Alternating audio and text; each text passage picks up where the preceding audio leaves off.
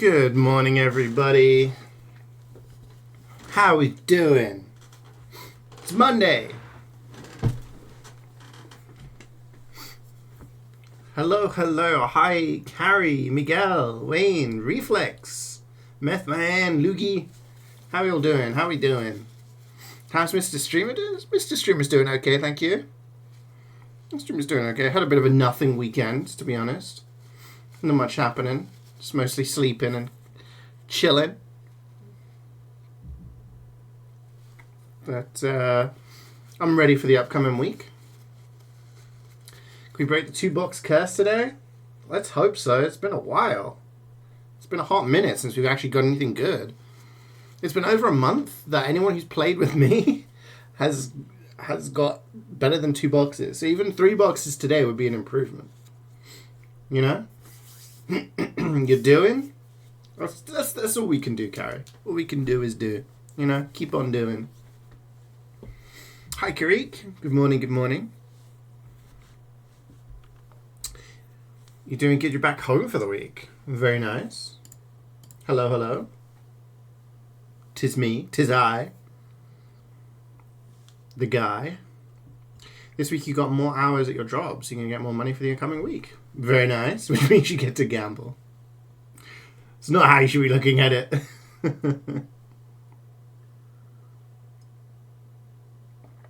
That's what we need. We got 2 spots if anyone wants to join. If anyone wants to do some 2 cities. Do I have enough tickets? Yes, I do have enough tickets. I got 10, so that's 4. I have to buy some for next week. Because I only have 3 left, right? Meeting done in time for MvM. Let's go! We're all going to get golden pans today, guys. Everyone's going to get a golden pan. Going to get strange, unusual, decorated veteran. Ooh. Okay. That's a good thing to aim for. Well, let's get the right thing on, shall we? So I didn't do anything fun this weekend. We'll give you guys a little bit of time. Anyone else wants to join? Otherwise, we'll just jump in with 4. 60 stream streak. Let's go. Only 2 days left. 2 days till what? Till what? Yeah, the sausage come for breakfast, so that means gold power. Oh, damn, nice. I had a banana.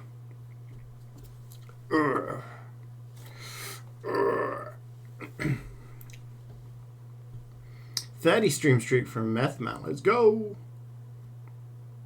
Has there ever been 2 golden pans in a single tour? No, that's never happened. The closest 2 golden pans has ever dropped to each other is like half an hour, and that was like a one-time thing. Most times it takes longer. Of course, you're going to the US. Of course. I'm sorry. My memory is like, woo! Well, so much stuff going on in my head right now that I forget things. But yes, that'd be exciting. Guys, it was actually 5 minutes? Really? I didn't know that. I thought it was half an hour. Okay. So, there's always hope. Didn't go to the casino in the end? Your friend was an idiot, so you were in a bar all night instead? I guess there's worse ways to spend a Friday, right? Excuse me. Oh well, you have to go next time and win big.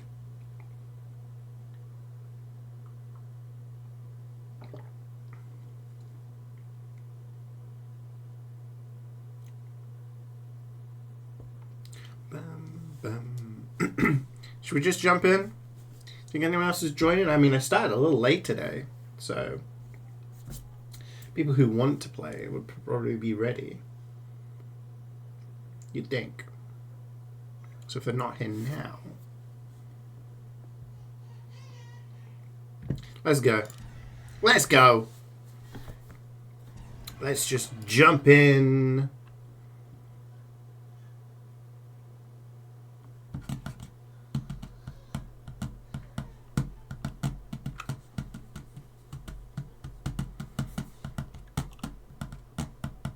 We're on Rottenberg. But the question is, which Rottenberg is it going to be?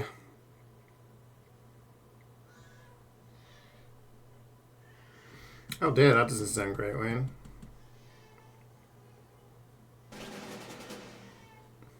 Well, we're starting on the easiest one.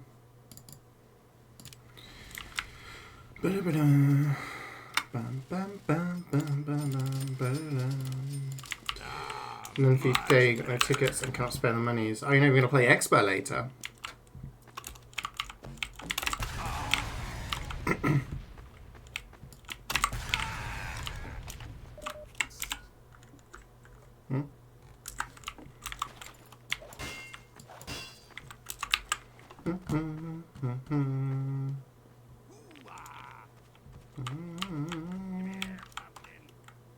Now we have you test day today, so you're studying. Studying. Come here, sister. Come here, cupcake. Come here, Sally. Well, good luck. I hope you. Come here, cupcake. I hope it all goes well. Sister. Come here, Sally. Come here, cupcake. Y'all ready? Come here, pumpkin. Fall in, men. We got a scout, we got an NG, that's all we need. Let's go. I don't know what these guys are talking about in chat.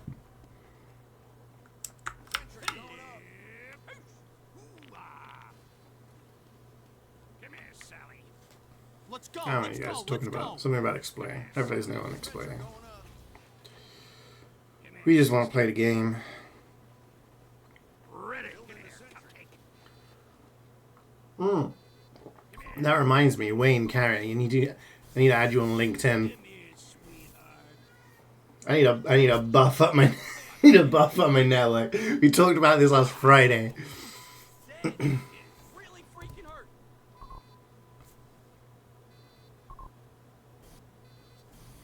I mean, people think. I mean, people that. Yeah, I need. No, it's all. It's on me. It's on me. I'm not calling you guys out. I need to.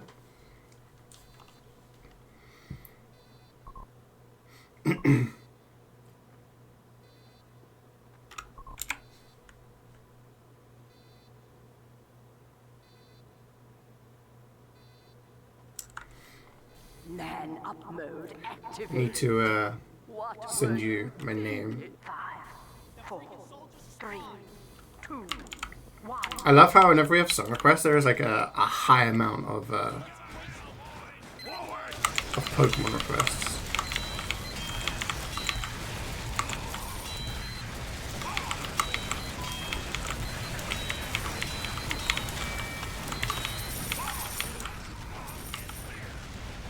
You're back. Welcome back.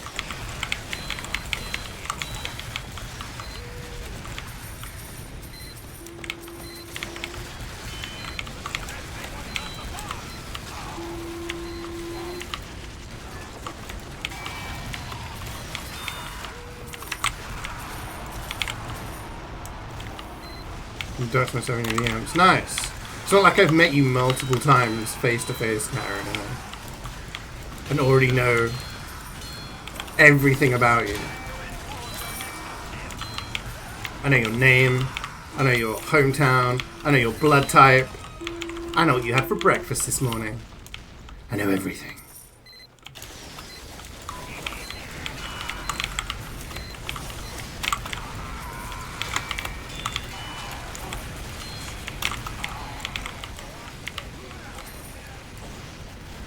Dude. You gonna go take a bath? Damn, okay.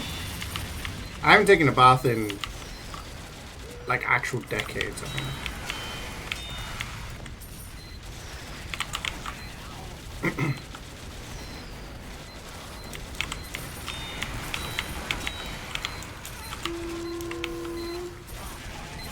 Probably need to. Just take like a relaxing bath one day.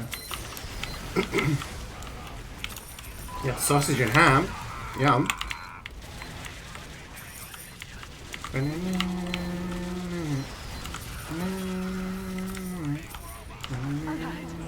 Another sentry buster has entered the area. How long do hot dogs last in the fridge? You can eat 6 before you left? Probably a while, right?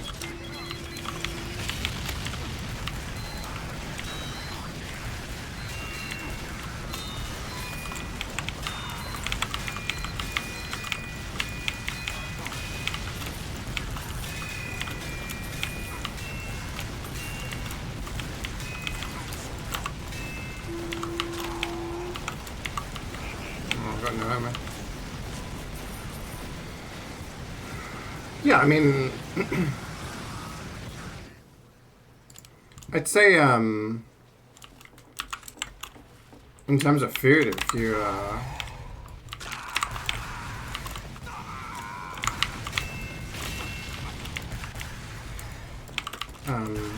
usually don't leave it for longer than a week, right?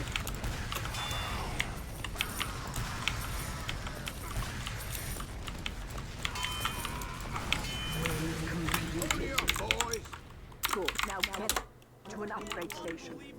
Man up, ladies. Attack!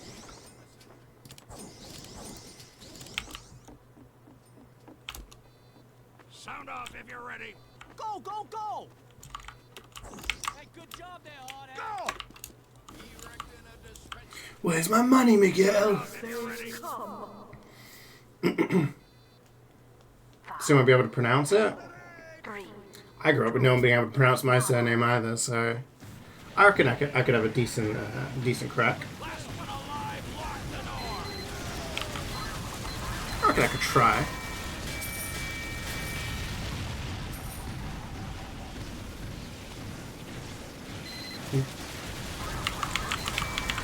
Oh right, you have the leaky shower still. It's good that you have a bath though. Right, not many places have that. Have a bath.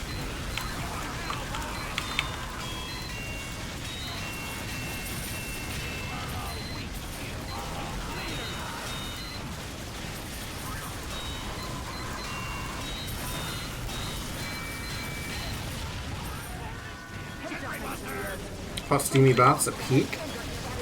I don't think I've had a bath since I was like 7 or 8 or something. For me, it's always like a time thing. Wake up, jump in the shower, wash everything I need to wash, kind of thing, you know? Oh, that was a very abrupt ending. Last one alive, lock the door.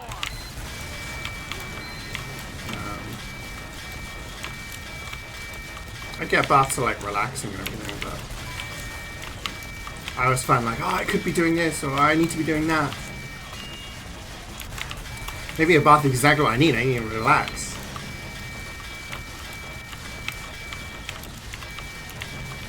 Eggs? Yeah, eggs last for ages, dude. Eggs last for ages.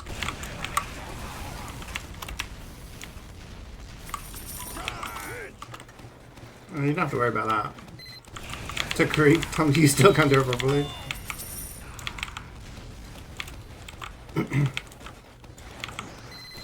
I will attempt.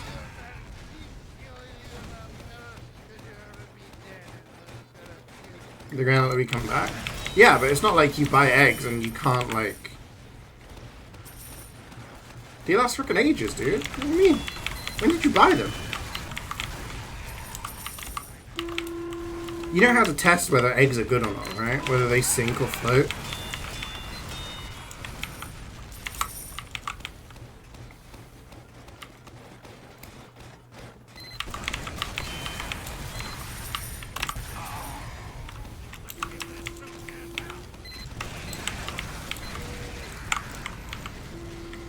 Yeah, eggs last months. We always have like a shit ton of eggs in the fridge because we're constantly making like omelets and stuff like that. We eat a lot of eggs. But yeah, like, they last ages. You don't have to worry about that. The only thing you gotta be the only thing that like you gotta worry about is like dairy. Things like milk, cream, and stuff like that.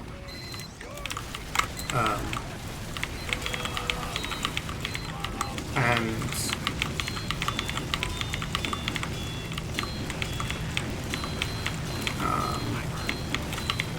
vegetables and stuff like that, and fruit, you can visually see when something is not good.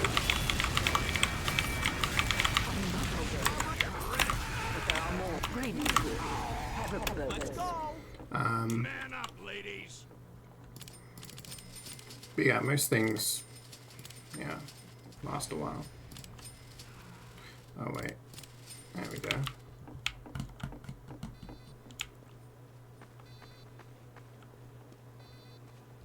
Fall in, men.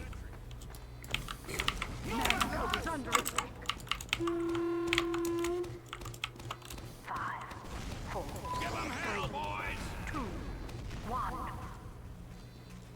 Oh, you're in my game? You're Hex, right? Hi. I'm in your walls.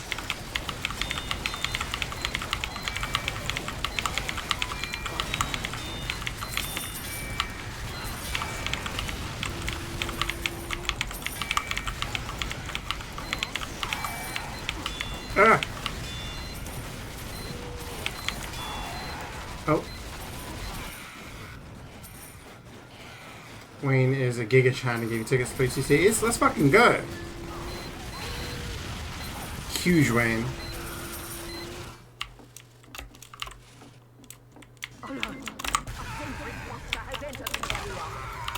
Enjoy your bath, Reflex. Enjoy your bath, man. Let's give this soup can hell.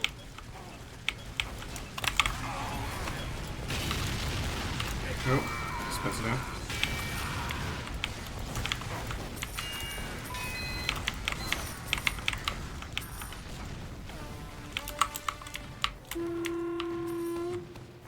Last one alive. Oh.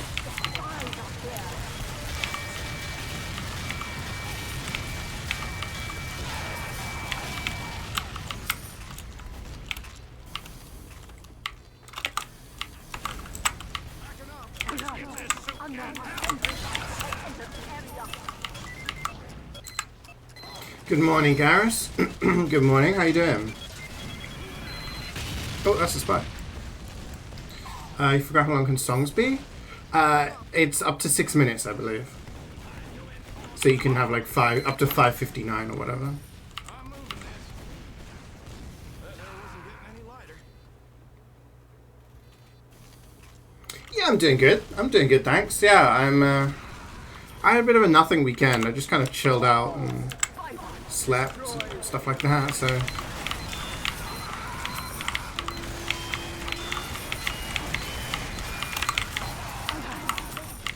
But I had a good night's sleep last night, so.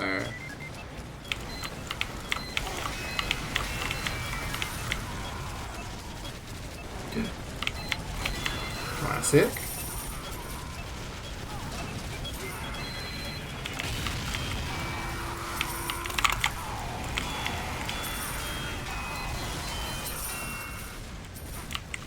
You ever find it funny that the most popular and most famous song from Undertale is from the genocide route, which requires you to kill absolutely everything in the game?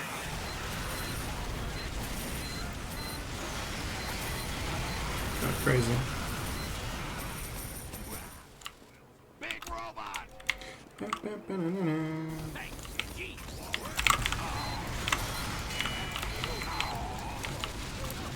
Play some games for Europa Universe. Okay. Something behind me.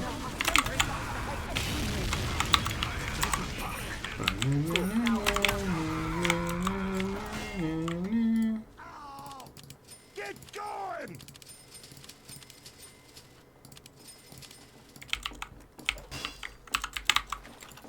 Man up, ladies. I think I'm actually Dishonored, Death of the Outsider save. That's off in May 2020. I made a final mission. Holy shit. So you, like, what, 4.5 years later, you carried on? That's wild. 2, 1. Never expect Carrie to request Sans Undertale, though.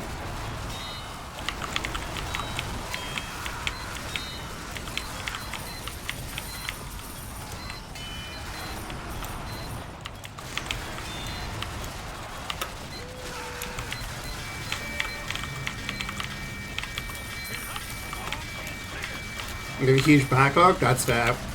We've all been there.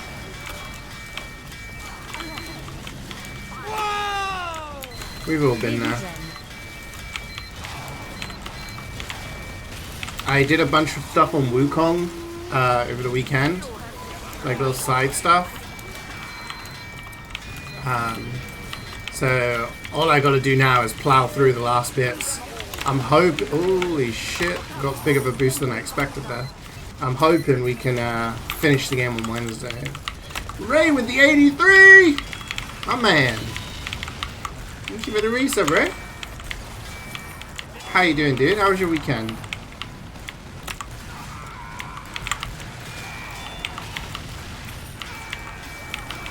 Here's across the best songs? Yeah, no, I don't doubt it. I don't doubt it. I just didn't have you down as an Undertale fan. Hi, Sanny. You're Chris another Megalovania after this? Hi, Sanny. Yeah, good luck with work. Good luck with work. I'm sure you're working hard. I appreciate you lurking. And your song requests. I hope you had a good weekend. You saved at a point in the penultimate mission took you out together.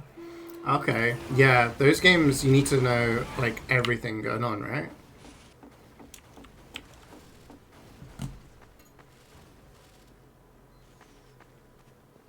Oh yeah, I've seen that before, Mech Man. Yeah, I saw the video but I didn't watch it. But I've seen other people do it in the past. It's pretty fun. You finished Flintlock? You enjoyed it a lot? Nice. Might have to check it out. You guys got that.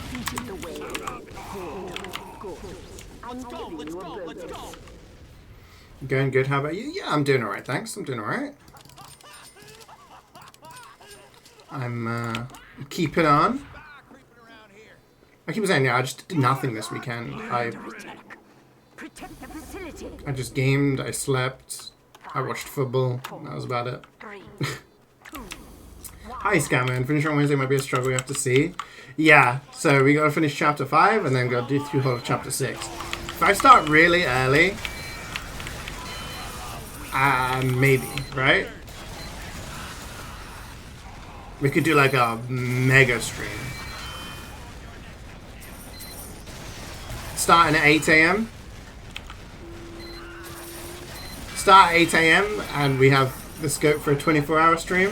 24, no. 12-hour stream.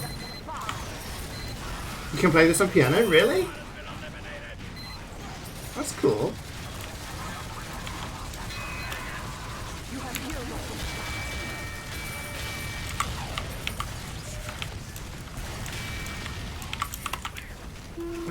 You went to IKEA?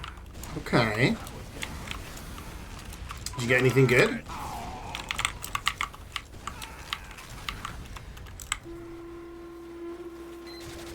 I'll make sure you see everything. Thank you. I don't want to say much because Ray's here, but I did the flask thing, and I did the monkey thing that you told me to do in chapter 3. So I've done those. Ray missed a lot. I don't think Ray's played for a while, so I don't want to say anything to like spoil the chapters ahead.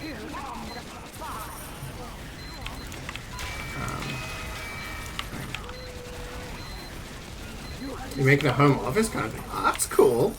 So you got like a nice chair. Good stuff. You have to show us what it looks like when you're done. Next stream, you're going to be like looking really professional.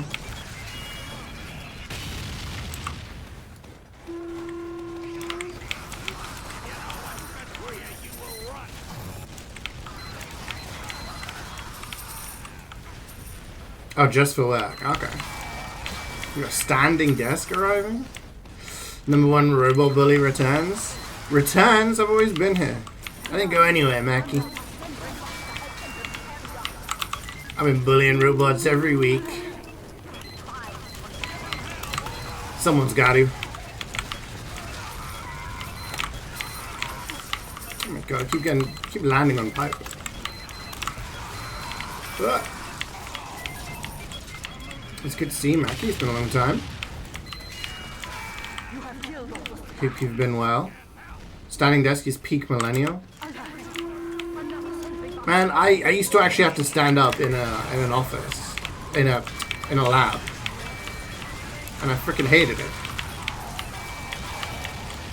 Collecting samples.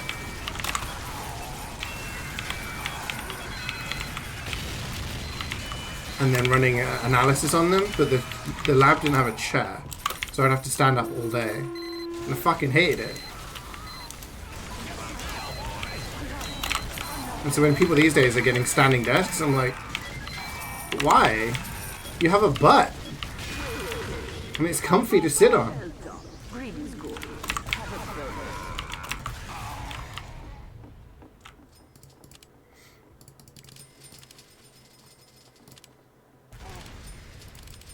Have a further.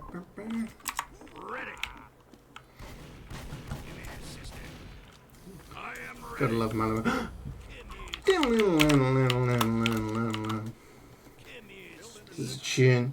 This is like top 5 Pokemon songs. Top 3. 5, 4, 3, 2, 1.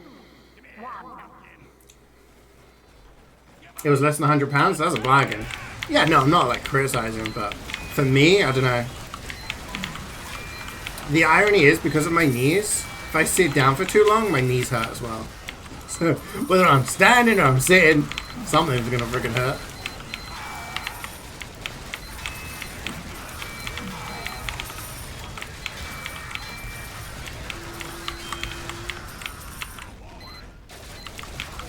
You gonna play the new Zelda? The one where you play as Zelda? I do want to try it out, yeah. I just have a lot of games I want to play through at the moment. So I've got Wukong to finish, which I'm nearly finishing.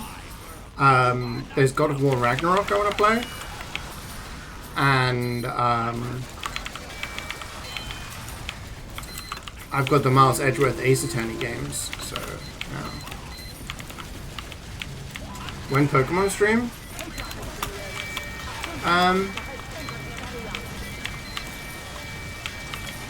Oh shit. Honestly, probably when there's a new Pokemon game. I didn't play the DLC for Scarlet and Violet, so maybe that one day. I also need to do the Pokemon Crystal randomizer. But yeah. But yeah, I do want to play the new Zelda, just get around to it. It's PTSD inducing. See, when I went and played Gen 4, I think I've told this story a billion times, but I played Gen 1 and Gen 2 when they came out, when I was like 10, 12, whatever. And then I didn't play Pokemon again until I was like in university doing my masters. And there was this girl on my master's course. We used to sit and watch videos and stuff in between our lab experiments. And she started talking about Pokemon. And I was like, I played Pokemon when I was a kid. She was like, oh, they still make them. Like, it's pretty good. So then I remember her saying, like, there's like complete editions that you can buy. I was like, okay. So I got Pokemon Emerald and Pokemon Platinum. I played through those. So I don't have that much of a problem with Cynthia. I think the one that caught me out was in, is it Gen 5, Black and White? When you go into that random house in the end game and you're just like, la la la, I wonder who lives in this house. And then she's just stood there and you're like, oh fuck, I am not prepared for this whatsoever.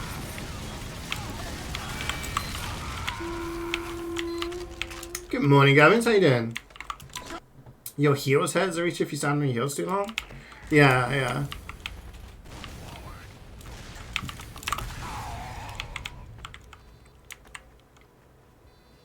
Yeah, we'll do the randomizer at some point, Lee. For show.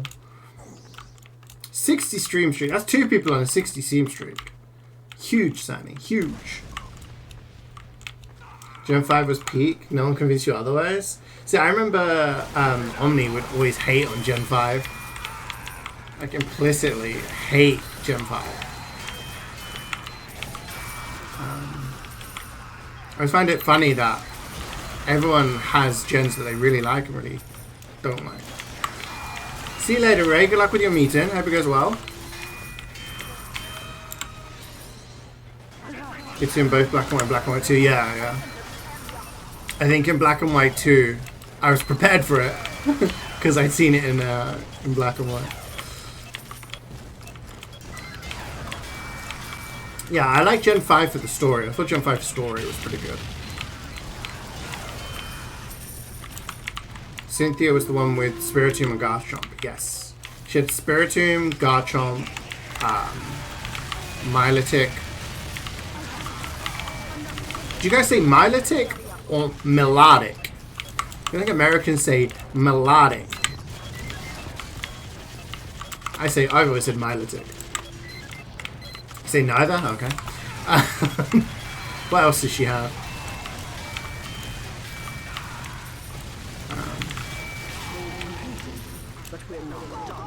I don't remember. But yeah, she had like Everybody ready? she had like a really like strongish team, Man up, ladies. and I'm ready. The last what that meant was that it kind of, you say melodic. Yeah. She kind of just had this team which, like, Garchomp would just one-shot a lot of people, and there was lots of really weird resistances. So she was one of the hardest enemies. I think now, when you include remakes, she has the joint highest end level of anyone you can fight, tied with Red in Heart Gold Soul Silver. Oh yeah, Roserade, Gastrodon, Togekiss. Yeah. Excuse me. Oh dear.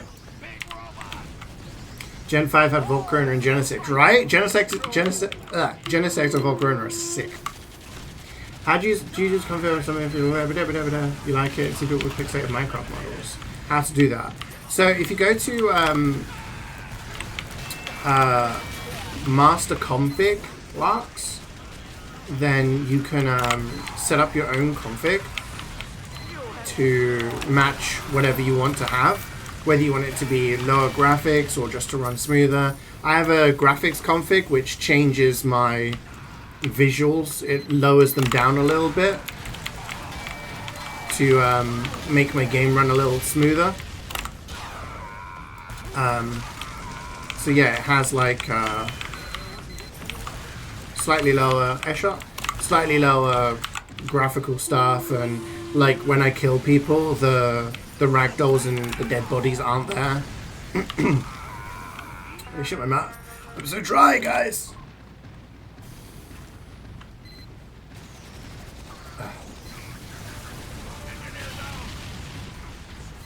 Yeah, exactly, Gubbins. Oh, what? I wasn't here. Hi, Jubats. What the hell are you doing up so early?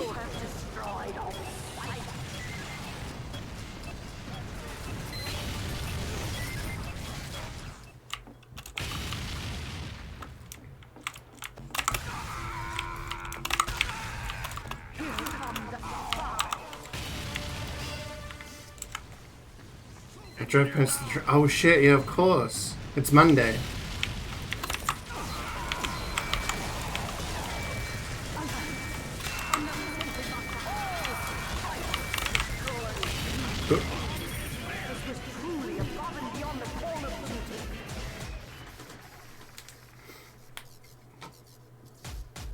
This is mine now.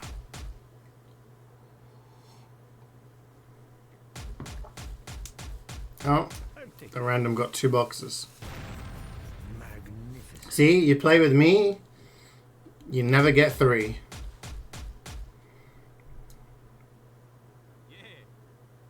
See? It's like, you play with me, you're cursed to always get 2. Any man who tries to take this from me.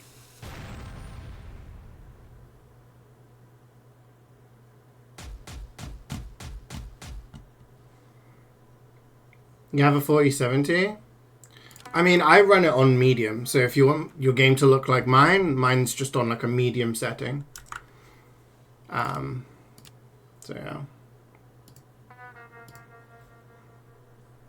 You're playing with you? Yeah, you too, dude. You too. Good luck with your future games.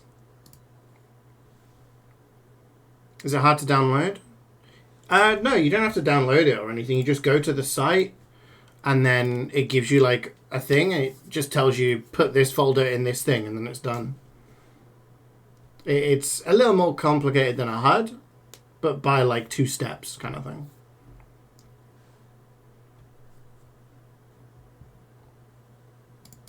What are we playing now? This is Empire, right? Yeah. Let's play some heavy. Miguel is heavy. Let's play some demo.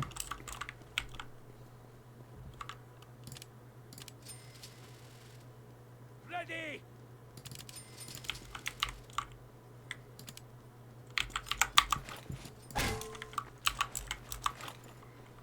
Teleporter going up.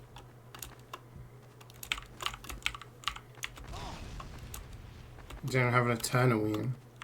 You want to be Halloween mode? When does Halloween mode turn on? Tomorrow?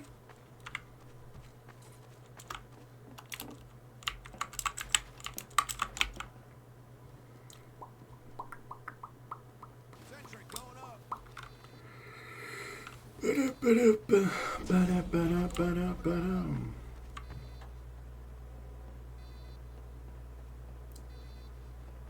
Charge me. Thank you.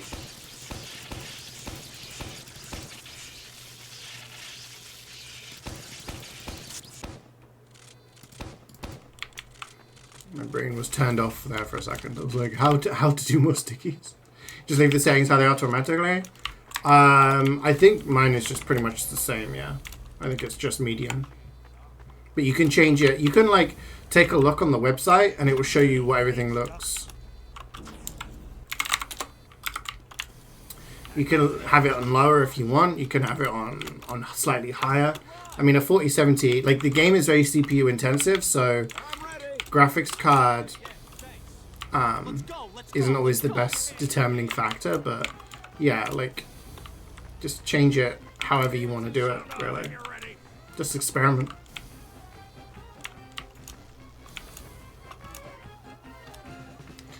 November 4th, 2013. Wait, your birthday's November the 4th? Mode activated. It is?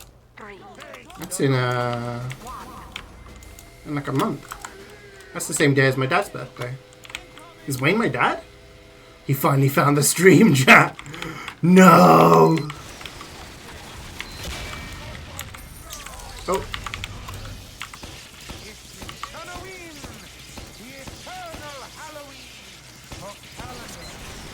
Gonna say? Your dad.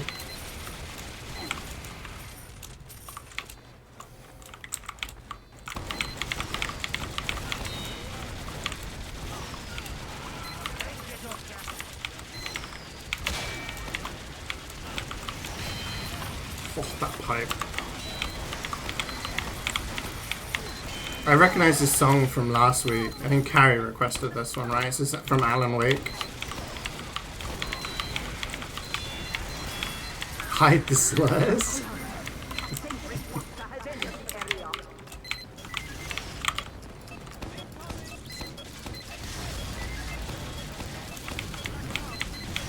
It's alright, I'm just getting to know everyone's tastes again, you know?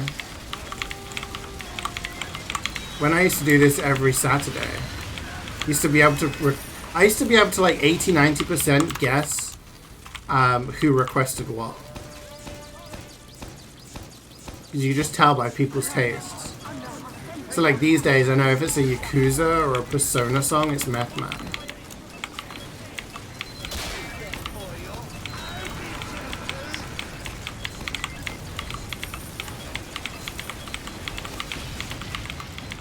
Etc. If it's a Dark Souls song, I know it's Swoop. I can't remember what comes next, to be honest. Is it the Scouts?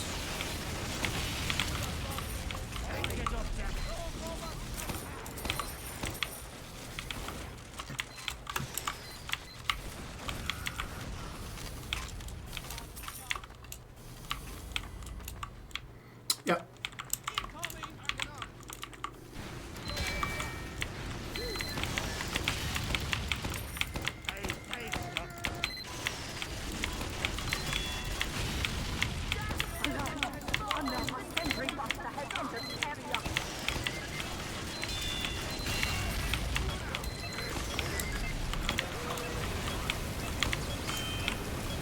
That made the crit sound, but it wasn't a crit. I feel scammed.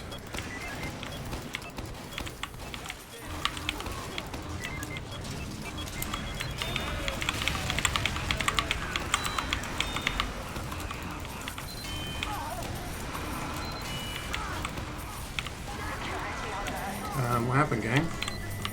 Capped.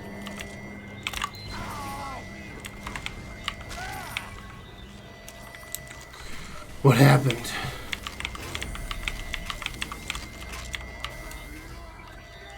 Two weeks in October, you're out of the house. Is that when you're back in the UK? I'm moving this.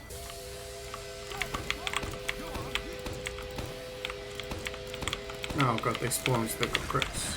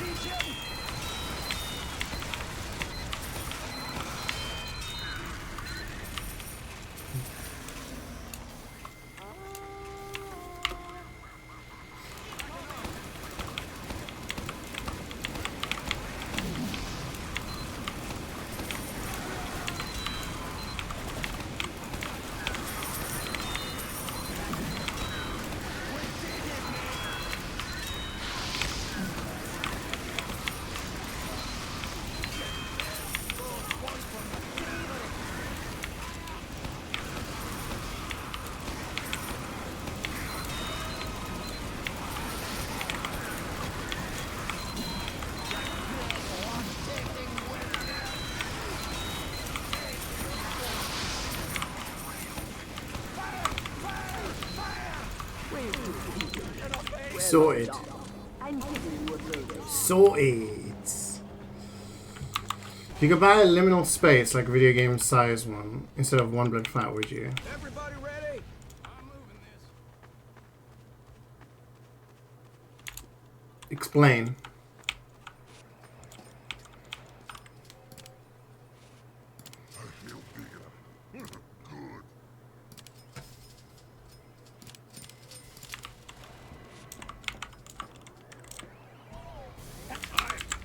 I honestly, Lux, I honestly do not know. I am not the, I am probably not the best person to be asking, for specifics. I mostly follow the tutorials myself. So I would just say, follow the instructions as best you can, and if it works, it works. If it doesn't, it doesn't, you know? You can try and find a different way. But, it's my dry streak. 120, 130, something like that now. Pretty long. Pretty long. What's the matter, Miguel? Get the hell out of here. If you do exclamation mark last drop, it tells you how long it's been. It's been like a year and a half nearly, I think. Yeah. Like the Barrier takes you goodness out to look at, but it's infinitely bigger. I think I'd stick with just a one-bedroom flat at that point. I don't want to be traveling like 7 hours through infinite space in order to get to the kitchen and get ready for work, you know? Okay, that guy's not dead. That's problematic. Doesn't matter, he died. There ain't no problem.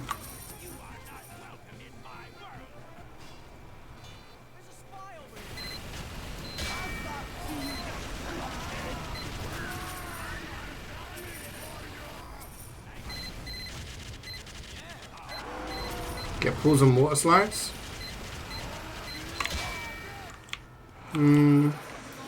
Where the hell is Wayne? Wayne! Where is he? He's down there! Wayne, come upstairs!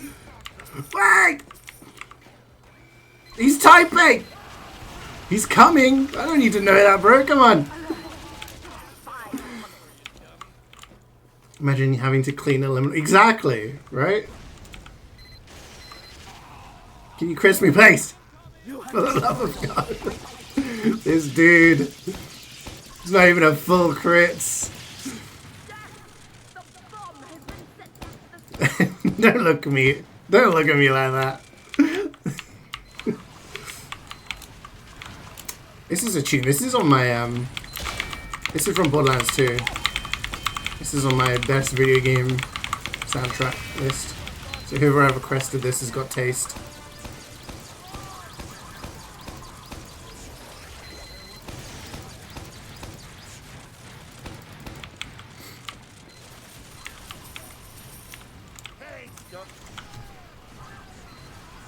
It's still a secret. It is. Boom, kaboom. Attention engineers. We've got sentry box.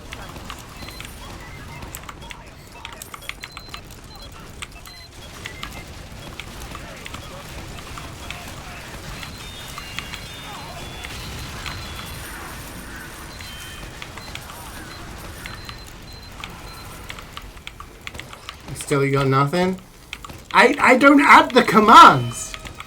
Okay, I can add a command for you. I can add a command for you. All right. I don't add the command. I don't add the commands. I don't add the commands. It's the mods. Blame them. Blame Jordan. He's the one that does them. I can add one for Jubats. How do I add commands again? Add com, is it 1M? Add com.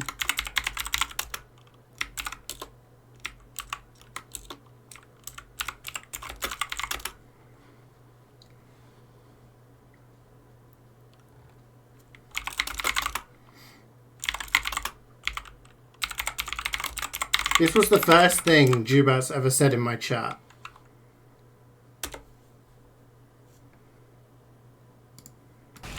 It was the first thing she ever said to me.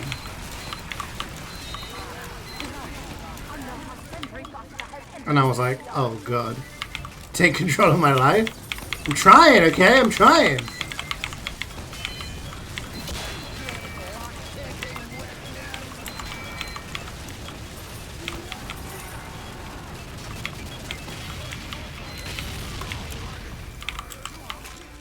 Everything's been downhill since then. What the fuck you doing, Miguel? Get out of the way! Wait, Ray? You're a Becky Jones fan? You requested this song, Wayne. I'm sorry, I did notice you say that. I'm mightily impressed.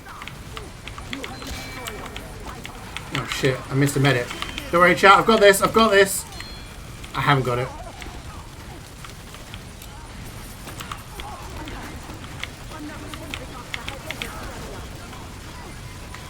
She just grows so much. You know that Cloudy has seen her in real life. And he didn't tell me. Him and his girlfriend saw her in real life. Because we used to live pretty close to where she lived. We lived in Chester. She's from Cheshire. She's like in that area. Yeah. Apparently they saw her in like a what do you say? It's like a shopping centre or a supermarket or something.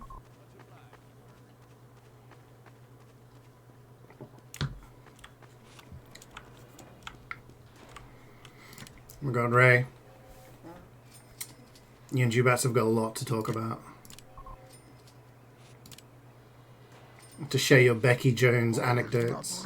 What am I doing? What am I doing here? I'm doing this. Who needs resistances? Am I right?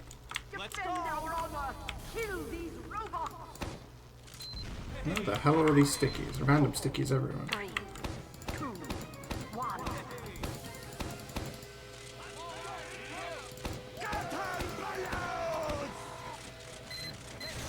No? Okay.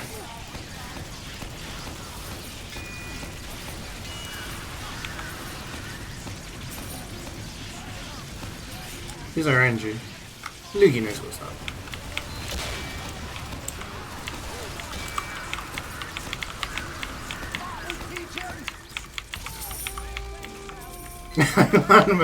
McFlurry, the way she says McFlurry as well. McFlurry.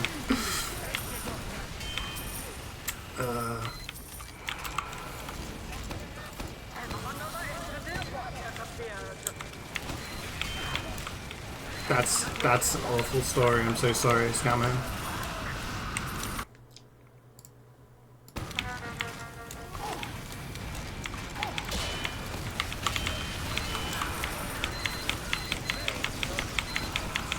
I reloaded.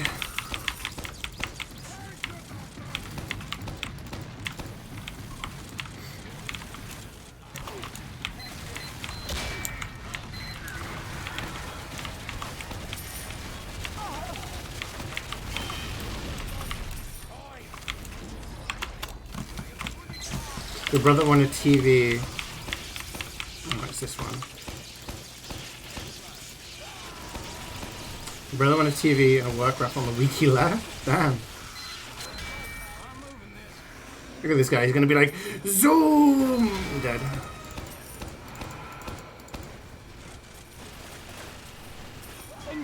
That's wild. Like, hey guys, I'm leaving. I'll take a TV. Thanks.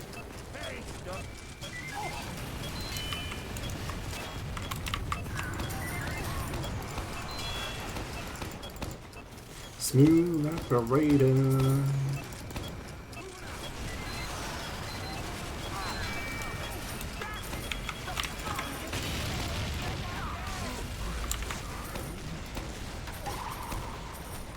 This guy's mugging me off, chat. Back to sleep. Sleep well, G-Rats. Hope you have sweet dreams.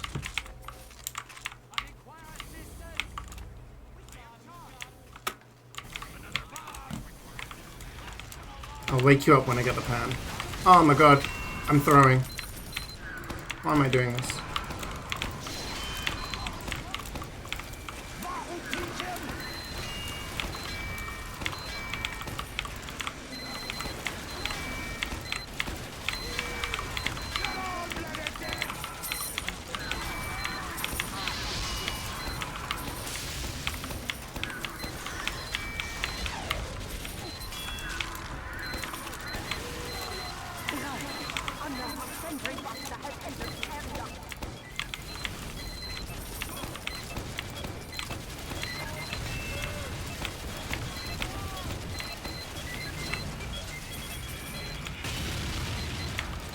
You guys read that in chat, right? Creek wants to kill me.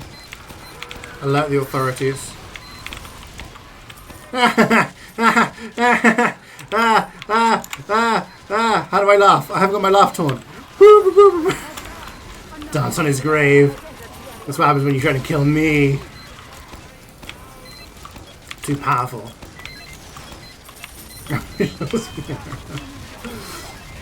Hi Django, it's good to see you. How have you been?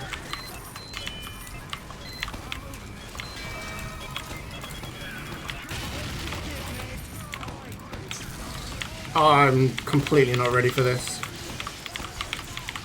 The shenanigans got out of control, I'm sorry.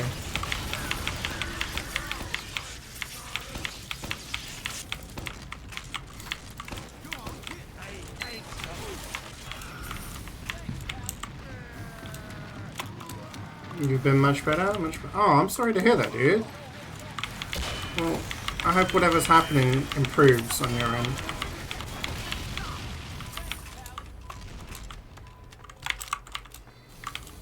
Sending positive vibes your way, man.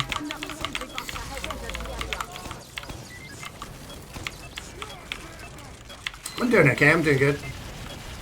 Oh, look at that. What about this? It's green, Karik wants it. It's a strange as well.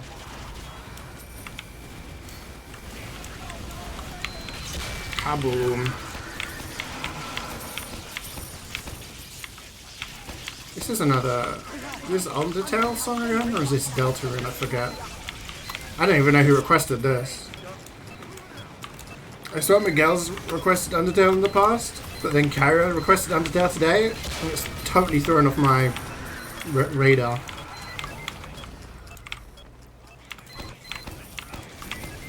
A fake fan? No, this is Undertale.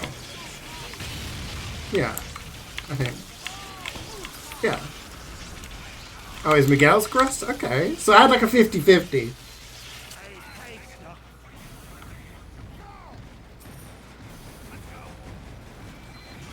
It's inappropriate for the office. It's a time and a place, Gavins. It's a time and a place. Ray with the classic request.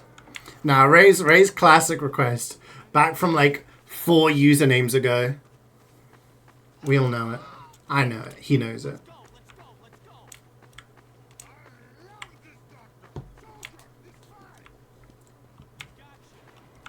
How many total tours am I up to? Yeah, gotcha. I don't know. Yeah, gotcha. 1100 something. Let us begin.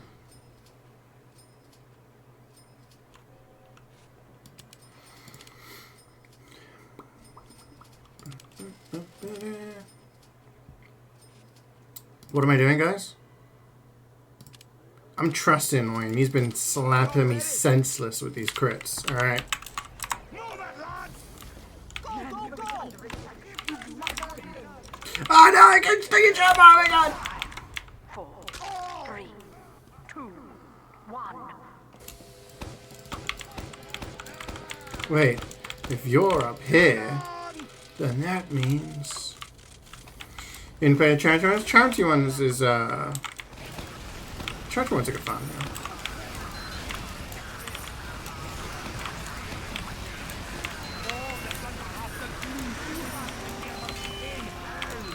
You ever play Mad World? I don't think so, no.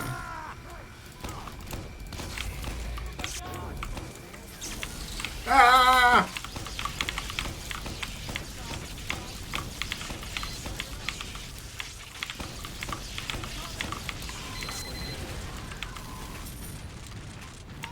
I feel like I recognize this song, but I don't know what it's from. Should I? It's from the Nintendo Wii, I recommend. Okay. I'll have to look it up.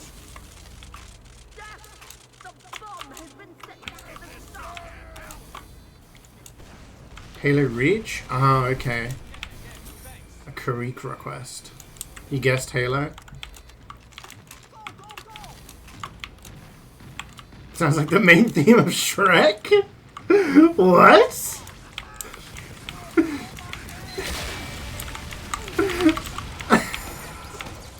The one Fiona sings? Oh, the... Oh, whatever it is. I think I know what you mean.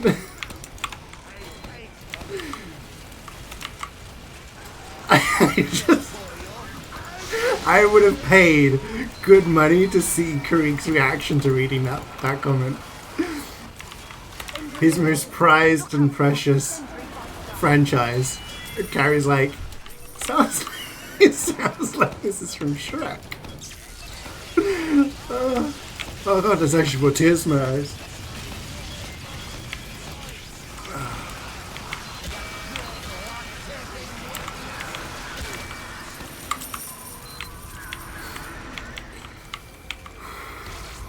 No, I can actually hear it. At that moment, no, Carrie's got a point. Carrie's got a point. She actually has a point. I could hear it. At that moment, I heard it.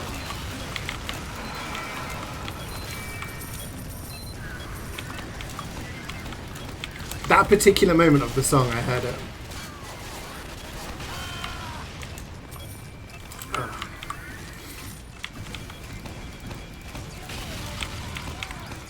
This is a bad way to start the day, I'm sorry.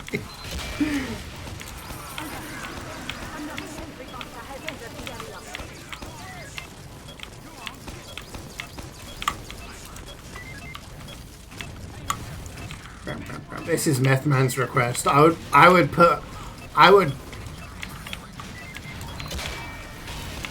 You're gonna have to get ammo canteens next wave? Why?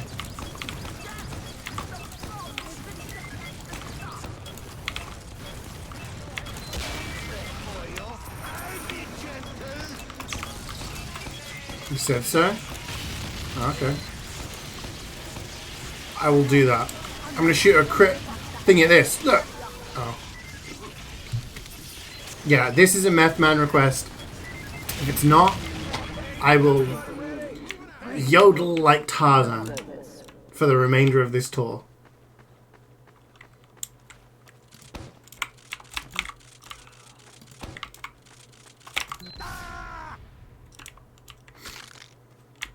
Easy, easy. Okay, I'm buying ammo canteens apparently. I am fully charged. Let's go, let's go, let's go. Ready. Thanks for the aid. Bam, bam, bam. Freaking medical squad. Saving for the giant soldier. Okay. I see what you're planning.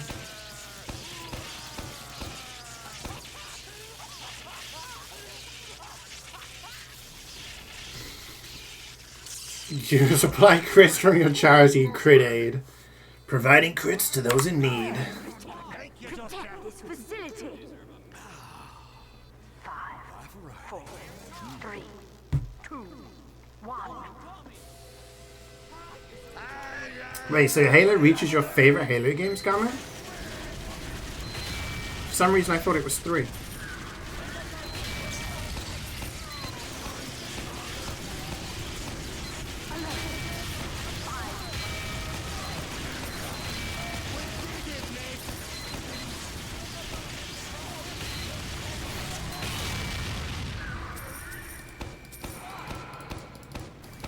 Yeah, I think Buck's favorite is 3. Might have been because we played 3 together, right? Maybe I just had that in my mind. I don't know what Creek's favorite is, actually. It might be 3. But I don't know. Ow! It's not 4 or 5. It's not infinite. I don't think it's 1. No, it's not 1. I don't think it's 2. Definitely not 2. So I would say it's either 3 or Reach. You've never played Halo? I played Halo 1 on PC when it first came out, because it came out on PC as well as Xbox. And then they released Halo 2 on PC, but it was for Windows Vista only, and I had XP, so I never played it. And that was the last time I played a Halo game. I played a little bit of Halo, I think it was 3 or Reach, I honestly couldn't remember, but it was at university. And,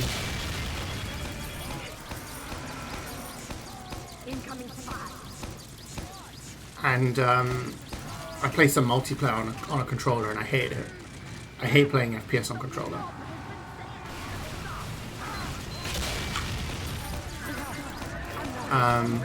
But yeah, so it wasn't until the Master Chief Collection came out that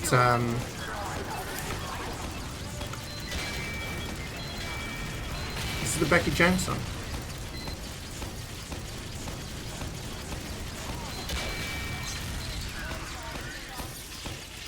I don't know what the hell comes next, to be honest. I guess everything, isn't it? What was I saying? Yeah, so the Master Chef Collection came out, and that was good because you got to try out all the different games, and they came out kind of sequentially. Now you can play them all, but yeah, it was good. It was nice to finally play through it. So I played through all of them, and then I played through all of them on Legendary with Karik, which was a fun challenge. Except for 2, that was bullshit. Nah, it was all good fun. Yeah, I do want to go back and like get collectibles and stuff from that game as well at some point. At the moment, we're working on Payday 2, so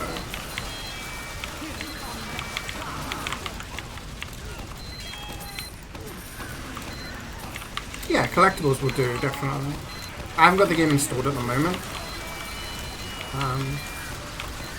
But yeah, you can go back and do collectibles and all the extra little bits here and there. I don't want to like hundo the game, but it would be nice to try and get some of the achievements from it.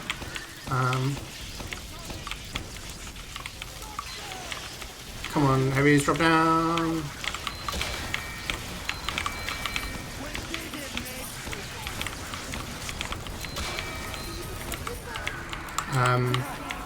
And maybe when I have the game installed, that will prompt Karik to actually do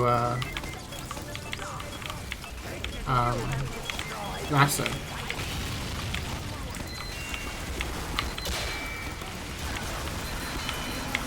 Or at least ask for my help for it or something.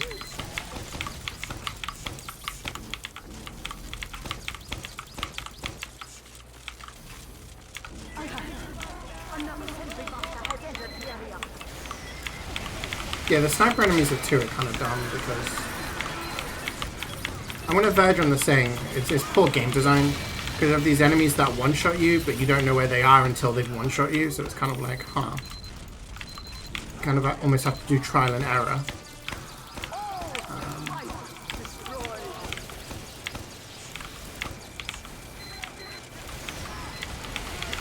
It's kind of how I felt about Wukong and ranged enemies, you know. Ranged enemies are there and you can't deal with them. Halo 2 is kind of similar. You can deal with them, but only when you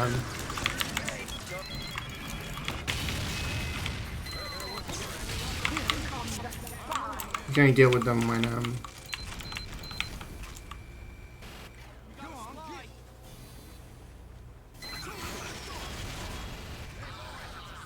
oh yeah, trial and error is the worst game design, 100%.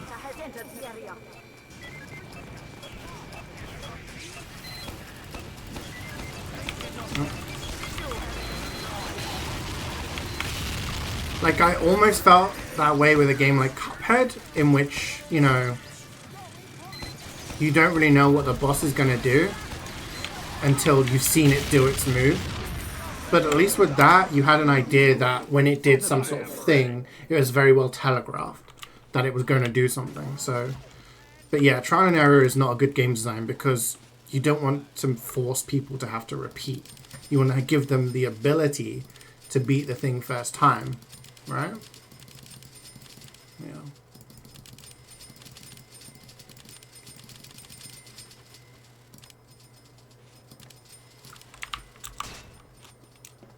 I'm ready. You had never actually played Halo 2 all the way through till it was added to the MCC. Oh, really?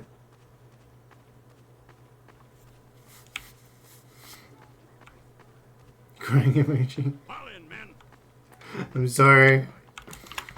Imagine if I could make it so that certain people could add more songs. I don't believe I can. I've looked at the settings.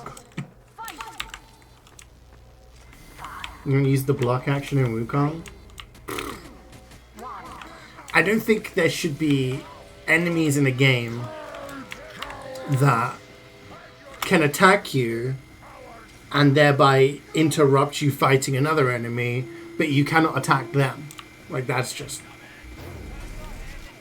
In game you can deal with ranged enemies, Flintlock. Getting high praise from you, Carrie.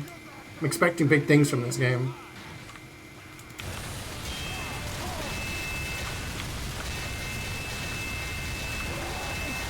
This is a good song, by the way. Wayne coming out with some bangers today.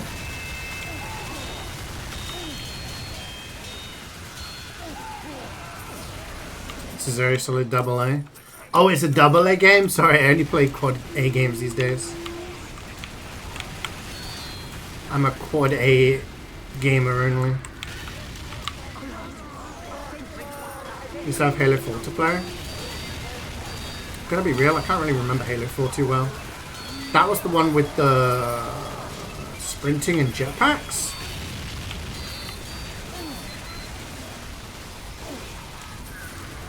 Really like Casino Royale. I felt like a lot of the Bond movies with Daniel Craig just... They didn't feel like Bonds to me, they just felt like generic action movie. Not that that's a bad thing, but it's just it moved away from the whole, like, kind of cheesy, kind of, like, gadgety era that I grew up with. You know? I grew up with sort of Pierce Brosnan, GoldenEye. Audi Chairman. What was it called? How are we still keep these bad boys going? Something Twice. World Is Not Enough. All those kind of movies.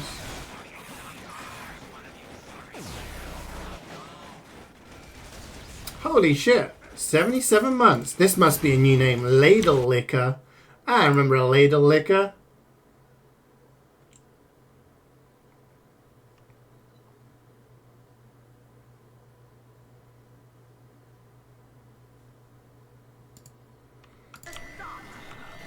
What was your previous name? Thank you so much for the 77. Mr. Incredinoob! You forgot.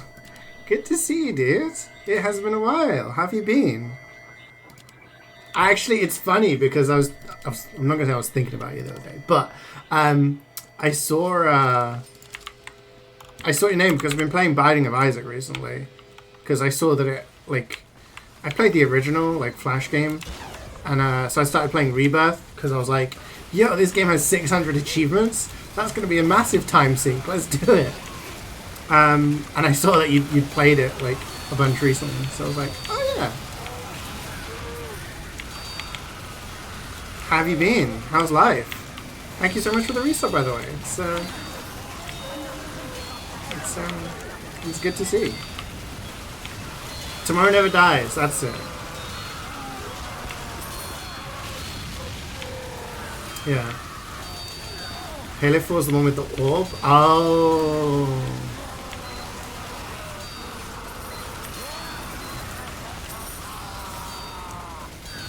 Yeah, GoldenEye is always like the classic, simply because I watched the movie so many times, because I had the game on N64 and I loved it, so that was kind of like why I liked it so much.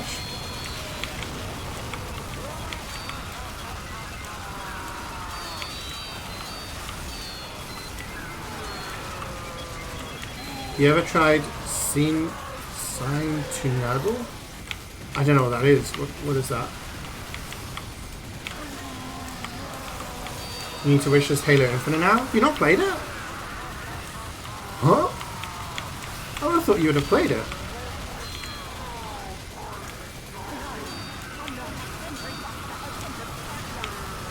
Get a pan. I'm on it, boss! Let's freaking do this! Alright guys, stop fucking about. This is serious time. I have to get a pan. No ifs, buts, or maybes. Maybe some buts. But no maybes. Definites. Guarantees.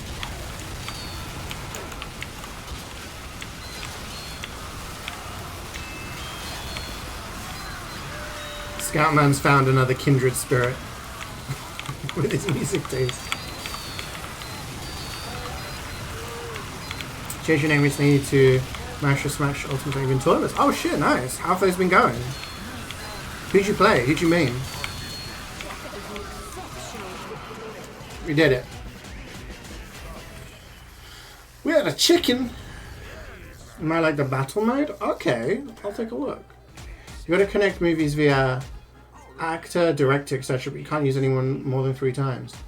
Oh.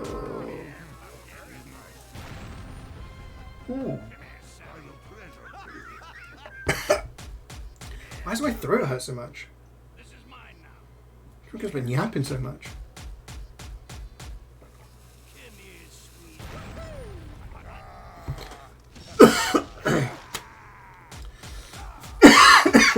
Oh dear. I hope I'm not coming down with something. Medigun? Lukey's winning.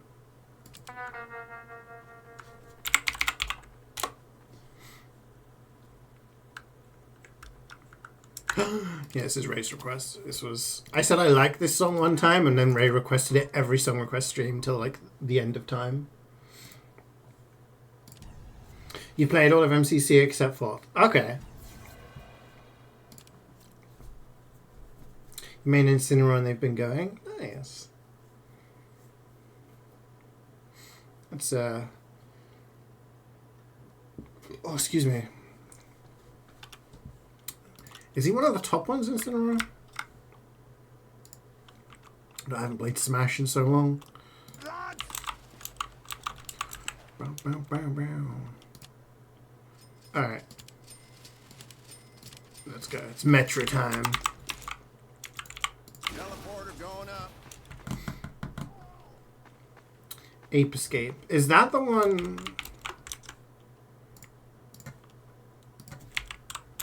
What's that game? Ape Out. That's the game I want. Remember Ape Out? I think Ray got it for me. It's like Hotline Miami, but with a monkey. It's pretty sick.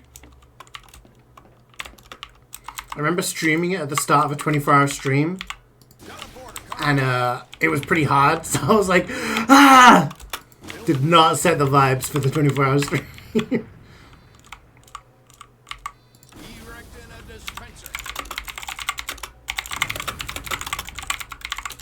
That heavy is a spy.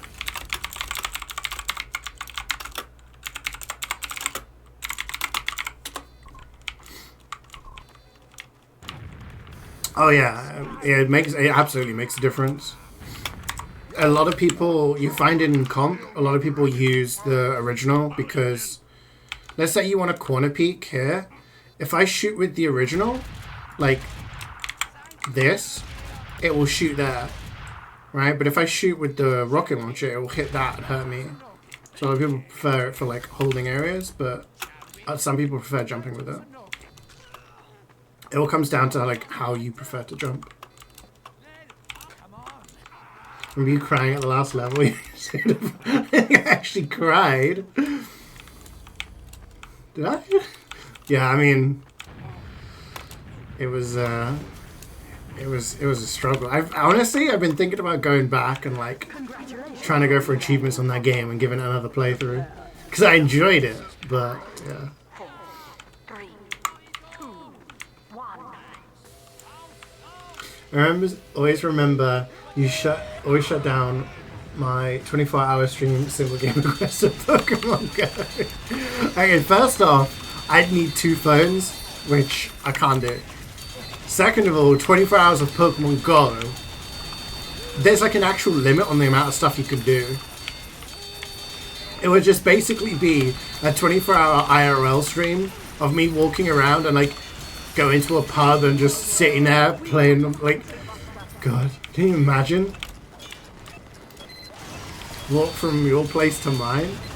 Yeah, if I had a group of people, and we're doing a 24-hour stream, and they would like stream, we'd have like a phone streaming me, you know, I'd do that, because then it would just be basically a hangout. It's one of the few times I've seen that. I just remember there was a particular level that I just couldn't do.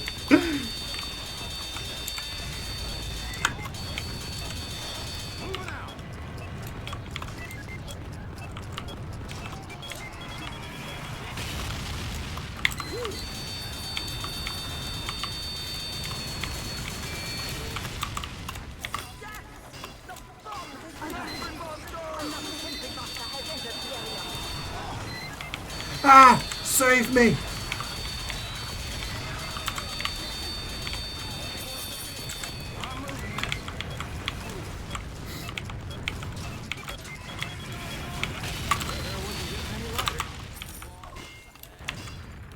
Sega the goat of music? Sega does have a lot of bangers. Oh, so this is from Mad World.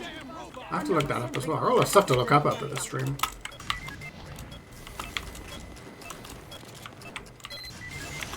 John Nintendo. Maybe John Nintendo should do that. Nintendo! Now watch the Buster. People didn't watch out for the Buster.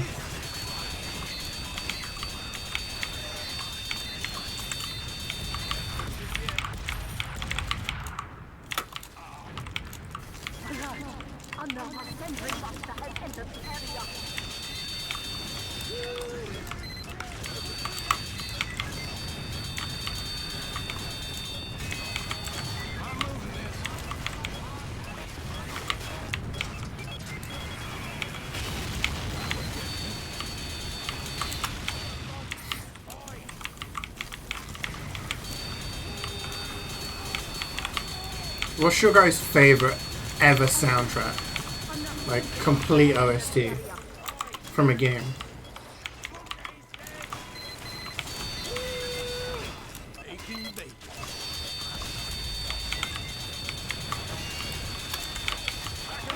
Konami? Remember the Konami intro on like International Superstar Soccer?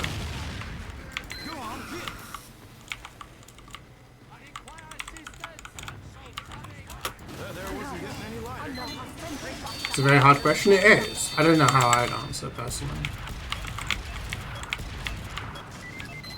For me, like, you've got things like Near.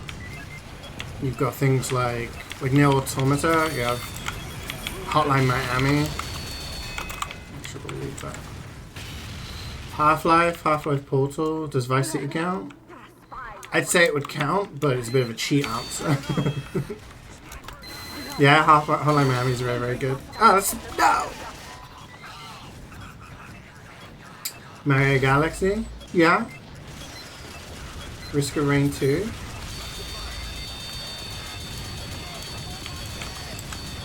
Donkey Kong Country is solid as well.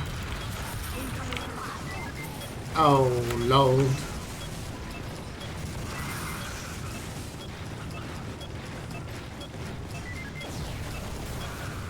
Holy shit, wait.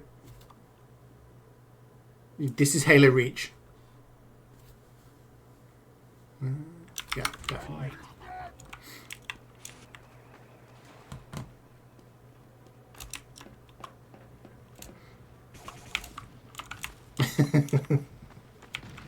The spies are here.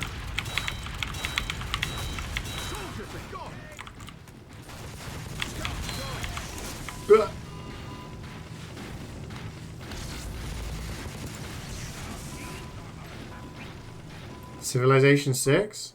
I've only played that for like one game with my friends. I'm not a very good strategy gamer, to be honest. And then they're like, let's play Civ, and I'm like, yeah.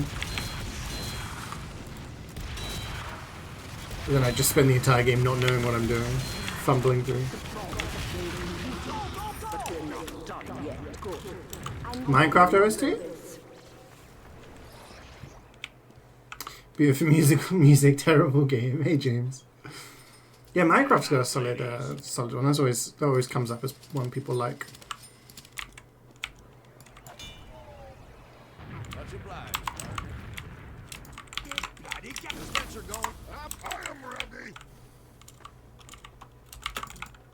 Yeah, I played a little bit of Civ 5, but Civ 6 I got in and I was like, holy shit, there's so much different things. It's all different.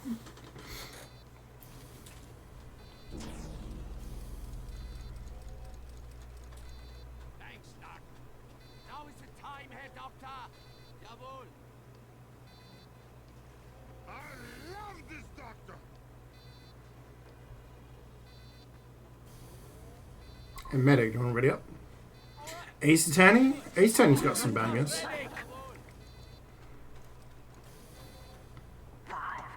4, 3, 2, 1.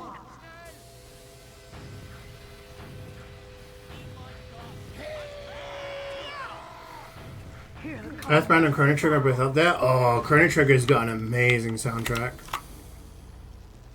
It's got one of my favorite songs, like from like video game OSTs on it, but it's got some really good ones.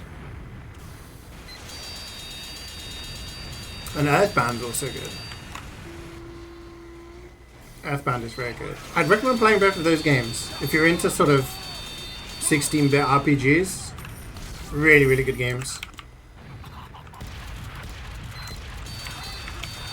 Watch out, it's Karik, but it's not Karik.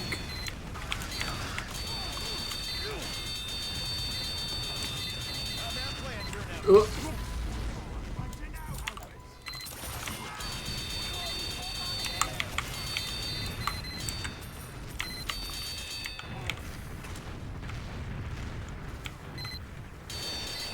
You have no longer spies. Take up engineers. A sentry buster has entered the area.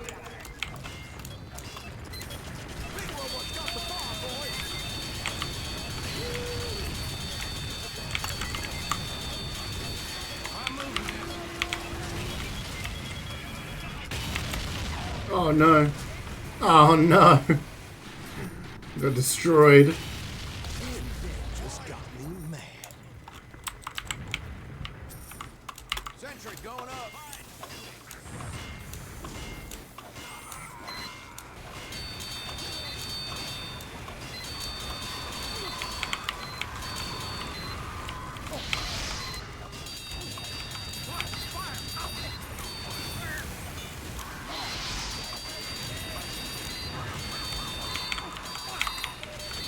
Karik, the heavies are up top. No.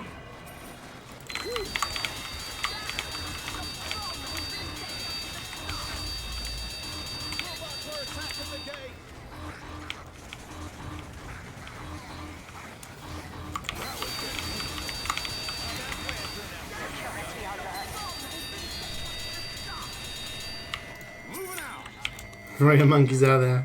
Monkey gang.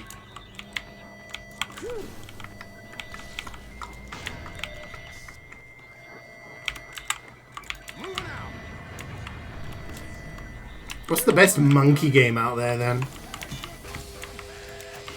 For all my chimp aficionados.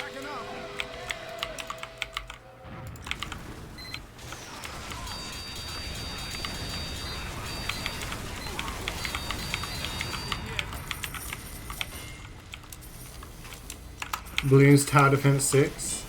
Donkey Kong 64. Super Monkey Ball 2.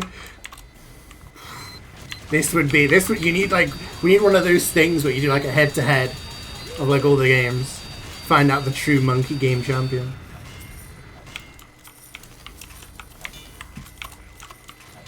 Time Splitters 2? Bass Dancer. Love that game. Dude, a few years ago, Cloudy's girlfriend got him a PS2. And we had this PS2. And he was like, dude, what game should I get? Like, what games are fun? And I was like, you need to get Time Splitters 2. And he was like, what's that? And he wasn't sure about it. He was like, what is this game? I had to explain to him how good it was. Holy shit, once we started getting going and unlocking all the different modes. Monkey mode. I'm going to change around to DK64. Have we been streaming Binding of Isaac? I haven't, no. That's just been something I do in my own time.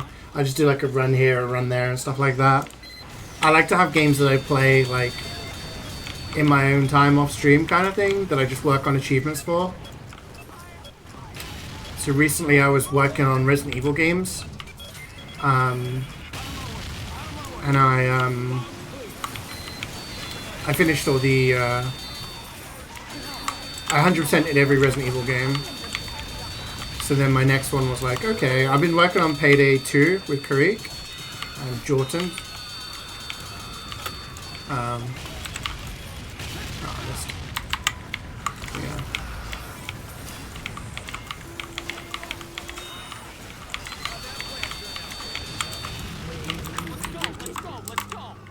I'm giving you a bonus.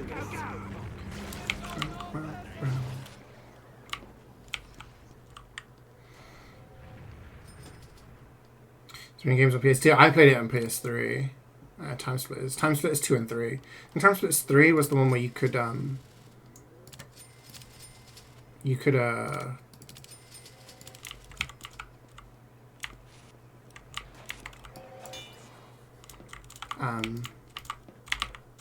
make your own levels, and I remember remaking GoldenEye and Perfect Dark maps on Time Splitters. There wasn't getting any lighter. Building a sentry. Everyone ready? Yo, heads up.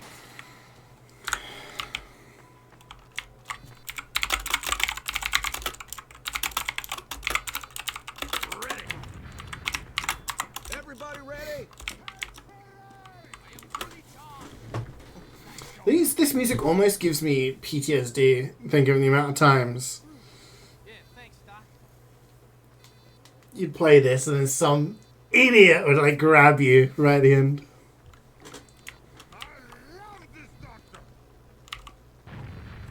It's 4 a.m. Ask Karik if 4 a.m. Mackey's is okay. 4 a.m. is prime time. It's prime Mackey's time. Exactly, Wayne. Exactly. It's prime.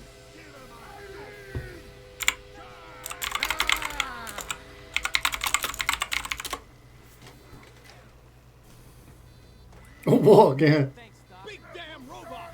Thanks for the aid. Thank you, Doctor. Mighty robot. If Reese's or anything is open at this hour? Are you kidding me? Backing up. You guys got this, right?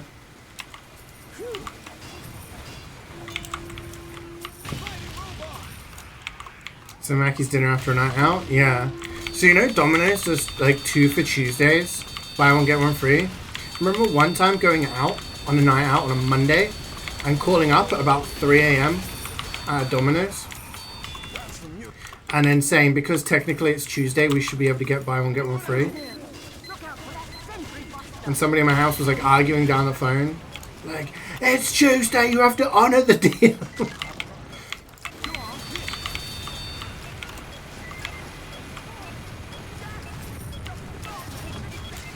It's Tuesday, innit?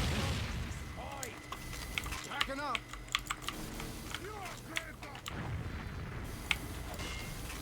Appreciate it, Doc.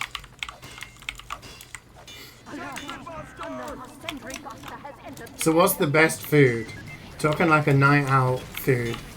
Kebab's a classic, right? But if you're tired and you just want some junk food, what do you go for? Tired, drunk, whatever. Kebab from that one place is food. It's time to let it go. They're gone. Also, good morning.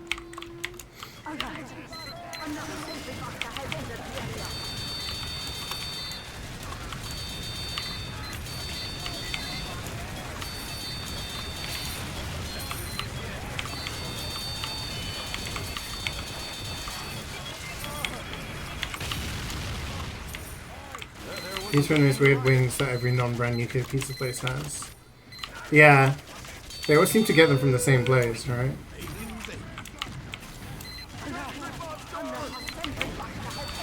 Trauma? Okay. I had trauma for the first time a few months ago when I was in Canada.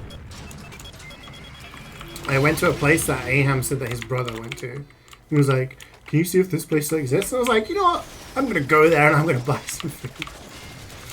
KFC or an English breakfast? That's a good shout. Go to a Toby Carvery, all you can eat breakfast. Sausage, bacon, hash browns, baked beans, soy.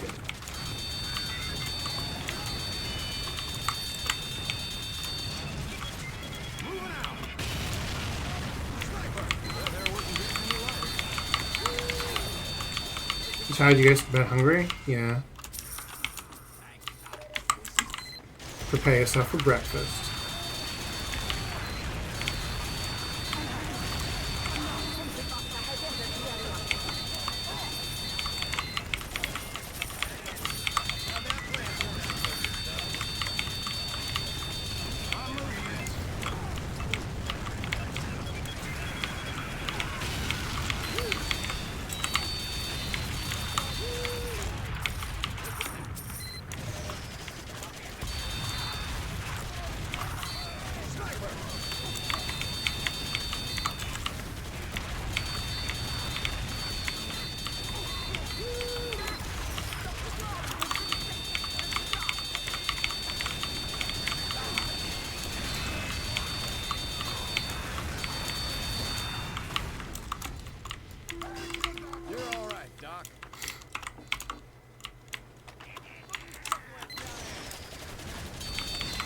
English breakfast is pretty heavy for a breakfast. Oh yeah, I mean if you have an English breakfast, that's like a... If I have an English breakfast, I probably wouldn't eat again until the evening, right? It's like a brunch kind of thing, you know?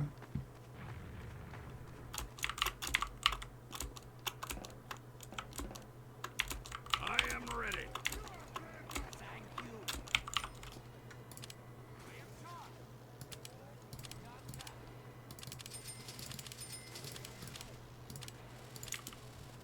Well, this means breakfast the morning after.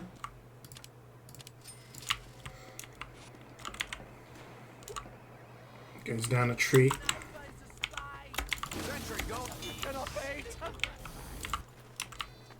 Appreciate it, Doc. Yeah, why don't you come over and say that to my face, guy? 5, 4, 3, 2, 1. You need sushi because I had an awful hangover once and then had the best day. Really? Because of sushi?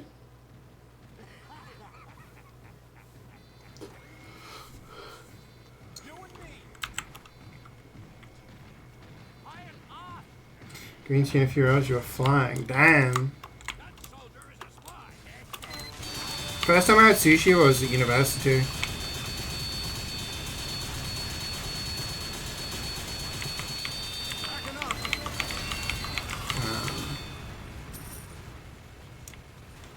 An ex of mine used to make it. I tried it and I was like, oh, okay, this is kind of cool. This is nice. But it's not something I really go for like regularly, unless a place. Like the last time I had it, I was at this like all-you-can-eat buffet place, and sushi was one of the things. I was like, "Hey, I'm gonna get some of that." I'm not sure if I usually trust like supermarket sushi, you know? Doesn't always taste the same. As at uni too? Good times. You've never tried it since you know Western Kingdom, not sell that here. It's so easy to make. You just need sausages, bacon, you know, toast or fried bread, your choice. Yeah, you just put all the things together. But yeah, it's like a heavy thing, but most people will have it if they're not planning to eat for the rest of the day kind of thing, or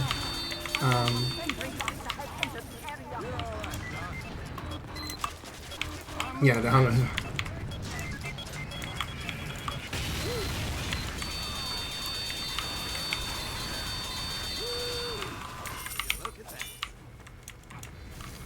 So you can't go to other countries, you're getting a little late. I mean, there's nothing wrong with that. When you're in Rome, you know, go and try the local cuisines. It's not like you do it all the time.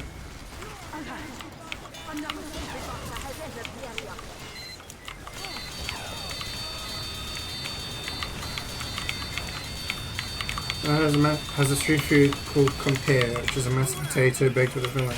Oh yeah, we have that, like jacket potatoes. When Jubats came to the UK, she wanted to try jacket potato, like a UK street food kind of thing. We got one with cheese and baked beans. I'm telling you, the people who like rag on baked beans as not being good, when they try it, they'd be like, actually.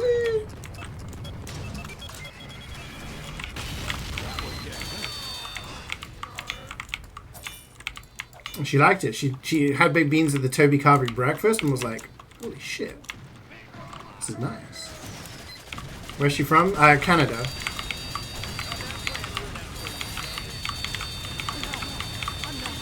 But yeah, I'm a fan of jacket potato with a filling. Sometimes I'd have that for like a meal in the evening. Just a jacket potato with like tuna or cheese or baked beans or chicken, whatever.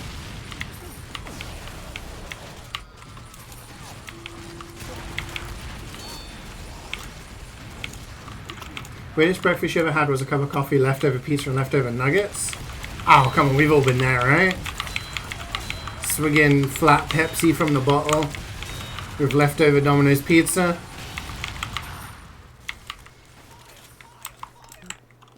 I need some ammo. Please do not pick up the...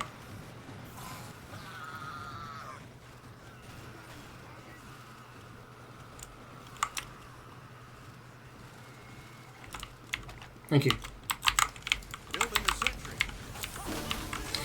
Look out, Wayne! The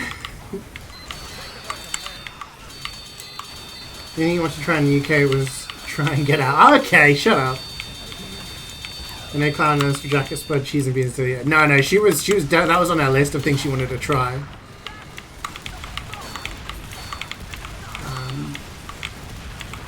She was like, oh, I need to try like baked beans and cheese and a potato. I was like, okay. So I found a place that does it in town. Oh, it was so good. Getting... Where's our team? Everyone's dying. You can think of worse breakfasts? Yeah.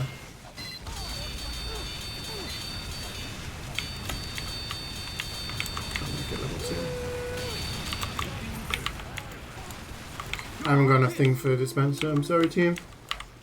Hey, Mazza, you bought the stationary supply game? Let's fucking go. Karika needs to get it as well. We're gonna do it.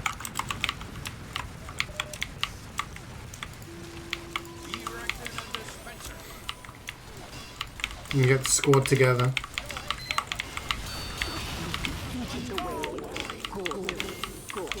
I'm giving you a bonus. £7. Better be worth it. Whew.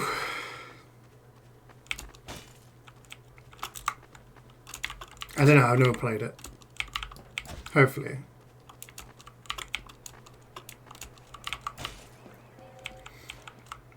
The combination of tomato sauce and coffee doesn't sound good either. Really? I don't know. I guess it's just down to like an English breakfast isn't something that you'd have every morning, you know? But it just goes together. Like a bacon sandwich, you have that with like tomato sauce, barbecue sauce. Have that with the coffee, right?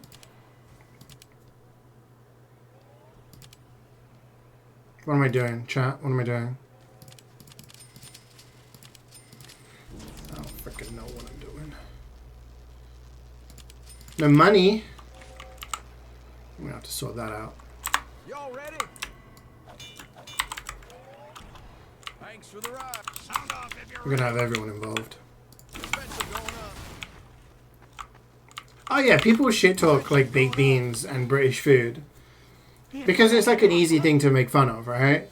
Haha, English food has no flavour. I don't know, you try some of the food, it's really nice.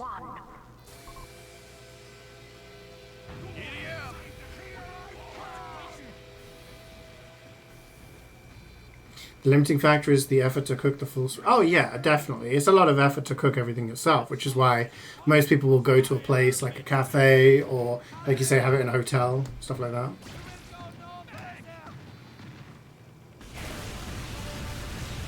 Oh right, yeah, this is this one.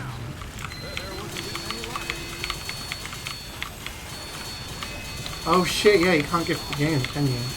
Oh. I could gift it to Kareek. He's still in the UK.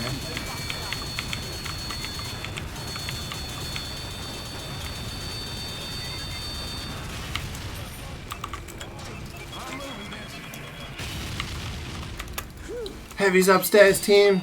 Take him out. I mean, a lot of people make fun of British food, Sandy. It's like the ongoing like meme or sentiment is that British food has no like flavour. That British food like is scared of spice and shit like that, which just doesn't make sense. I think there's a very big difference between, and this is something that like grinds my gears. So if we're not careful, I'm going to go into rant mode. But I feel like there's a very big disparity between what people determine as seasoning and what is just like flavor, right? So what a lot of Americans call seasoning is things like garlic powder, onion powder, and shit like that.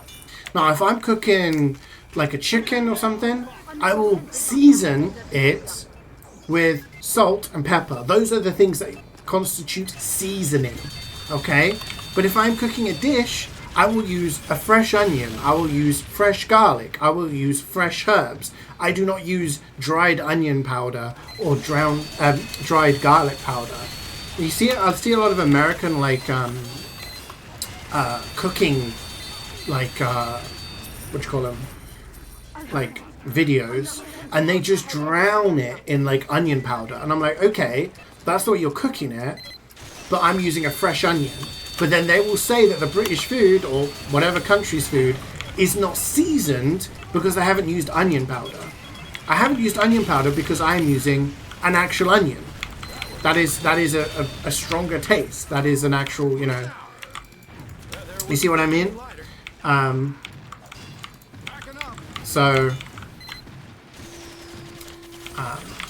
That's, I think, what is a big kind of like crossed wires situation between the continents. I mean, you guys have watched me do cooking streams, and you've seen the amount of, like, pretty much every single recipe had me chopping garlic and chopping onion, right? And adding in different herbs and adding in different spices.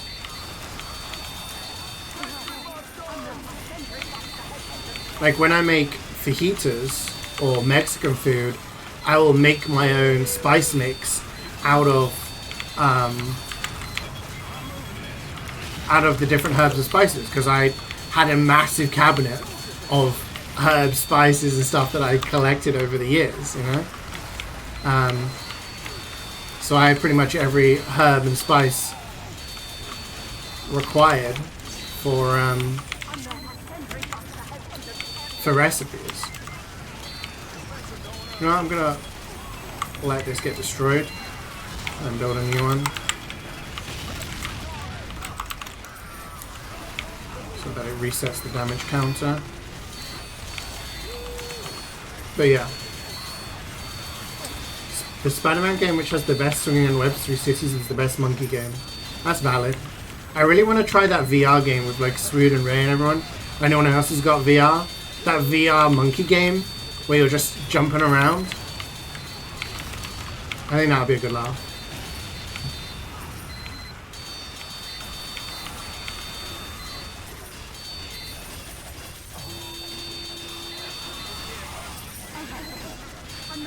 That sounds nice, yeah. I make a nice honey mustard chicken.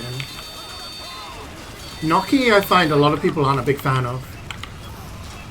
I've cooked it in the past, and my experience is that some people just aren't a fan of gnocchi. Restaurants in the UK don't add salt to fries. You have to add it yourself.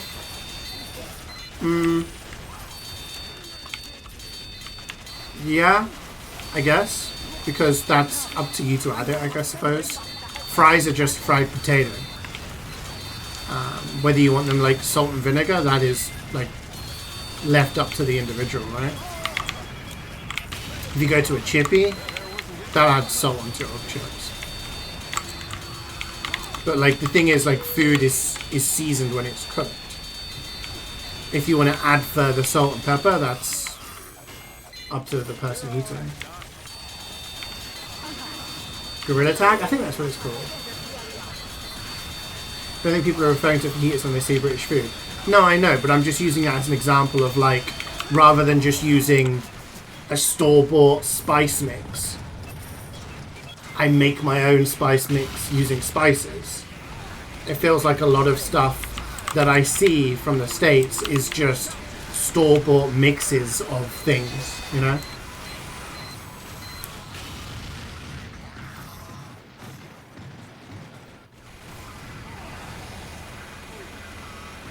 Oh yeah, I mean British food. Yeah, exactly. It's just a meme at the end of the day, but in reality, if you have like a shepherd's pie, it's really nice, or like whatever. There's some really nice dishes.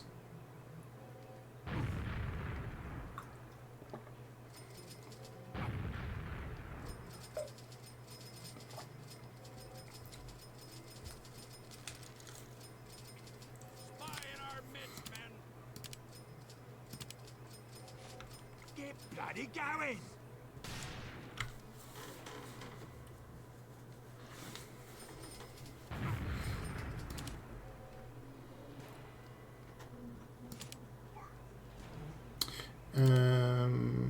What am I doing? I don't even know what to upgrade at this point. I got everything I want. Who is not ready?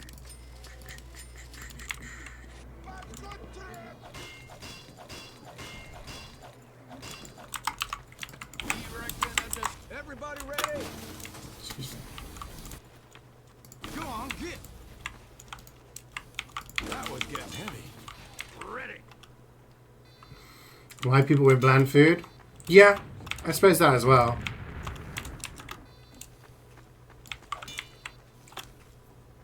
This is the final wave. Do not fail me. But if you actually have like nice food, then yeah. One. I feel like a roast dinner as well is a very English thing.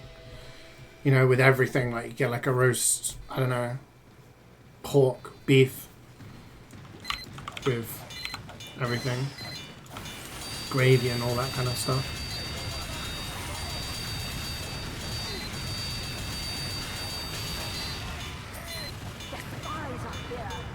Hi, Mary Duncan. Welcome to the stream. How's it going?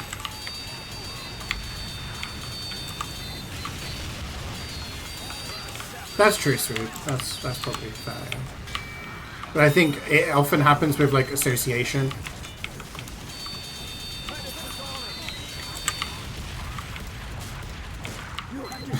Box him. Greek just donkey punching us by. Yeah, it's when like Americans say like European food. That's not a thing. European food is not a thing. European food, like you talk about English food compared to French food, to Italian, to Spanish, to German. Like they're all poles apart, different.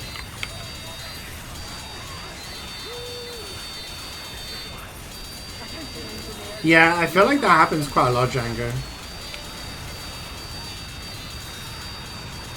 Boiling your protein and steaming your veggies for every meal, yeah.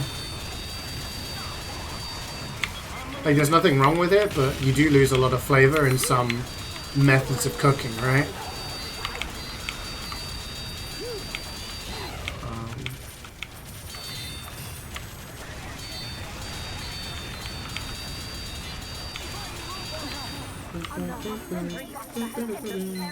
The burger.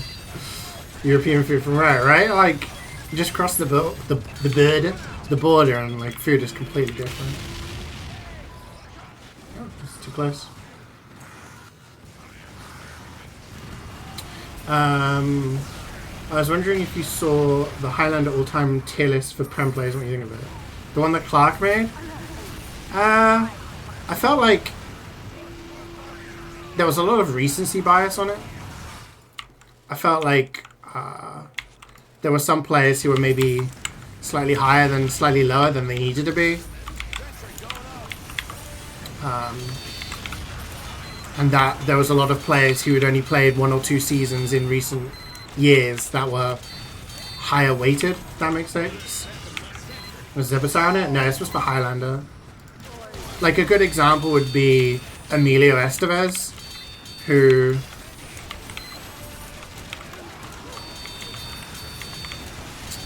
Emilio Estevez won Prem in Season 5, being the first team to be SNSD, which were like the super team in the early days. He won it as a main calling demo, finished top 3 in Prem in his like first 3 seasons, winning one of them. Then he switched to Heavy, and then won another 6 Prem titles, being voted as Heavy of the season, you know? And he was rated in B tier. And I was kind of like, huh? How can, like, arguably, in my opinion, the best main caller to have played the game, who won Prem on 2 different classes, like 6-7 times in total, not be considered at least like A tier? Like, I don't know. Something like that, like, just didn't really make sense to me. So I feel like, yeah, some of the weightings were a little bit different, but I don't know. It's at the end of the day, it's oh. Okay.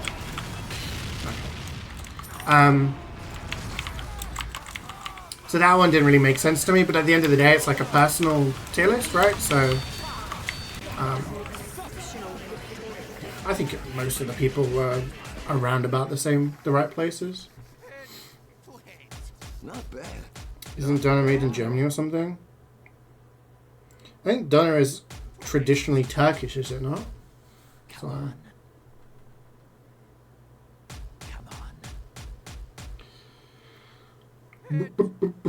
I was rated as the 2nd best medic. Oh no! Boo! CeeJaey best medic all time. EUNA goated. Yeah. I don't know where I rate myself.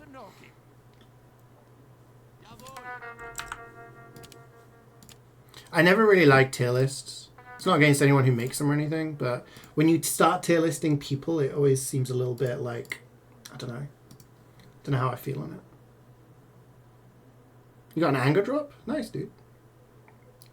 Zebasai never... I think he played, like, Highlander on, like, an old team, and he played Highlander for the Swedish team. Yeah. Yeah, it's nearly Gamba time. Just got Hamlet to go. The first edit of the list, Clark kept updating it. Immunity is much higher because in the final version. Yeah, sure, I can take a look at it. But I don't really like... Yeah, I don't know. I don't really like doing that kind of thing, personally. Because I feel it gets a little bit personal for me to say, this person is freaking C tier. This person... Blah, like, I don't know. Oh, did everyone get in? Okay, we all got in, but a random didn't. But yeah, from the first edit I saw it. It seems a bit. Oh, we're on Virginia. Oh, this is. Should we requeue?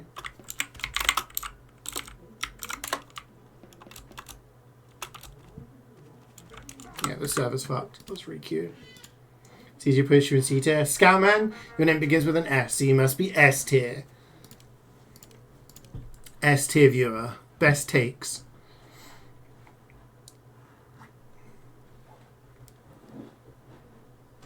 Can non-sub song request? Yeah, everyone can.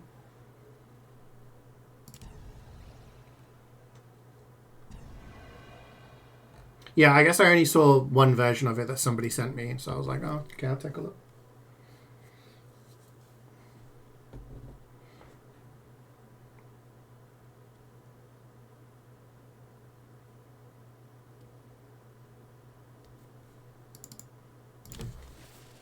Okay, so the better. We are now on... We're back on Virginia, but... Doesn't seem as laggy. Man up, ladies.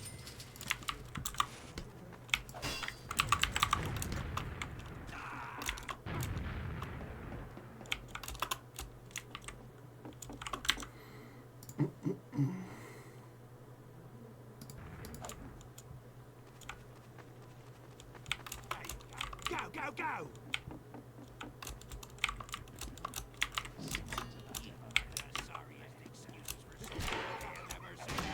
Who is not ready?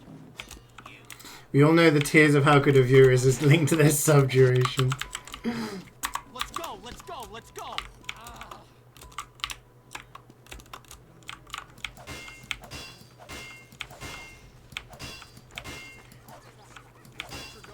You found it? Okay. Hit me.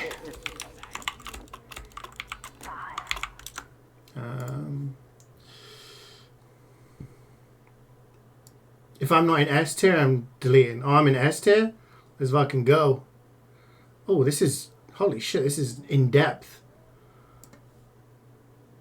How to read the... Okay, I'm going to have to come back to this when I'm not gaming. Especially as I'm playing Scout. I actually have to pick up money and stuff.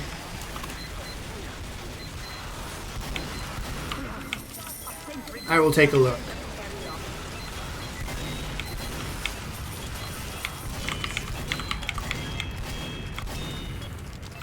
Thank you for the link, by the way. Thank you.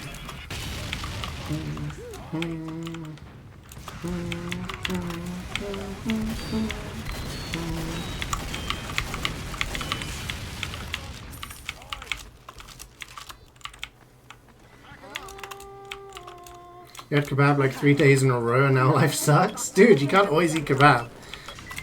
You're gonna have like, you're gonna mix and match. Keep it fresh. I'm having schnitzel today, right? We're gonna have schnitzel with like a potato salad. We make like a Spanish style potato salad. It's very tasty. It's almost similar to what we call a Russian salad in Spain, but I think it has a different name elsewhere in the world.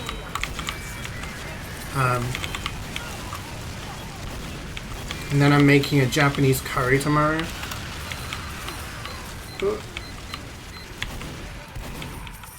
And then I'm doing fish cakes on Wednesday. I'm moving this. Trying to find myself. Yeah, where's Gubbins? Prem finalist in season 3, 4, 3 of Prem Highlander.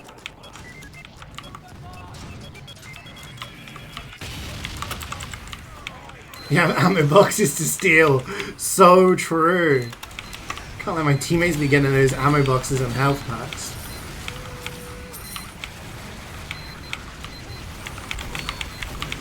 Gale, boss fight music is just describes my Scout gameplay. It's chaotic. Oh my god.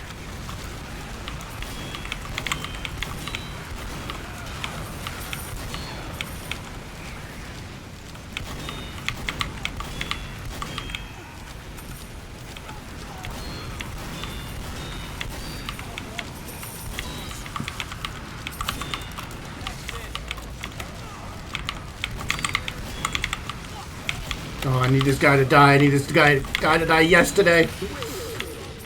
Oh. Request Pam for CeeJaey anytime he plays MvM. Can I do this in between games?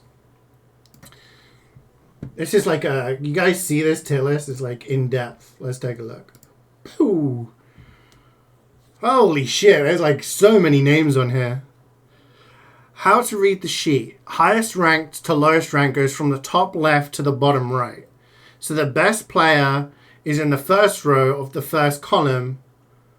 So Jackie Legs is the best player in TF2 in Highlander of all time. And then it goes Toast. The second best is in the second row. Oh. Oh, so it goes down like this. So the best players in the history of Highlander, according to this, it goes Jackie Legs, Mezzo, Sandburn, Toast, Space, Adiski. I don't understand the spaces. I guess they were left open for people. Okay. So we have GOAT, which is S tier, Insane, Great, Good, Okay, and Not Him. Okay. God, these colours are hurting my eyes. But these are the colours I would use as well, so I don't know why I'm complaining. Pretty sure this is the same colour I used when I was doing my thingy. You got a season 23 open playoff medal on the ETF Tool 6s. This is for Highlander, so you'd be on the 6s tier list, obviously. Some of them are in bold. I don't know if that means something. Maybe the best player on that particular class? Well, that doesn't make sense, because Likey's in bold. Is it active players? I have to come back to this. Oh my god, I didn't upgrade. So I've gone Pete Tong chat. I'm being distracted.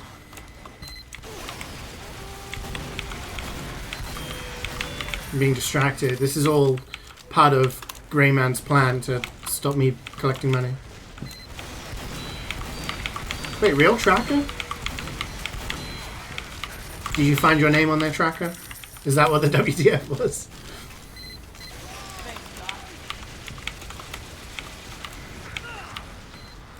You'd say it's a good tier list? I got sent a very early version, which I guess was had less names on it, so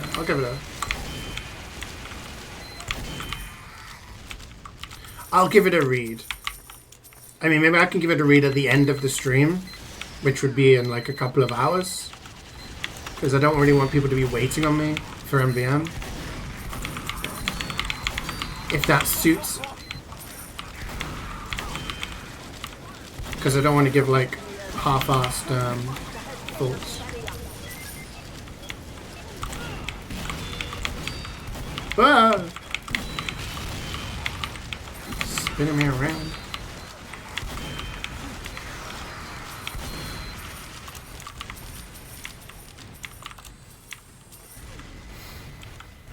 You agree with most of the lists except for me, like you said, in top 10 snipers. Okay, I guess I saw an older list where Amelia was somewhere different, but I would again have to give my I'd have to give a more informed opinion by looking at it a little bit more in depth. Makes fun of my DBD spreadsheet who's actively throwing an MvM to look at a spreadsheet. You do realise, sweet, before I played Prem, and during the time I played in Prem, I used to do a spreadsheet on ETF 12 for the stats for all of the players who were playing in Prem at that time, to see who had the most damage, the most kills, the least deaths, etc. I did that for like 10 seasons. See? I love a spreadsheet, man. When Jumars came to this country, we had a spreadsheet to organize like the stuff that we wanted to see, like Stonehenge and shit like that. Aren't all my thoughts half-assed? Okay. Okay. Just getting cheeky now. Just getting rude. Just hating me. Okay, if we do this, we do this, we do this, we do that, and then we do that, and we're good.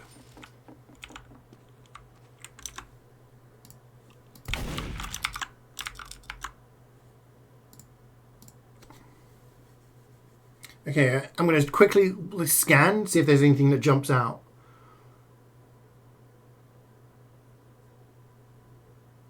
Okay.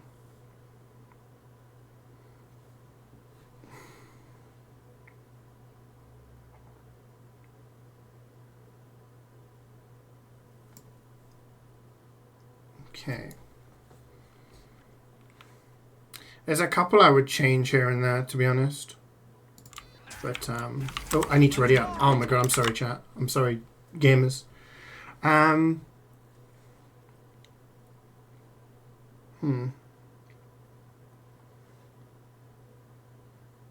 Like, some of these just seem very odd to me.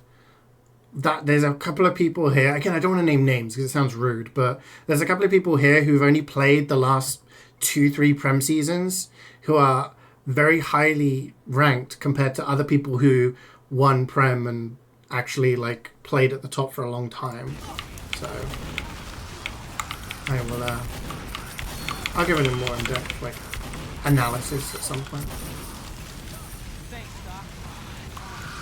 Maybe the spaces were just put there to account for anyone who may fit into those slots and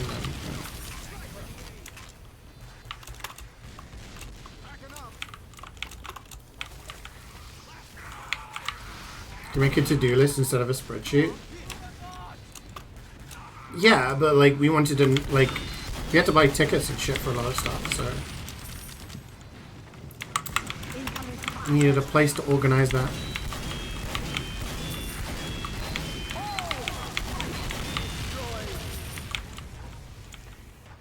Hildreth is not in GOAT tier. Well, this is what I said it before. Like, I felt like the first version of this I saw, I felt like Emilio and Hildreth were very lowly ranked, considering how when they played, they were the best players, best main callers, best demos in Highlander, right?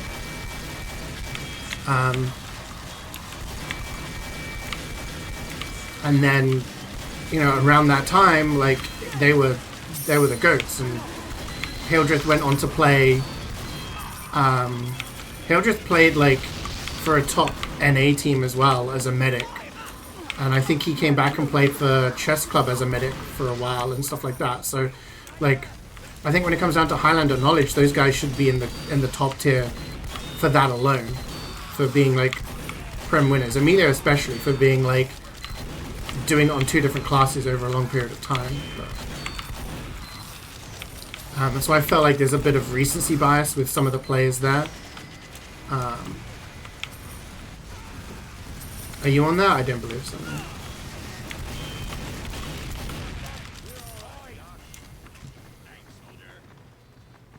Can people get put in those slots because they're favored? Well, I mean, this is the thing with tier lists, right? Like, they're always going to be somewhat like biased to the person or people who make them. So there's obviously going to be a little bit of like favoritism or dislikeatism. That's to be expected. You're never going to have a perfect tier list, but obviously there's a number of people's thoughts and time has gone into it. So it's hopefully going to be the thoughts of multiple people as opposed to just the one. Have a bonus. Is Morg on there? I would expect so. Morg was one of the best snipers around at the time. What am I doing? I'm just going to go full damage. We don't need to worry about the scouts, right? You guys have got the scouts. Is Morg on here? So there's top 10 on each class. So I'm ranked 2nd best medic of all time. Sniper. Morg is not in the top 10 snipers. That's interesting. Framello 10th on sniper. That is kind of crazy. See, this is something I disagree with.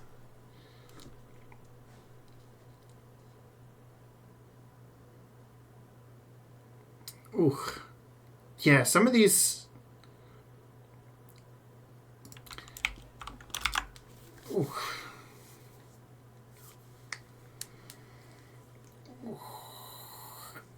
Cadus ranked 2nd on demo. You have a Disky, Cadus, and Ali. Cadus was good, but...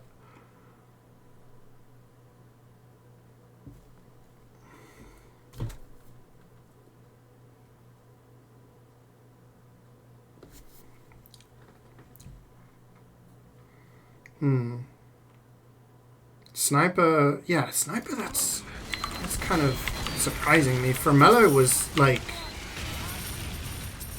insane. Like, Framello went on to play, like, CSGO for Virtus Pro. Like, he was very, very good. And he was a big part of the reason why iPanda won Prem. And why they didn't win Prem in the next season they played. But, yeah. Again, it's all down to, like, people's personal thoughts. I guess one thing to take into account is that Highlander was a little different back then. Like, in the early days, it was very much, if you were a good sixes player, you could just jump in on any class and do really well, which kind of surprises me as why Cadus is so high. If we're talking about how Highlander became more refined over time, I would have thought that weighting would have been a bit different. Saying older snipers were much worse. I don't know.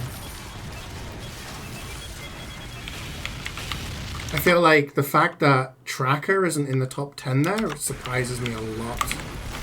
No Tracker, Framello 10th. There's no Tavik.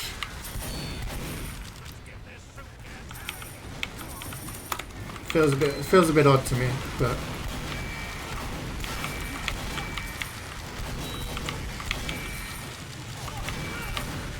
Tavik is so low. Tavik's not even on the top 10 sniper list, which is on the second tab. If you want to talk about why SNSD won, it's because... Oh, remember when I said we don't have to worry about the scouts? Apparently we have to worry about the scouts. Team? I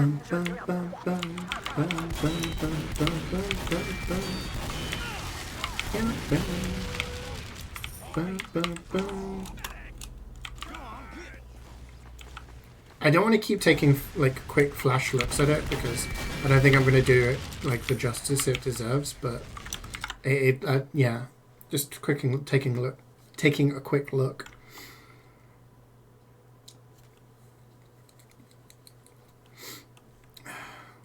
Pyro T-Board in #1. Again, this would probably be biased on my part, but I feel like Steve was the best Pyro. I feel if Steve was playing today, he would still be better than everybody. Like, it's hard to describe how good Steve was when he was playing Pyro. I did a video a few years ago comparing Pyros before Jungle Inferno update and after the Jungle Inferno. And I noticed, I made a point about how the average damage over time, or average DPM, sorry, was higher post Jungle Inferno because of the way that they changed the way that the flamethrower worked. And lots of people were averaging over 200 DPM in a game. And I was trying to make the point that this had never happened to any player prior to the Jungle Inferno update. But I almost had to take Steve out because he was an anomaly, because his stats were so incredibly different to everybody else's that it was almost like he was a post-Jungle Inferno player playing before the update. He was the only person to get over 200 DPM, and he did it multiple seasons. He was like Wayne Gretzky stats, you know? Like, it was that ridiculous how good of a Pyro he was.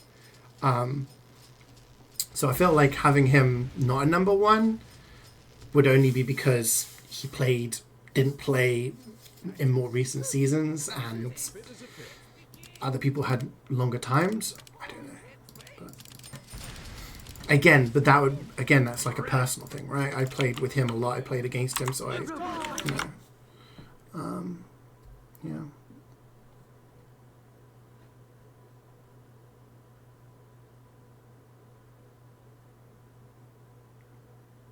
Like Lazy Bear 9th on the Scout,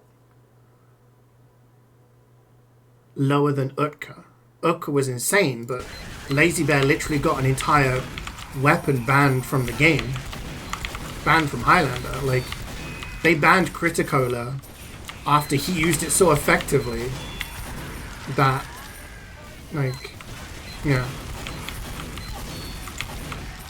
They were like, this is dumb, we can't let this guy keep using it. I don't know, we'll take a look later on. I'll stop taking quick looks at it.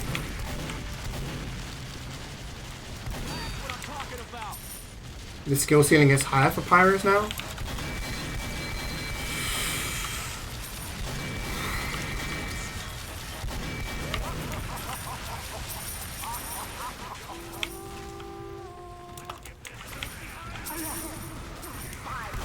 I really don't want to go on like these long dialogues. I feel like if you were to watch games from back then and looked at how Steve played the game, he played the game different to everybody else. He wasn't a player that like sat by the medic and did all the, defensive stuff. He would be there in the combo when I needed him to be with me in the combo. He would be there ready to take on Ubers. He would be there on the flank to help out our flank. Like, the reason he did so much was because he was everywhere. Like, and this was like the Hildreth mentality as well, like the Hildreth school of thought, that if you have a buff and you're not doing anything with it, then you're kind of wasting your time.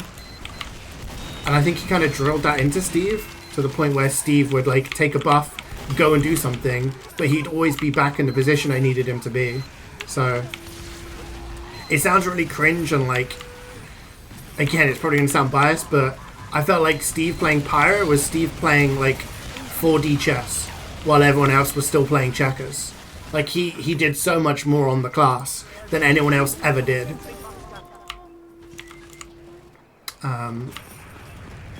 So I think like saying that modern Pyros need to do more is a bit of a disservice to the amount of work he actually got done. But again, Sound off if you're ready. Engineer down. Pony up, boys. I am ready to fight robots. we'll do this. We'll do this.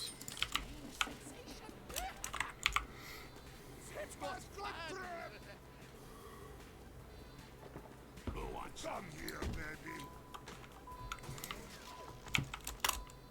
One more wave before prediction. Yeah, we're gonna get the Gamba in. Protect the facility. Last Vessel. So got a weapon ban if we're being real here.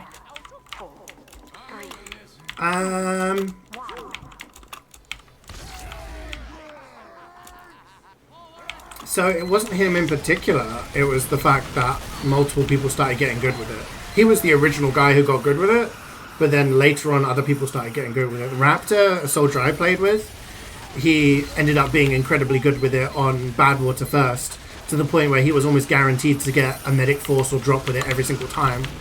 I played against Hearts a lot. I remember when I played for the Spanish national team, God, it was 2014 Nations Cup. And I remember a lot of the team were Sixes players. One of them was Hyper, who's like, he's got like 1 million, 2 million subscribers now. He's a Fortnite YouTuber. Yeah, we had like a lot of Sixes players. I remember them asking me, because I played more Highlander, who's the player to watch out for in Switzerland? And I was like, the soldier, he runs the beggars. And they were like, ha ha ha. And I was like, no, seriously, like, he'll fuck us up with that thing. And then he did, We still beat them, but like, they were surprised at how effective he could be at it.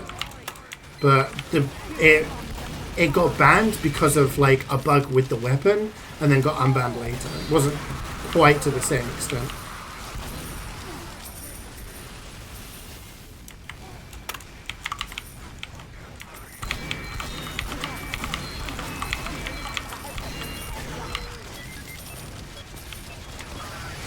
Hey, enhanced.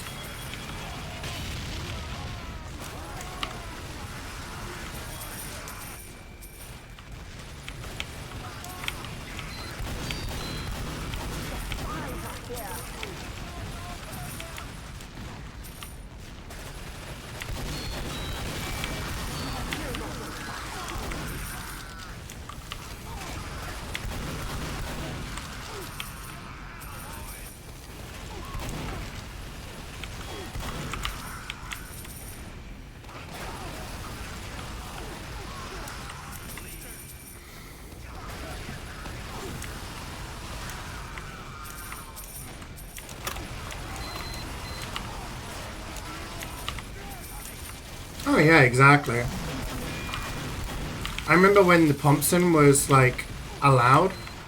I remember playing a game on Viaduct, and it's Mint, who was a Swedish engineer. He played for Fair Enough back in the day. I remember him rushing up, like managed to get onto Cliff and hit me with the Thompson, and it took me from full Uber to 90%. And then a soldier bombed in and got me. And I was like, huh. Interesting. That happened. And I was in a scrim and we were all like, bro, well played. It's things like that that kind of that do it. I mean, nobody really took the Ambassador seriously as a weapon until Solid and Inso turned into beasts with it. And then suddenly it was a case of, holy shit, you can play as Spy, but do 100 damage to people across the map. That's kind of crazy. And because of that, out of that came people like Toast and Viljack, who ended up becoming absolutely insane with it, you know?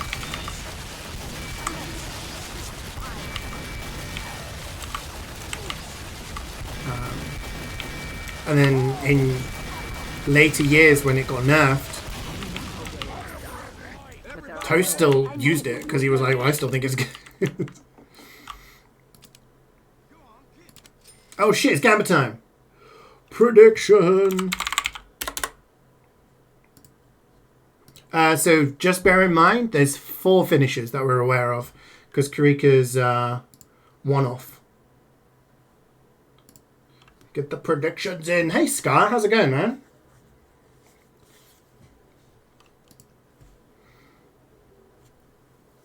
Used to be 2 snipers in Highlander pre-DI ambient nerf?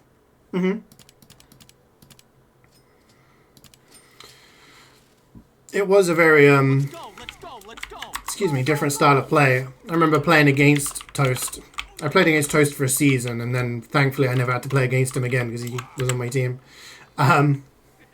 We're playing against players like that and Viljack and the like, all those kind of players that did that. It was you weren't safe in any position. It was very, you could argue it was more difficult to be a medic because you could get sniped from front and back. But then there's a lot of changes over time that have changed the way things have happened, right? ALX, who used to play as a heavy, he was like the best heavy in the game in the early years of Highlander. He was just remembered something. He was the best heavy in the game. It was a big part of the reason why SNSD was so good, because he was such a solid heavy that you could just leave him with the medic and he could take out everybody. But during that time, heavy was able to throw their sandwich down and pick it up again as a medium health pack. So you could let a heavy wander off for a little bit and they were self-sustaining almost. Obviously that doesn't happen anymore. They changed it so that you just pick the sandwich up again. Snipers could be able to use the Razorback and get buffed. So you could have a sniper that could be headshot, like could tank a headshot, right? Tank a quickscope, and also not be able to get backstabbed. We go further back, we have like Demoman could use the Caver, right? that could one-shot medics. So medics used to have to constantly worry about insta-dying to K-the demos at the start of games. So, yeah. A lot of things changed over time. Okay, well, I'm last. Keeping the suspense up. 2 for Lugi, though.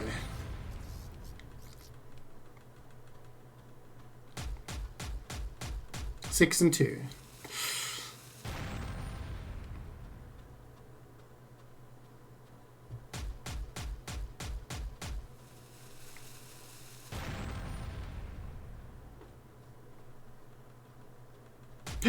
Wayne with the 3. This is the first 3 we have seen in like a month. It's not an Aussie. Force of nature. Could be better. Okay, well at least the 2-box curse has been broken. Not for me though!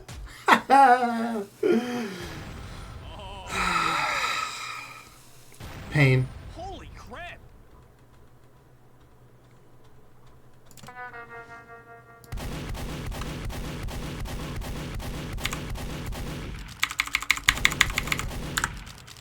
Rip. Sorry, gang.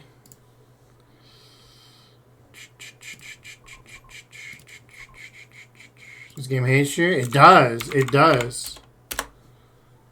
Let's choose the outcome. Nah. We didn't make it real. No, the song didn't help. What are we feeling, gang? Gear grinder?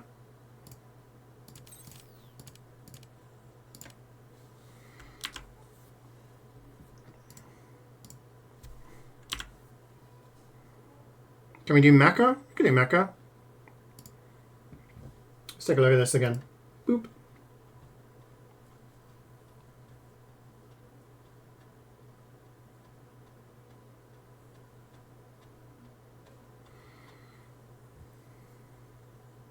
What's criteria? Oh. This is a lot of reading. See, ALX initially just opening that now. ALX been putting in good. That doesn't make sense to me. Because as a heavy, he was like the best heavy in the game for over a year. The level was different then. And like I said, the whole sandwich thing, that was different then as well. But I feel like he should be at least in a B tier. You know?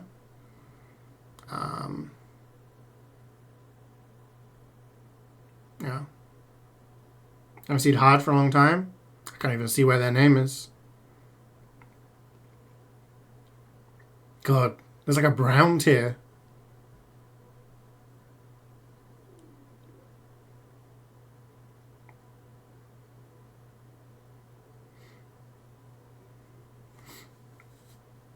I don't even know what brown tier. Not him. In OK tier. I can't see my eyesight. I have to do a little bit more. We could. You want to do mecha? Was the call, Miguel? We could do mecha. That's the wrong one.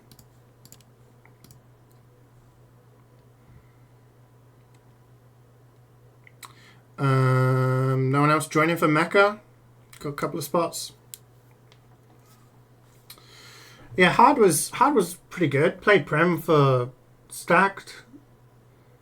And played France. Cloud watched a couple of Alex YouTube videos and streamed it. Yeah, I mean, he was very good, but like I said, like it's so hard. It's just like when we talk about football, right, on stream, and people try to compare like Ronaldo and Messi. They're very easy to compare because they play during the same time period. But then if you're trying to compare them to like Pele and Maradona, it's like you can't even compare Pele and Maradona. Because one played in the 50s and 60s, and one played in like the 80s and 90s. So it's like, how do you compare the fact that like you had like raw talent versus the amount of like benefits you get these days, right? I think when you're comparing players from different generations, it's very difficult due compare them based on their era? Or do you compare them all, like, in general on, like, a flat thing? You can't, really. It's like saying, taking someone from season 1, are they going to be as good as someone who played in season 20 if you put them in the same parameters? Under that logic, how Tavik is not there on a class that has barely changed in the entire time it's been in TF2. Tavik was one of the best snipers the game had ever seen. So it's very weird to have him not higher. Anyway, let's get into Mecha. Let's do this. Oh, you can buy some... Sorry, Cora, I didn't see your message until I launched. Your claim to fame is that you beat Slentis in a Soldier, MvM, Badlands, Spire, and Process Mid. Nice. The questions you're asking are answered in the criteria list. Yeah, we don't talk about Messi here. You don't have... Oh, you don't have enough. Okay. We started anyway. It's all good. It's all good. Whoa! 90 with a 46. Thank you so much, buddy. How was your weekend? Was Beep as bad as people say it was? Seems like everyone used to criticize. I think the Beep, like, hate comes from more his leadership thing. I think a lot of, like, leaders will butt heads. As someone who played Prem for, like, a long time, multiple seasons, and I'm sure Clark can attest the same. Like, me and Clark butted heads sometimes about organizing dates, you know, and stuff like that. And every Prem leader, like, has debates and arguments over organizing dates and stuff like that. But I feel like at the end of it, you can look at each other and say, yeah, you know, you were just looking out for your team and doing your best. I felt like a lot of the stuff that Beep did, a lot of people took a bit personally. And maybe the way that he went around things, I don't know. I'm trying to think of an example. There was a game where they were supposed to play against his team was playing against It's All Good, and they waited until 15 minutes past the allotted time. So, you know, the rule is after 15 minutes you can force the team to ready up. You're allowed to be 15 minutes late. They waited until that time, and literally to the second all left the server and then claimed a default win on the match page because the other team only had 8 players. Now, the rule states you have to force the enemy team to ready up. You have to say you have to ready up now, and they have to ready up. But they tried to, like, almost game a default win out of the #1 team in the league at the time. And afterwards made an entire YouTube video about how he was in the right, and the admins were biased and all of this stuff. Which that video became quite notorious. It actually led to a UGC team being made called the Samsung Galaxy Gang, because in the video he made a reference to having a Samsung Galaxy phone. So a lot of people who disliked him from multiple different teams created a UGC team which went on to win Platinum, and that was on the basis was being like an anti-Beep team almost. But yeah, I think because of those kind of antics, a lot of people weren't a fan of him. I remember in a match that I played against him in Prem, he asked for some mercs. And we were like, okay, like, we were normally okay, fine, whatever. Until somebody on his team messaged me and saying, he's lying, by the way. Our players are available. He just wanted, like, free upgrades to all his mercs, to all of his players. So he asked for Framello and Sniper, which we had to allow because it was the default. And I can't remember who else he asked for. But the players that he was replacing messaged me being like, dude, just say no, because we can play. Like, we want to play. He's just trying to get, like... It was little things like that that kind of wound people up about him. It was less like average team leader arguments and more kind of sneaky shenanigans.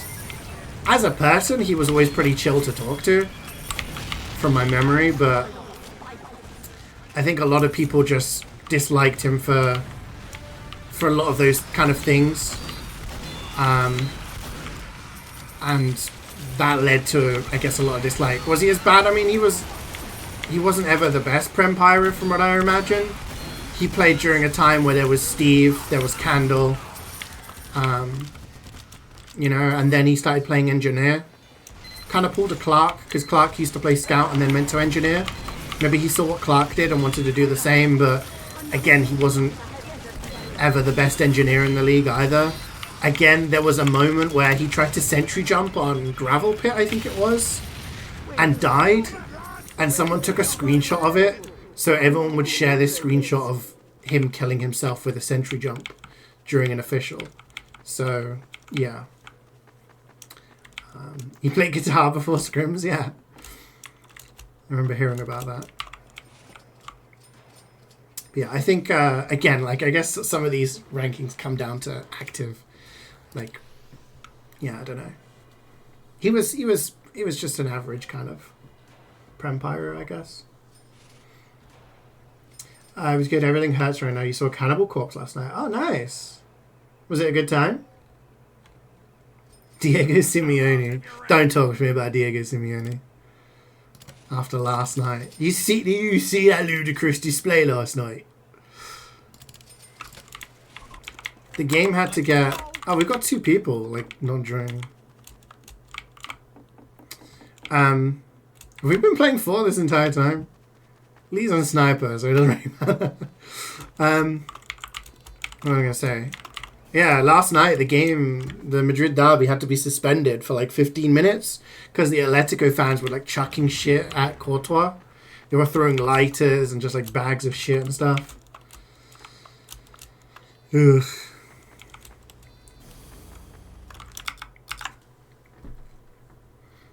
I know I'm pointing this out and being like criticizing some of the positions, but I feel like a lot of these positions are pretty accurate.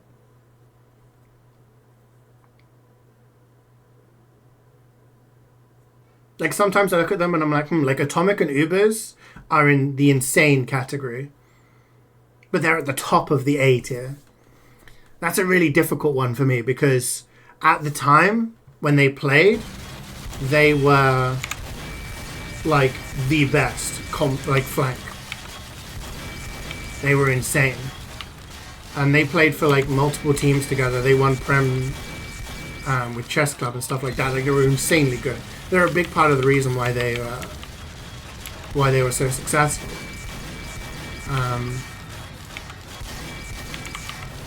But I guess it's tough. You got to make these tough decisions on who to put in what tier, right?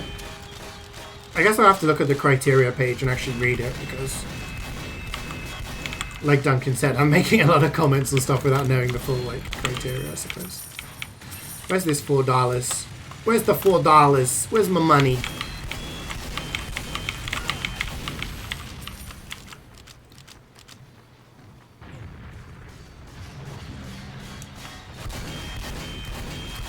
Yeah, they're amazing. It's sad the guitarists had to pull out and had to fly back to Carolina because of the hurricane. Oh shit, that's awful.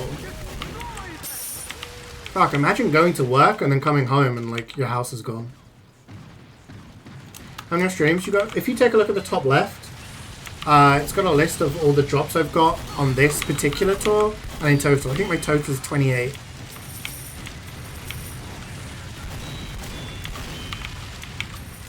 You woke up today and the first thing you did was to check if that fake coach got fired but no dies. From your point of view, Jim Rapp is now completely funny. I don't understand, man. Remember that meme where people were like, oh, well, it worked against FC20. Now his strats don't even work against Twent. Like, Let's go, let's go, let's go. But yeah, I mean, I'm surprised he didn't get sacked. If he hadn't won the FA Cup, I reckon he would have got sacked in the summer, right? But he won the FA Cup, so they kept him on.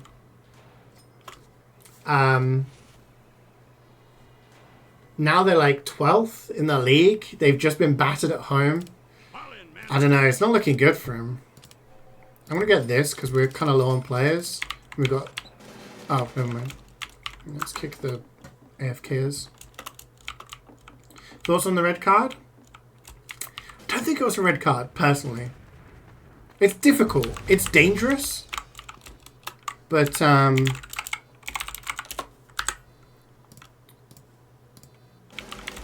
it's dangerous. And if it was intentional, 100%, like, it's a red card. But I think he slips and sticks his leg out. So it's reckless more than anything. I don't know.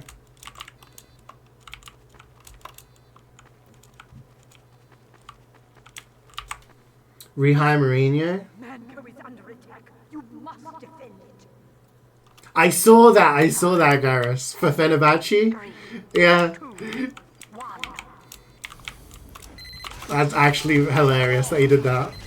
What's the rules on the music queue? Everyone can request a song, one song at a time. Once your song gets played, you can request another one. So it's just one per person at a time. And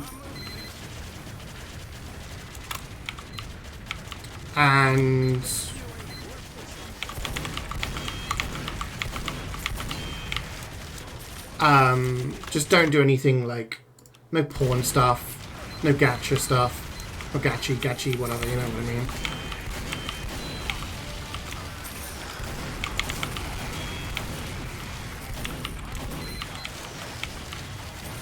I can see why it was given a 9 over 10. Yeah, I can see why it was a red.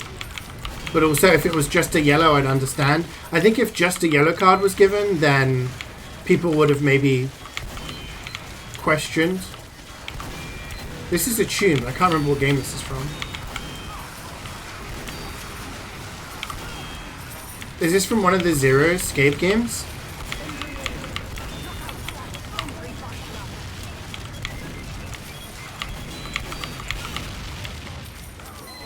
Yeah. It's either that or Danganronpa, but I think it's Zero Escape. Yeah, I can see why it's a red. I think if it had just been a yellow, then we would be arguing, should it have been a red?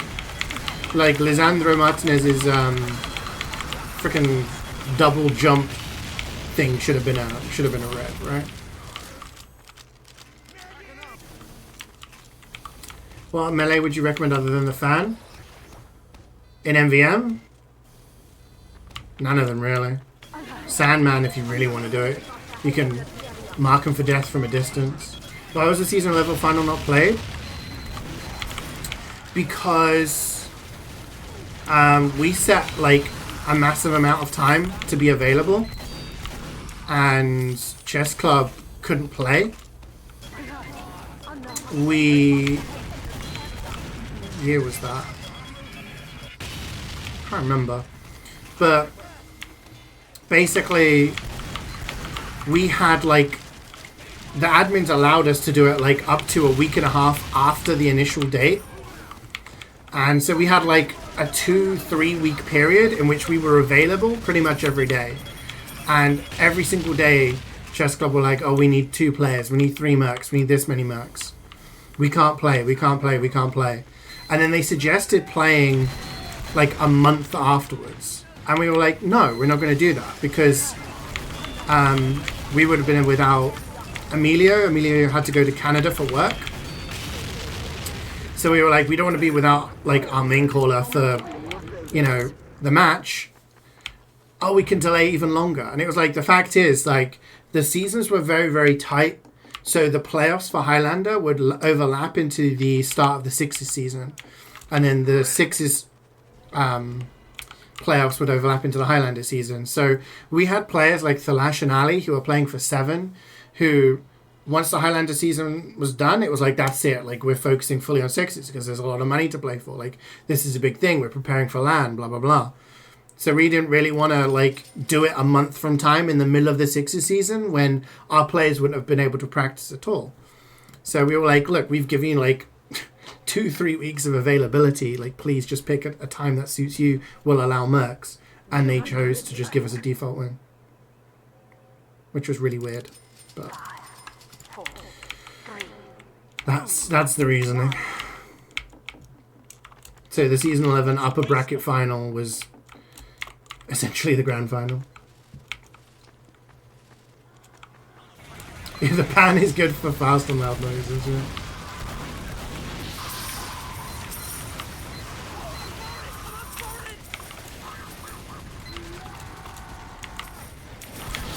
This is the Doom Animal Crossing song, isn't it?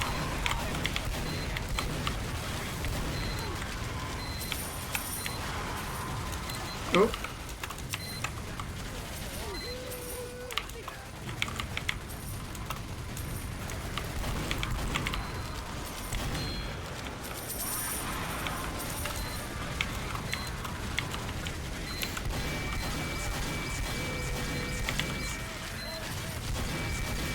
Heavy screams added to the song.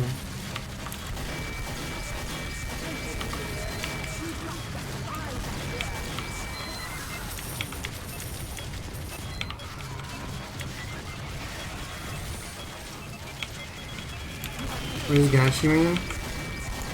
Gachi are those songs where the guy's like... Just Google it. I don't want to explain it.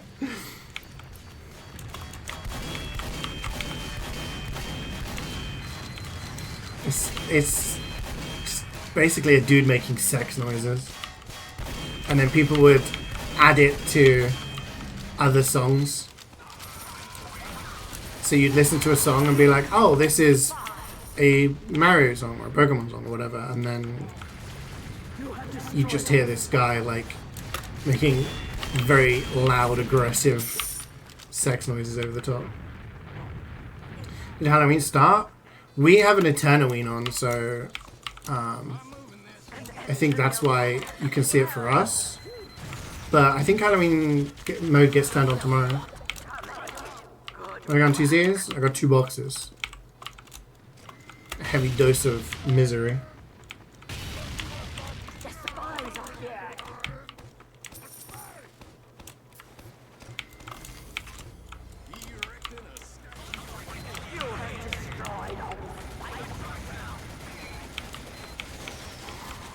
Based song request.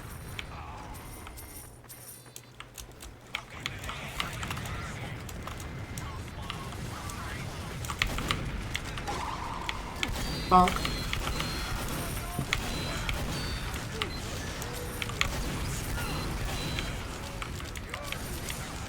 What? Creek gets an Aussie in his last mission. Does that count as a yes win? I think I already paid out, didn't I? I paid out? It has to be on the mission that I finish on. No, I already paid out.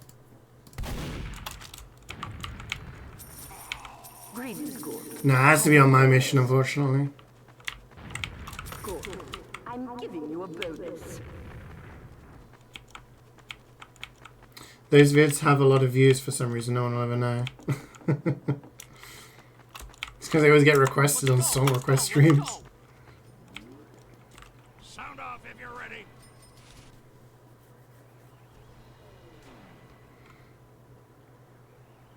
Namco is under attack. What am I doing? 4, 3, 2, 1. Let's get him.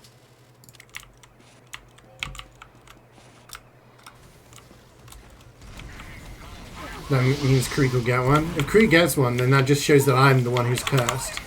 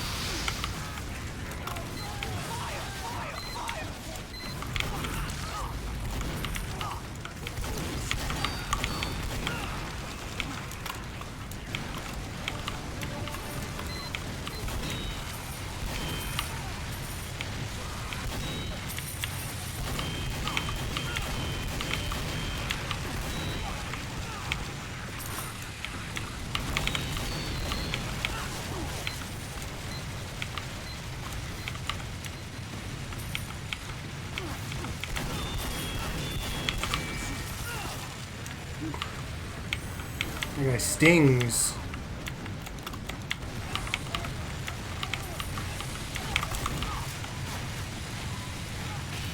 Sister is obsessed with this guy.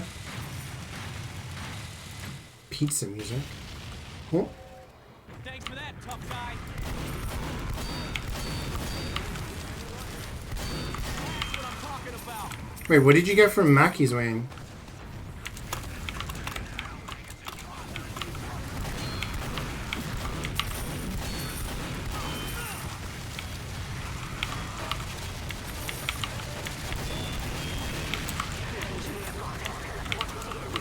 Yes, and I'll give you a key.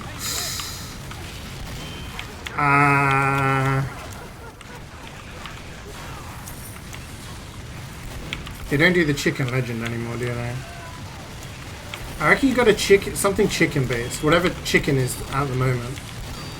McCrispy or something like that.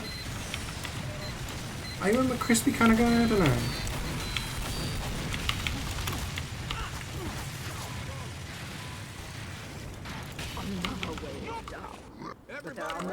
Quickly, get to an upgrade station.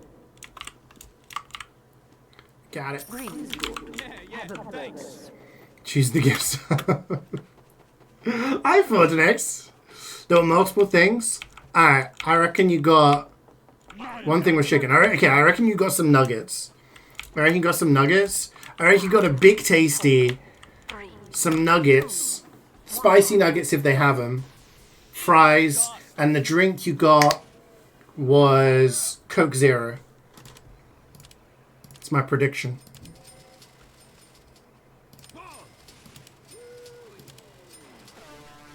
I feel like I'm telling you, when it comes to you just giving me Cloudy vibes. Cloudy always used to get the Chicken Legend. Do you know why the Chicken Legend isn't around anymore?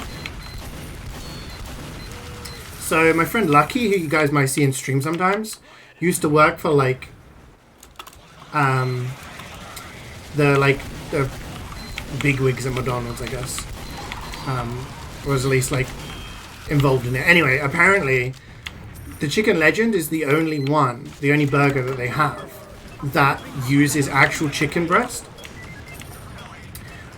which is more expensive for them to do compared to every other chicken one, which is just reconstituted kind of chicken paste that they mold into a burger shape.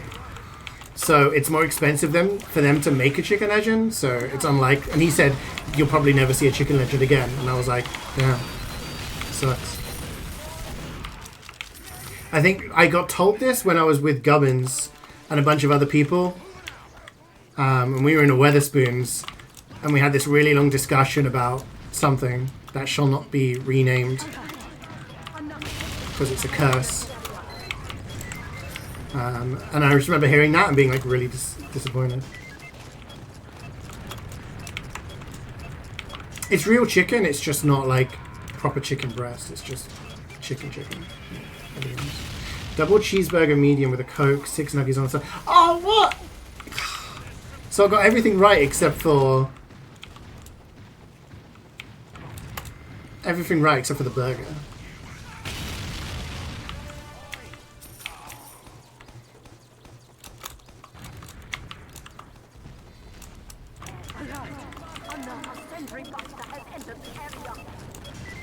Double check. I mean, yeah, nothing wrong with a double cheeseburger, but...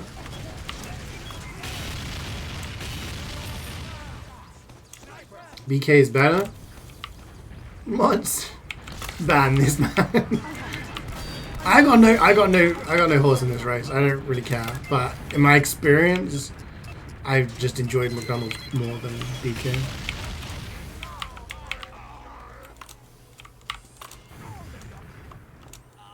Bet you do it, Mish, with your t-shirt on. Oh, come on, Wayne. You're a true Brit. Packing up. That was getting heavy. McDonald's makes you ill every time? Oh yeah, because it's absolute trash food. It's not good for you. And if you're not someone who eats it regularly, it does murder to your insides. These days, if I have like a McDonald's or something, I can't remember last time I think last time I had McDonald's was when I went to Newcastle. When I went to visit Cloudy and Toast. And I remember having McDonald's and being like, ugh, dying. Fast food isn't healthy food? I know, right? But I guess my point is, if you eat it regularly, then your body's like fine with it. But if you don't, then the amount of grease in there is like a shock to the system, man.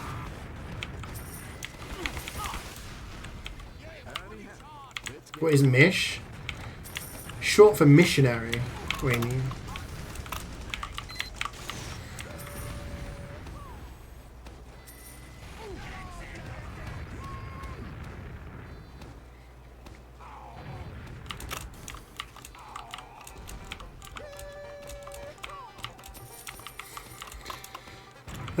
It's not even fast anymore? Yeah.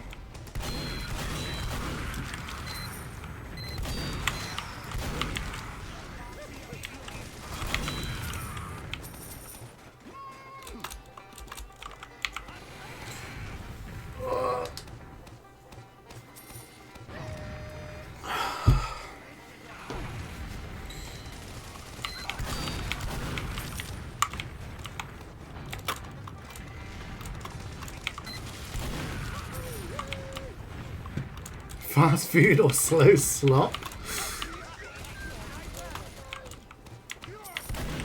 Alright guys, challenge. List your favorite fast food if you had to have one, right? Versus your favorite meal that you would get at a restaurant. You're at a restaurant and it serves Michelin star amazing food, right? Any dish you could want in the world. What would you order? But then there's also an app where you can order any fast food you want. What would you be your favorites from each of those? Your mum? Okay. Alright. I'm going to tell her that. Alright? You're going to ruin her day. It's Monday. You're going to ruin her day.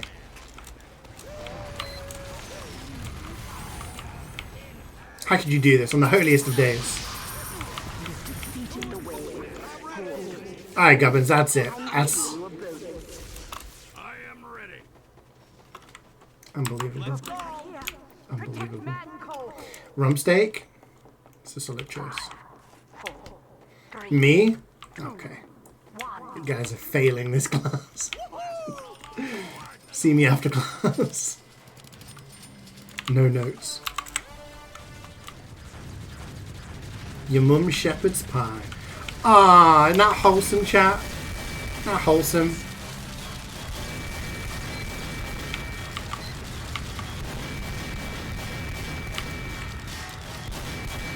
Ordering a takeaway Mackey's is so expensive nowadays. I mean, in general, ordering a Mackey's is expensive these days. The prices have gone up. But I saw this really interesting video. You know the touchscreen things you get at McDonald's? It was a video about those, about how they're like designed to make you order food, like more food than you want, and the way in which it's done. Like to the point where everything is on the screen, what happens when you add something to your cart, like which menu it puts you back to, like all of these things. It was really interesting, but it's also really messed up.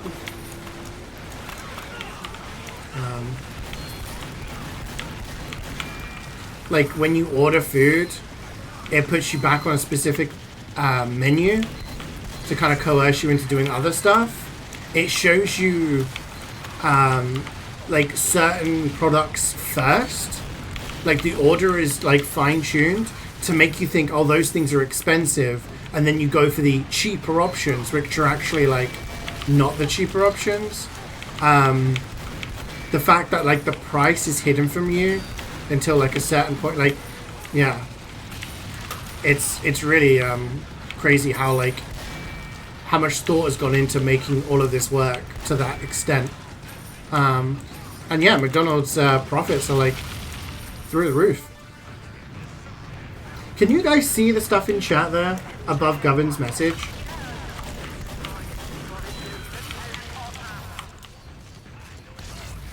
Can you see the cheap viewers people typing in chat?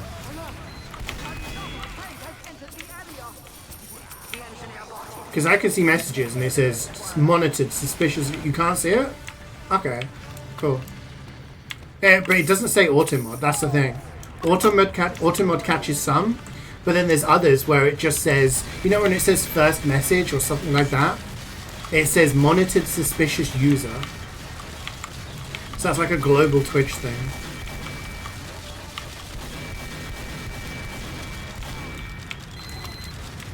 That's what you're studying right now? How to sell McDonald's to people? Right, let me ban these dudes.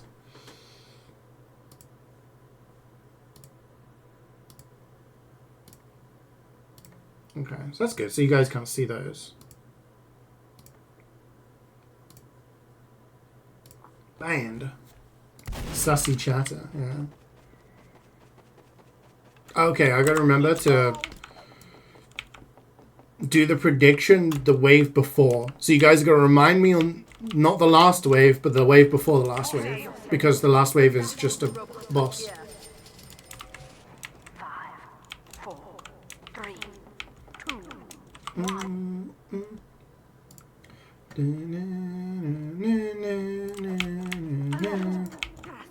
This is definitely Scout Man. He's just talking about Mario Galaxy Alien. Would I ever do a Pro Clubs evening with chat? What's that?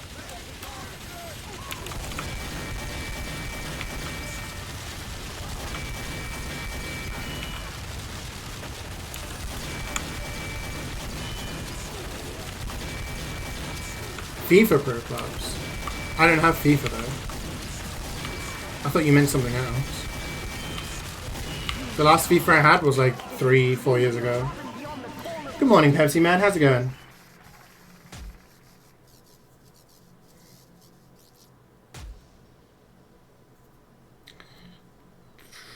Yeah, I think I was saying this last week. I don't buy the FIFAs anymore because I like playing the Ultimate Team and like building up a cool team and getting the chemistry working and all of that stuff. But you either have to spend a bunch of money to get good cards or play the game an insane amount.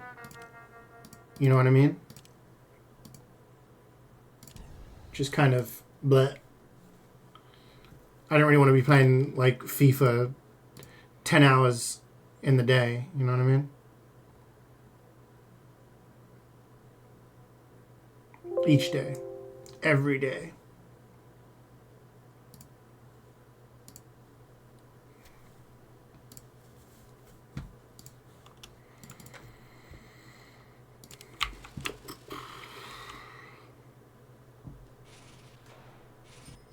Everybody ready? You listen to the stream where you grind out dishes. Nice. Productive.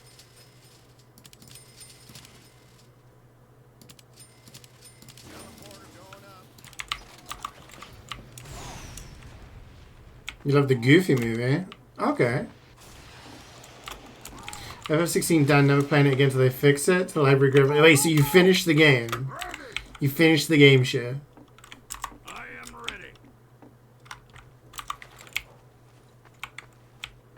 That's impressive with all of those issues. Damn.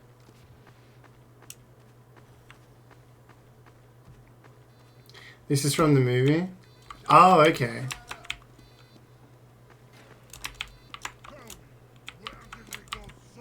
First run, 54 achievements out of 69. Damn, that's pretty good. Why'd everyone leave? They hate us?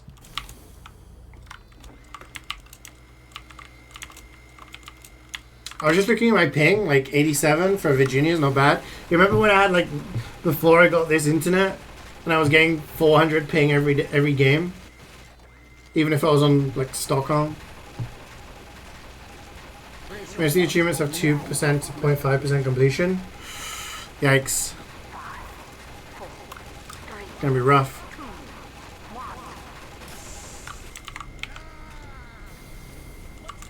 Final Fantasy achievements are always pretty rough though. You always have to do like a crazy amount.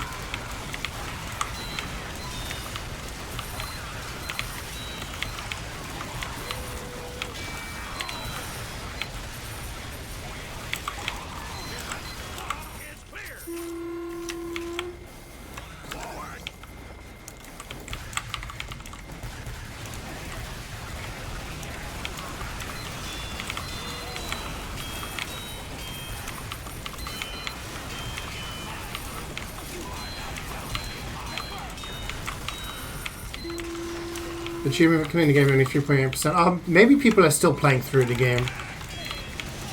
There's still a lot of people just starting out.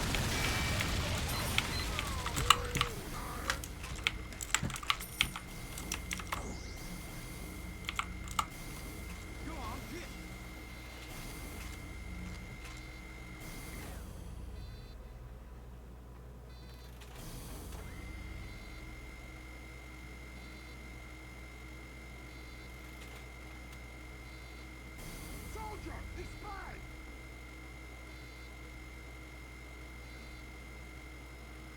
Hello? Wait, did the same two people join us compared to the previous one? That's funny.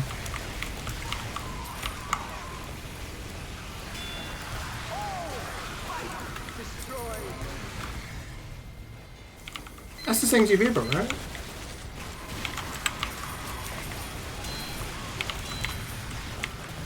They're just following us. We keep joining servers, two people leave, and then these two people are just like, "I'll play."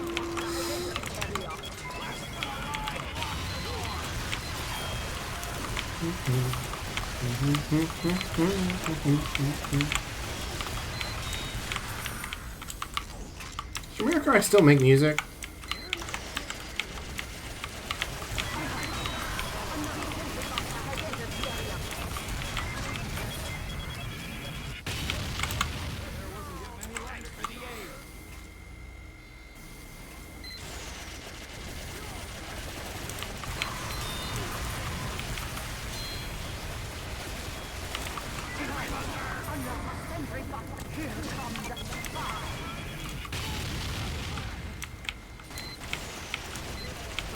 Hey Fire, how's it going?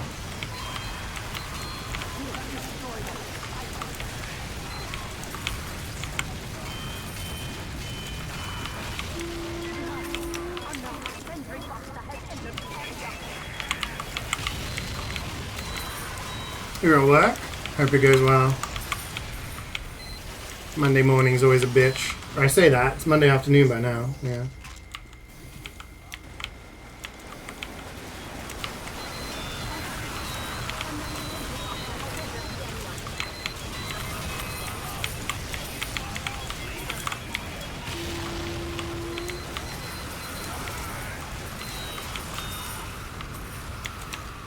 Got a dense deployment, oof. You were hitting Monday hard. Some would say you're raw dogging Monday.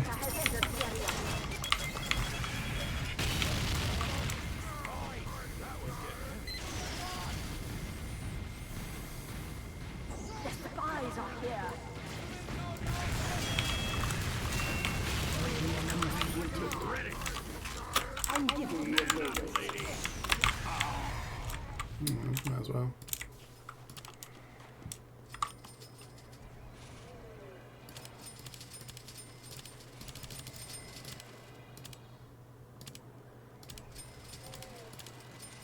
That'll do.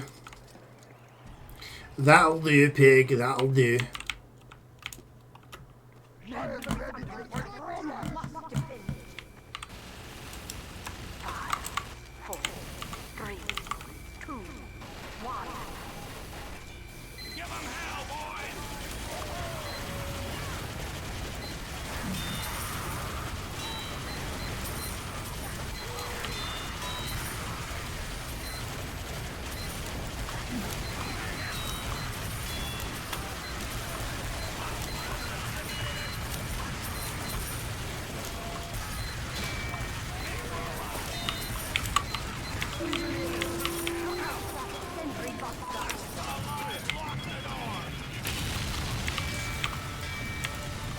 Gonna finish RE0 today? Nice. Are you gonna go for all the achievements on it afterwards?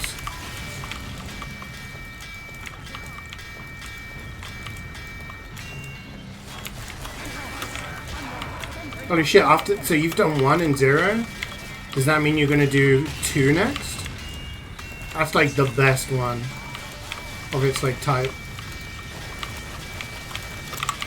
Any damage?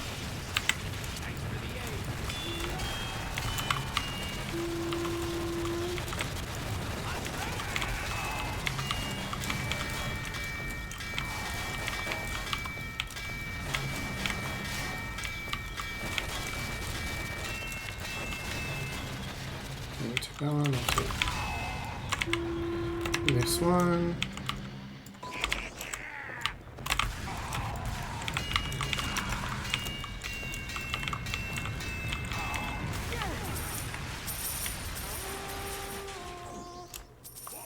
You will not be replaying. Okay, yeah, yeah. That's the way. That's the scary thing in the game. It's not the jump scares. It's not the enemies. It's the fact that at any moment you could just lose a shit ton of progress.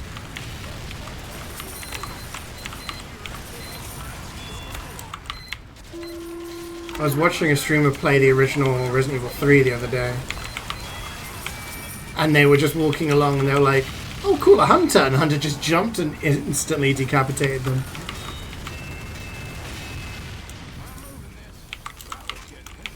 But yeah, 2 is, the 2 remake is absolutely insanely good. I think you'll really enjoy it.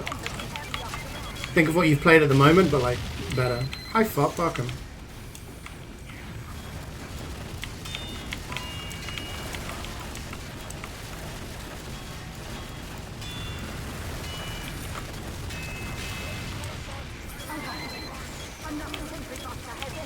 Yeah, 2 is really good. 2 is like probably the best survival horror one. 3 is... I enjoy 3. I have a soft spot for 3, but sadly the remake is missing a lot of stuff from the original. And then 4 is just goated. Both versions. The remake of 4 is pretty good.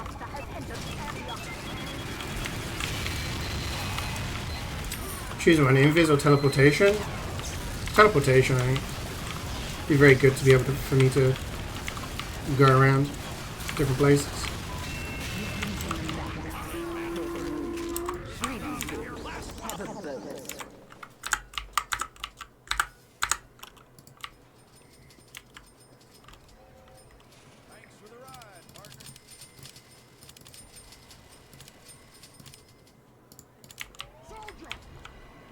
You enjoyed 0. It took you a while to get your head around the unboxes. Yeah. It's definitely unique in that respect. All the other games have some sort of storage mechanic.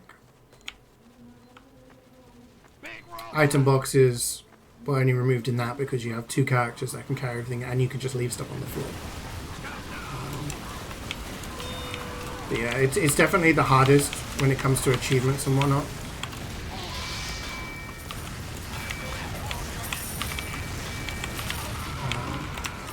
But once you get used to it, it's not too bad. 2 and 3 have item boxes. 4 has like a big storage thing that you can kind of move stuff around in, and you can upgrade the size. 5 and 6 have... they're different. But you don't have to worry about carrying items in those ones, essentially.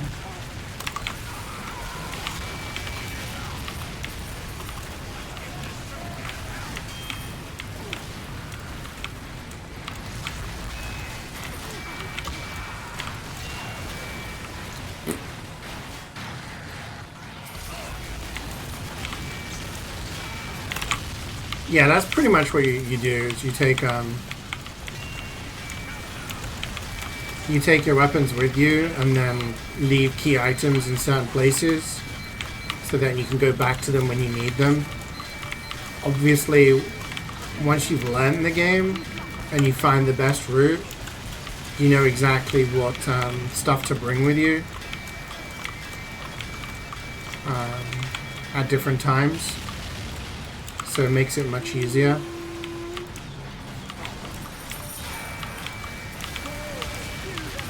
It's like in 1, there's an achievement in 1 to beat the game without using the item box.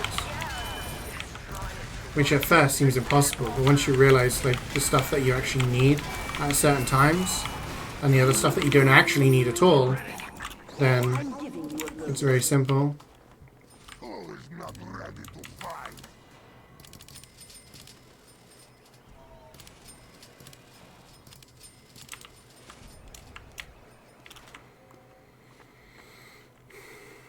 It'd be difficult to show what happens around the map. Oh yeah, absolutely. Would I ever play an area randomizer? Interesting question. The spies are here. Maybe? It'd have to be on one of the newer games though, like 2 or 4. The spy's not spawning her.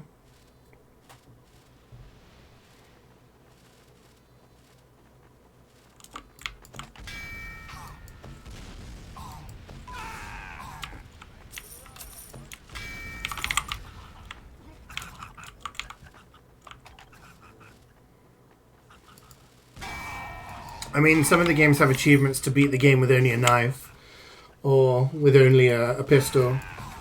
4 Remake has one to beat the game with only a pistol, which isn't too bad once you get the Red 9 like fully upgraded. 1 has one to beat the game with only a knife. So does 3.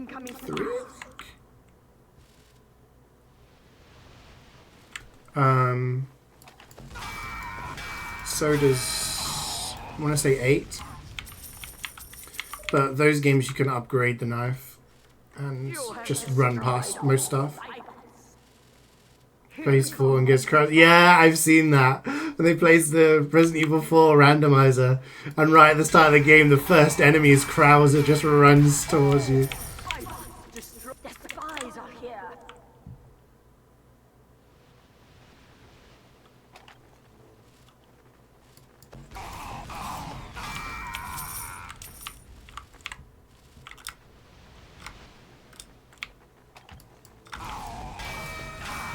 You have destroyed incoming spies.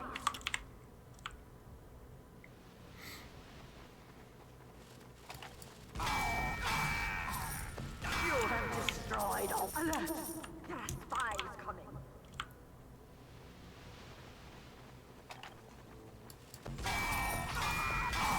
Oh, here come 4 more. spies. They spawn on me? One of them does. You have killed all the spies. Sort it.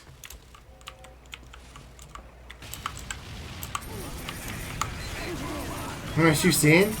I mean, usually on Mondays, eventually it creeps up to like 70 or something. Far cry from the days where I used to have 250. Back when people cared about TF2 and me.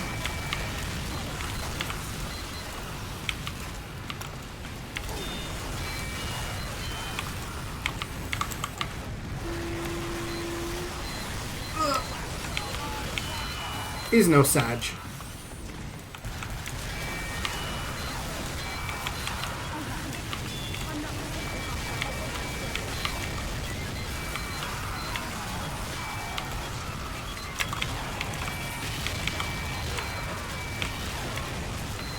See it, say it, sorted. Fucking hell, yeah, the trains, man. You just wanted free accommodations to visit just the zoo. You saw it, man. Goated zoo.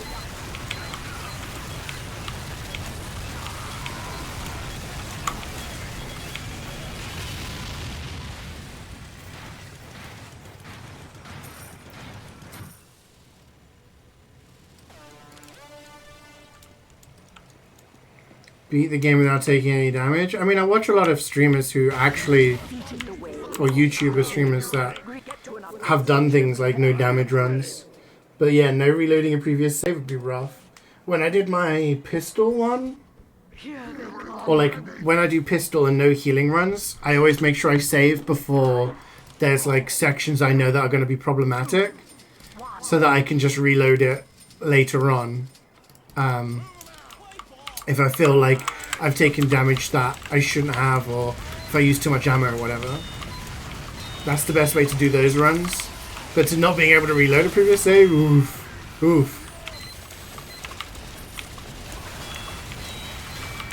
Went to a town called Binglesweed. There's some funny UK place names, yeah. In fact, this wave's boring. Let's look up some funny places. Funny UK place names. Bitchfield, Bell End, Brown Willie, Great Snoring, Crapstone, Slut's Hole, Shitterton, Barton in the Beans, Cockermouth, Curry Mallet, Droop. I can't pronounce that one, it's Welsh. Boggy Bottom, Three Cox Lane, Nether Wallop, Broken Wind, Giggleswick, Cox, Knob End, Little Lever, Penastone, Fingring Ho. Yeah. UK's got some wild ass names.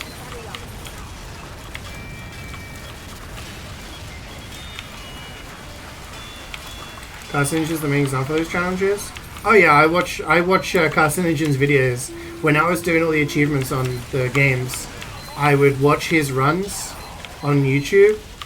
And obviously I wouldn't go damageless, but I would find out the best, like, the best pathway. So it's a very good resource.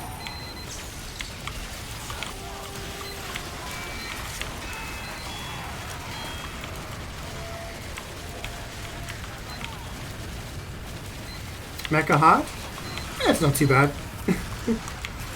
Just stand in his doorway and shoot things. You never played called Willy? The in-betweeners came to your village when you were doing a reboot? Really? That's cool. Love the in-betweeners. There's a street called Monday Hall in Krakow and poop. Damn. Looking forward to Scream Fortress this year? Yeah, it should be good to see what kind of stuff gets added. It's always a hype time. Always a lot of players like to play during Halloween.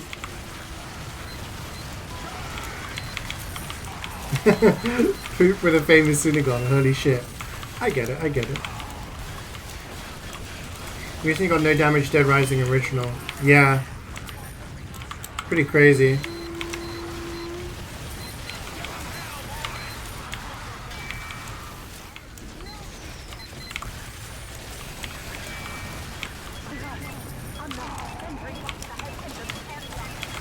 Yeah, it really helped with 1 and I think 1. I can't remember if he did one for 0 or not. But then recently for Village, he had some good strats for certain enemies. And the DLC.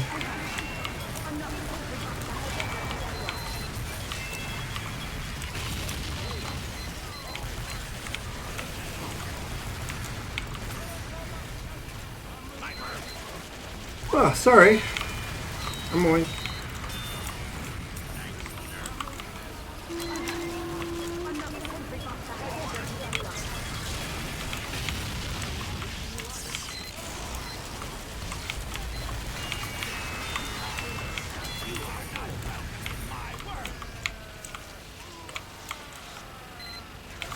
What do you guys want to see from Scream Fortress this year? It's probably a bit of an empty request, but it's always nice to imagine, right?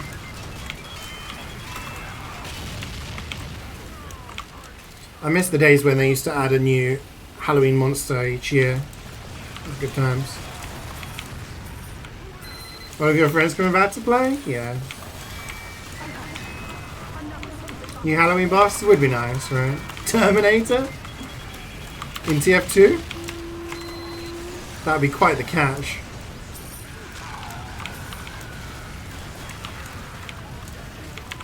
Halloween comic? Hasn't there been rumors of them actually doing something with the comics? Like the one that's been like not updated for 6-7 years. Wasn't there some movement on that front recently?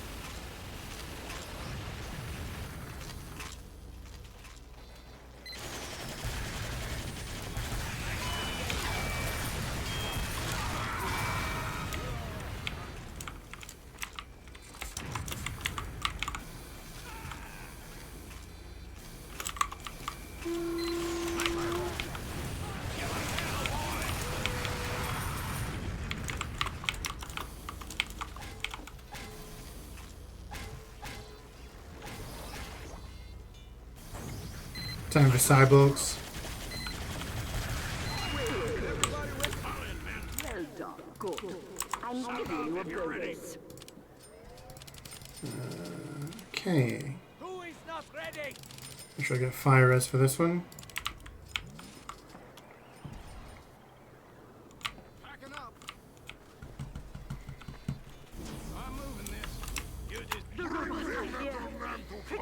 Man cold. Okay. 5, 4, 3, 2, 1. I'm awake. I'm shooting rockets at pyros. I'm living on the edge.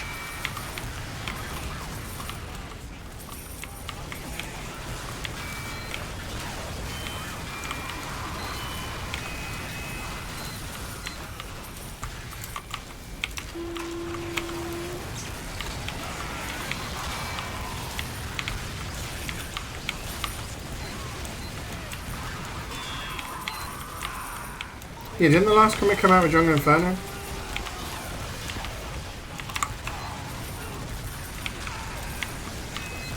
Unfortunately, I think with the fact that Deadlock is now a thing, I imagine the amount of attention TF2 gets is going to be not going up anytime soon.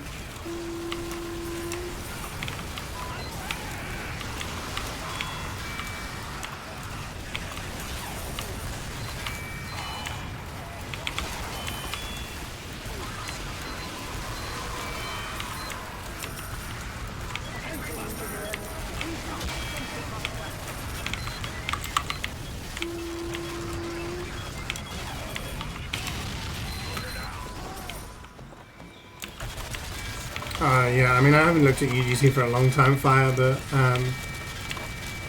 yeah.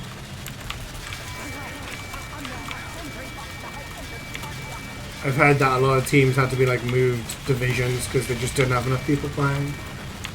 Good morning, American fruit penis. English or Spanish? I'm half English, half Spanish. My dad is Spanish, my mum's English.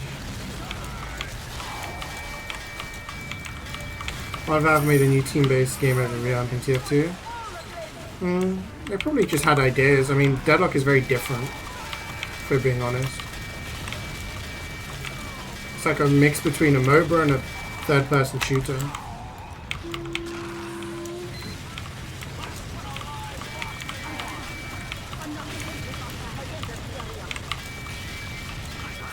It's like a mix between TF2 and Dota.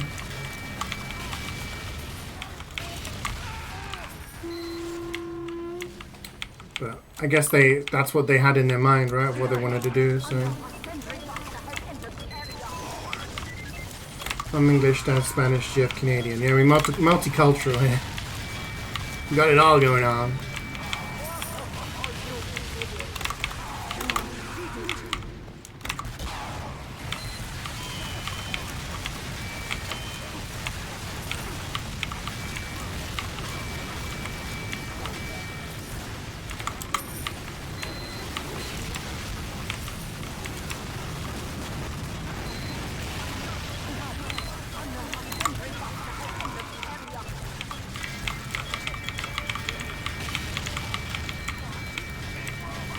I never played Loadout, so I wouldn't know how to compare.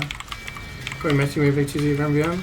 Yeah, I mean, we played a tour of 2 cities before this. We do one of 2 cities and then one of like Mecca Gear Grinder. I haven't got any. No, I'm sorry. Let me get ammo.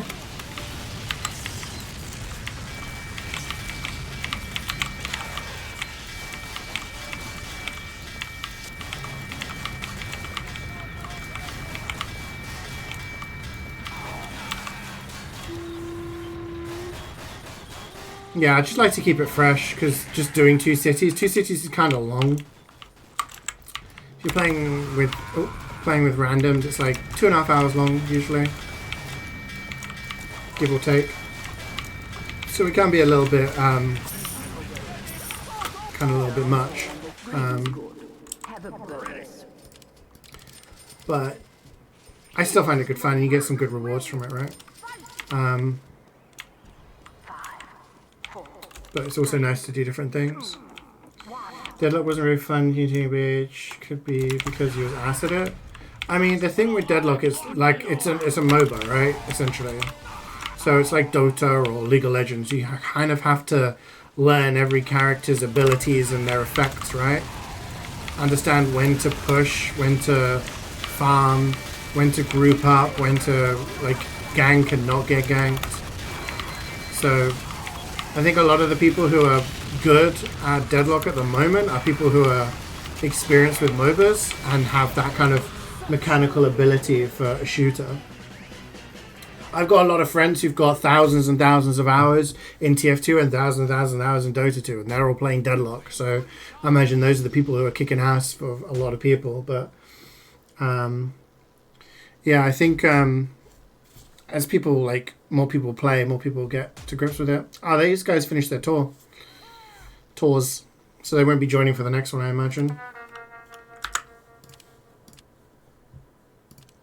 Final mission, though. Disintegration.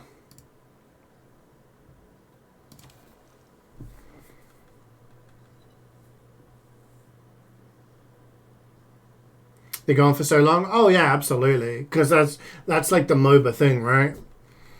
MOBAs, if you're going to sit down and play like some casual TF2, you know how much time it's going to take. You're going to sit down and play some... you're going to play some...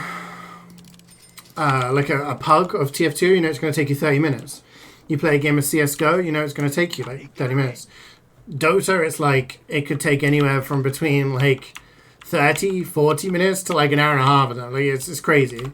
And I think Deadlock's going to have the same sort of thing. You're going to get some stalemates, which take a long time. So yeah, like,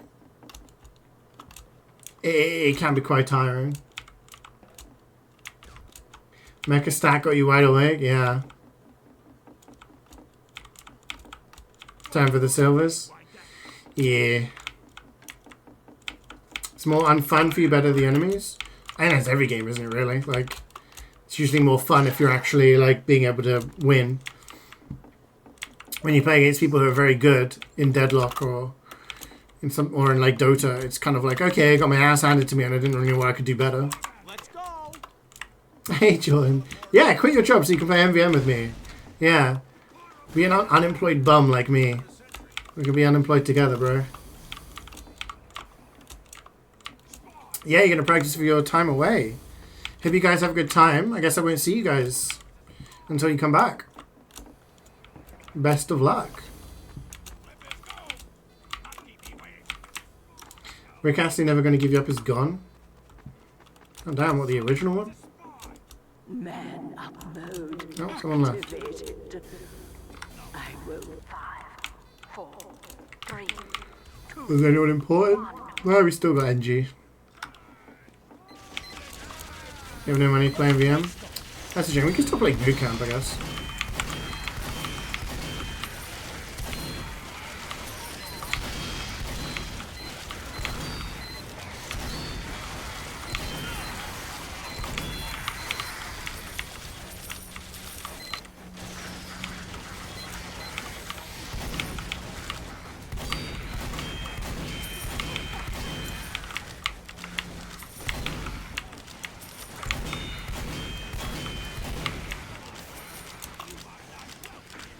The 1.5 billion viewer one. Oh damn, that's a shame. A little bit of history gone. Kind of like when that Charlie Bit My Finger video, another YouTube classic, that got like sold as an NFT and the original video was removed as part of the deal. It's kind of fucked up. You remember a few years ago when we were having like hot debates about NFTs and then they all just turned into nothing?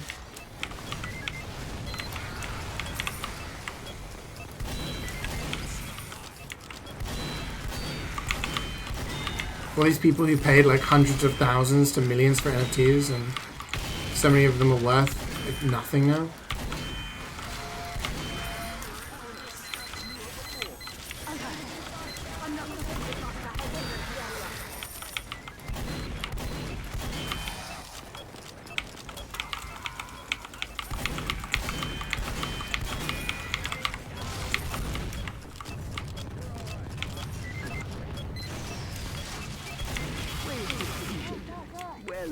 Where that's 6. We got it.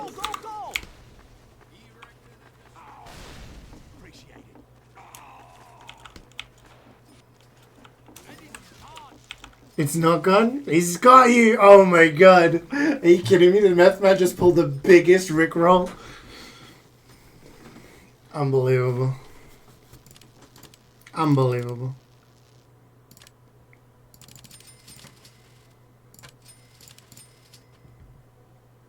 I'm not even mad, I'm impressed.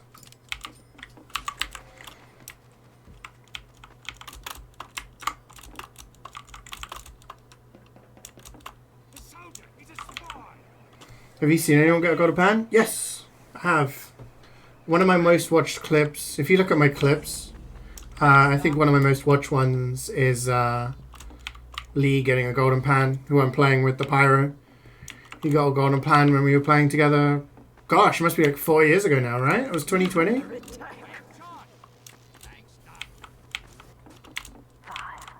4, 3, 2. NFT more like no flipping thanks. So wholesome, Scout. Yeah, thanks, Doc.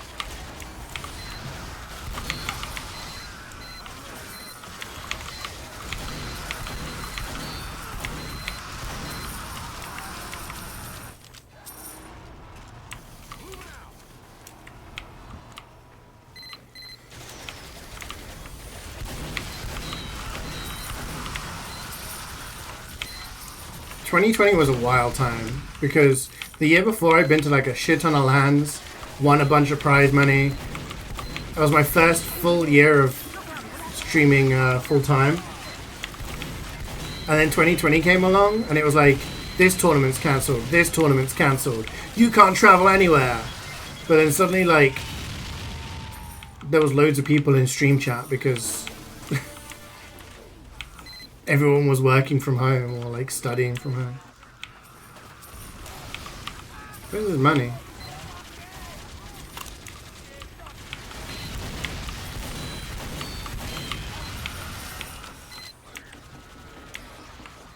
Someone killed an NG somewhere.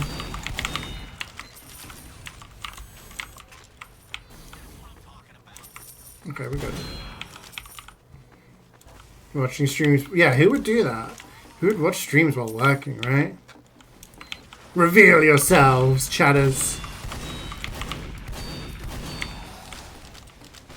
Playing MvM while working.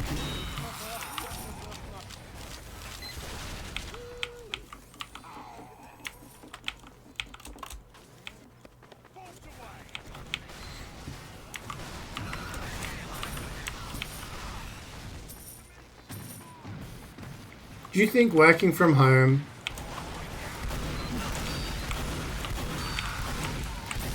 do you think you're as productive when you work from home compared to when you work in office? Real talk. Because I know a lot of people watch stuff in the background and maybe play some games, but still do work, right? But you compare that to like commuting into the office and having to wake up earlier and stuff like that and being tired because of it. I feel like the balance is, if you're more comfortable, then you're probably more likely to be productive. This is an oldie.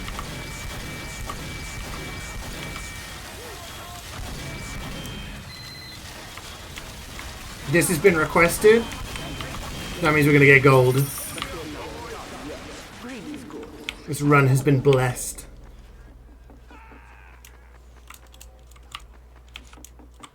Go, go, go!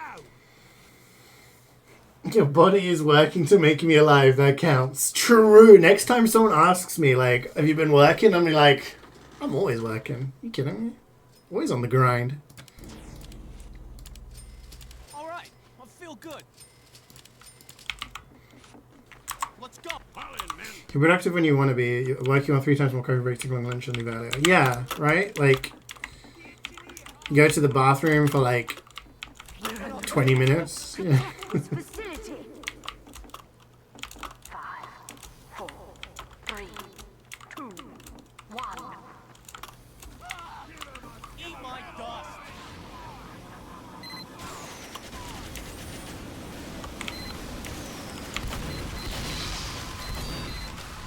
Fire, fire, fire. You're more comfortable at the office and it's more fun? Really? Okay.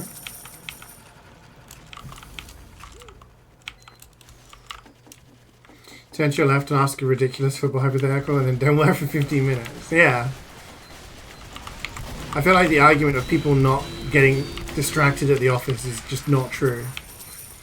I remember when I worked in the hospital, the amount I used to fuck around. Like, they were like, oh, I'm going to go, like, check to see if there's any more samples. And then I'd walk to the other side of the lab to talk to people I knew and just talk about the most ridiculous stuff.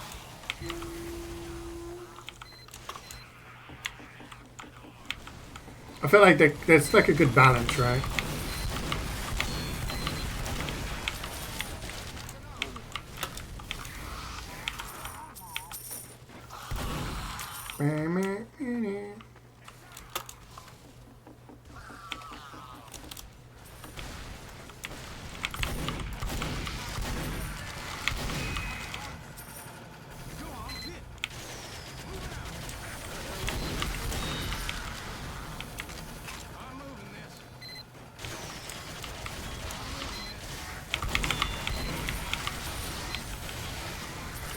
Classic.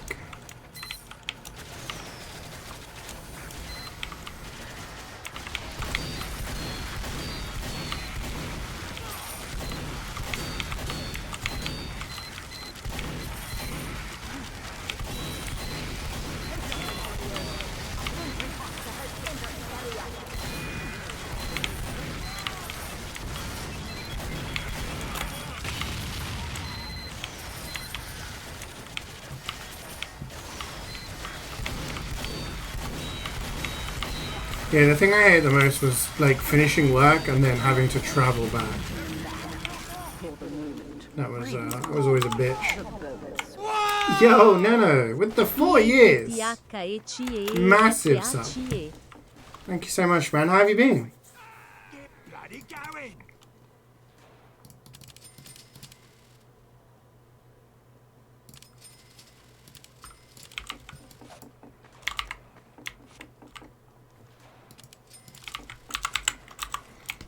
Hate the tube, yeah.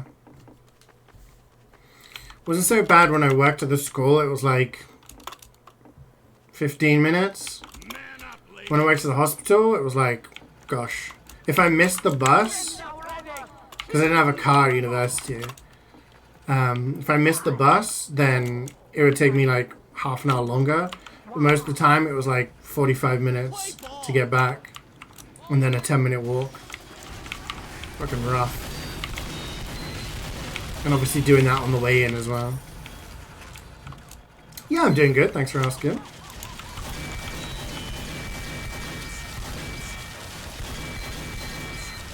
If the top 10 games were arranged in football formation, which game would be right wing? Top 10 games, like video games.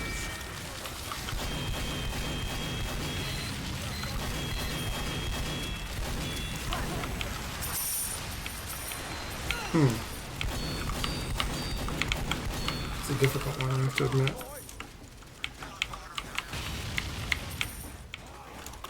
Yeah, the money should be over here. No.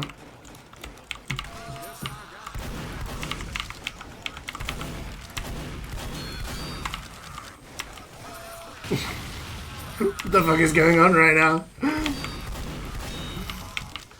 Alex just flying and golden panning people. Government's asked for a football hypothetical. Come with the wackiest one. Yeah. I'm trying to think of like... Oh, there's a teleport somewhere. Let's hit it.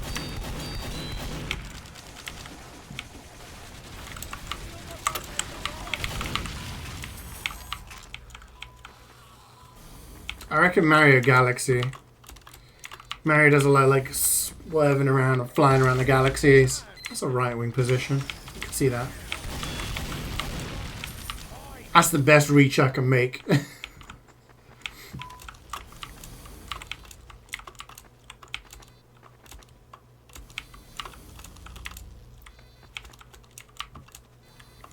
You put like Dark Souls as a defender because it just kills you all the time.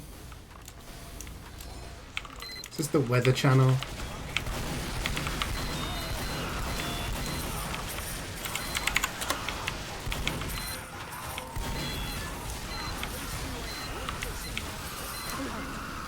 hungry foster has entered the area.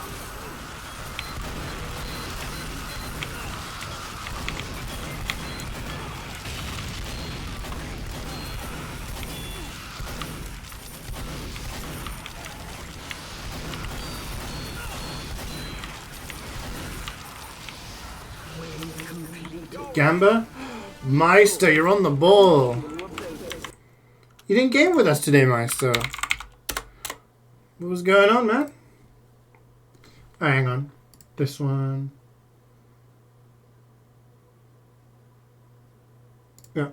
Okay, get Gambas in. You sick? Oh no. I'm sorry to hear that. As a dog, that bad. I hope you feel better soon.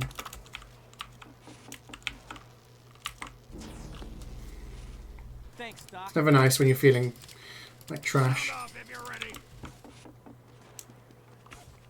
Ocarina of Soul Calibur. GTA 4, Mario Galaxy 2, Breath of the Wild. So you put Mario Galaxy on one wing, Mario Galaxy on the other wing. They're like twins who are both rapid and flying around, right?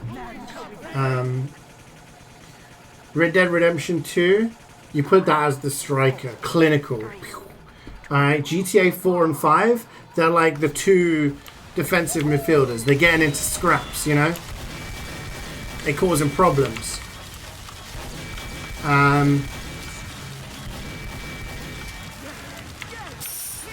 Ocarina of Time, incredibly creative game, has to play in the 10 position, okay? Causing all of the genius ideas that's gonna open the locks, right?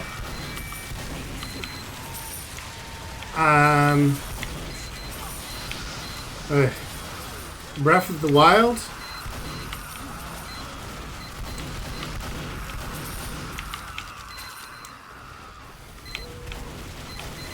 Okay, Breath of the Wild is the goalkeeper, and I'm going to tell you why, right?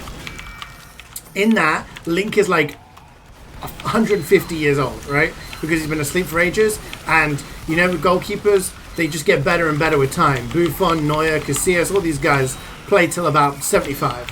So that's why that's in goal, okay? What else we got? Soul Calibur. Soul Calibur is going to be on the left back, because it just feels like it. Soul Calibur, sword, swish, cuts in from the left. I'm just feeling it. Tony Hawk Pro Skater, you always use your right foot when you're skating. They're on the right back position.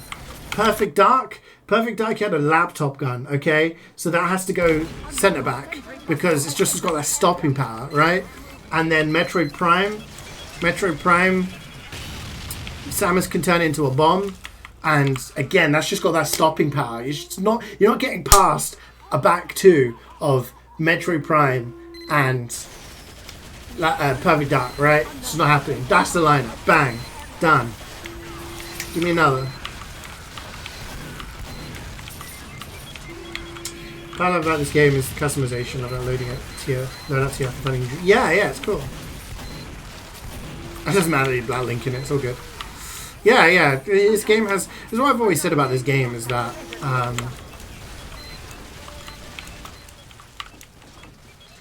I feel like there's so many different things, so many pieces of the pie, right? You can dip your finger or toe or whatever you want to dip into the game and play MvM. You can play comp, you can play casual, you can do stuff with loadouts, you can design items, mapping, trading, all sorts. Save Zelda every time, gotta save some other stuff. Yeah, that's a good point. Yeah, see? That just adds to it. I'm pretty sure my logic worked there. Glad video games are so popular as they are now, so you can have something peaceful when you grow old. Yeah. Y'all ready? I mean, when I was a kid, I felt like video games were just like a thing for nerds. I had a Sega Master System, I had, an N64 and stuff like that. It wasn't a popular thing. Definitely wasn't popular by any means. It was mostly just like a nerd thing. It wasn't until kind of the PS2 generation, I guess, became more widespread. More people got it, and more people got into gaming, and yeah. I cannot wait. Moving out.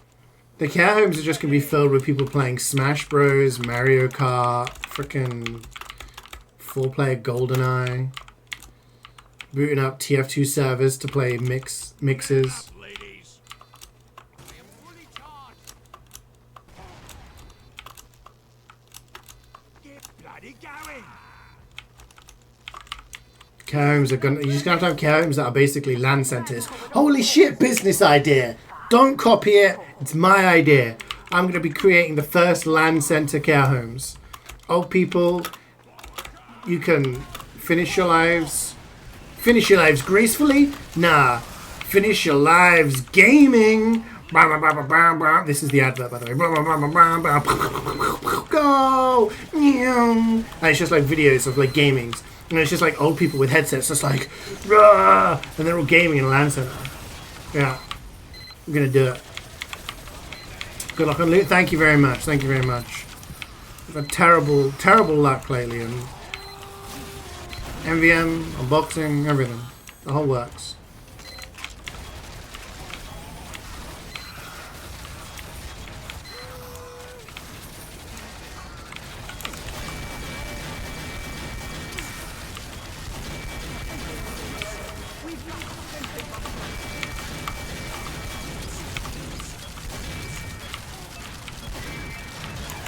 Cool. We're deleted. Die peacefully? No, die competitively. That's the tagline, Miles. Awesome. Oh, stuck on the log. Oh, well, this isn't good, is it?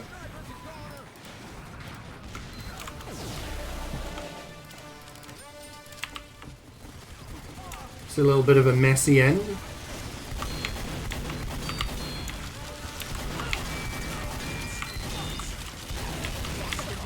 You got it. I got nothing. I got nothing. I got a frickin' silver. You kidding me?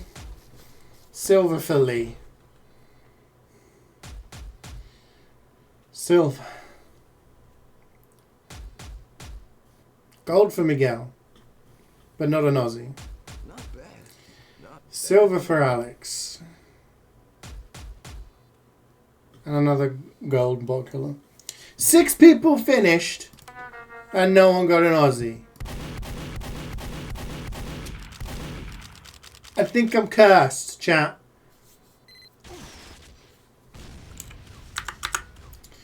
GG's, gang. Thank you for the games, gamers. You got a gold. You got the glad. Ugh. That was my tour completed, yeah. We did it. Just play TPR. Well, best of luck with your tournament and your trip, Alex and Lee. Alright, should we take a look at this frickin' tier list?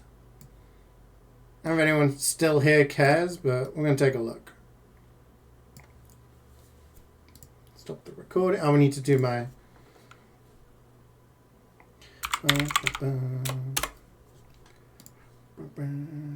Nope. No Aussies. Forget about Aussies till the end of the world. I'll take that trade. I'll take that trade. Alright, so... Wait, I need to show you guys. You guys can't see. Here we go. So this is a tier list created by Clark, I believe. And I guess a lot of people had input. So this is the criteria. In this tier list, players are judged on their entire careers based off of many different criteria, but primarily the following 6. Raw skill level, how good they've been at their peak, mechanics, aim, and game IQ specifically. Consistency, how often they've been able to perform at their peak. A player who's been stable Prem level performer for 10 seasons will take precedent over a player who's been a top Prem level for 1 season, then stable for 2 more. Okay? So someone who's been stable for a longer time is better than like a 1 season wonder. Gotcha. Longevity. How many full seasons of Prem they've played altogether. How many seasons they've played in Prem without ever looking like they don't belong there. Okay. Titles. How many titles they've won or came close to winning. ETF to all lands take precedent, while UGC and Nations Cup are secondary. Okay. Era of playing. Recency of balance takes precedent as the skill ceiling for practically living class got objectively higher as the years went on. Okay. I agree that the skill ceiling has gone higher as time's gone on. But, you know. Character. Leadership abilities, main calling ability, mental fortitude, ability to step up in important matches, general vibe, all play a part in determining a player's character. That's an interesting criteria. Criteria 1 is the baseline upon which players are judged initially, and criteria 6 is the last one to be judged. All the criteria in between have more or less the same weight. Okay. So basically, the most important facet is skill level. The least important is the character. Everything else in between. Let's imagine player X. His raw skill level is good enough to assign him into a low-mid end of the spectrum of the A tier. He's only played 2 seasons and never finished in the top 3. That would put him into top mid-B. His active years have been 23-24, therefore 5 moves him slightly above again. In both seasons that he played, his stats were elite, so criteria 2 helps him move slightly above again. In game, he had a tendency to get angry or to drop the ball, so his 6 lowers him slightly again. Okay.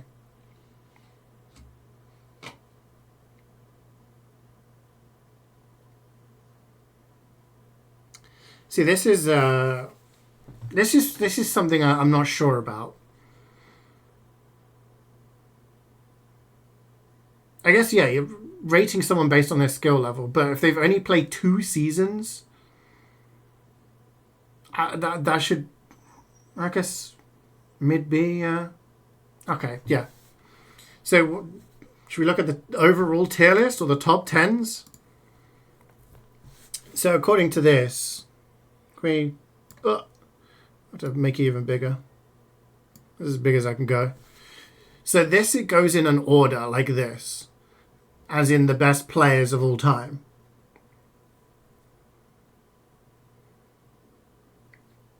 So... Jackie Legs is considered the best player in Highlander of all time. Followed by Mezzo, followed by Sunburn, followed by Toast, Adiski, Thalash, Cloudy, Inso, Viljak, Cadus, Gedu, Ali, Bor, Lakey, Nubby, T-Borden. Yahoo, Corey, Clark, Joe, Poker, Dima, Cherry, Doom, Sack, Steve, Solid, CeeJaey, Zaman, Hugie, Aleski Buddy, Fungus, Buko, Sprayer, Detoted Mint. Here's Clark. He is a player. He was a captain of a Highlander team that was very successful. He played engineer. Okay, I don't know what the people in italics mean. If it says.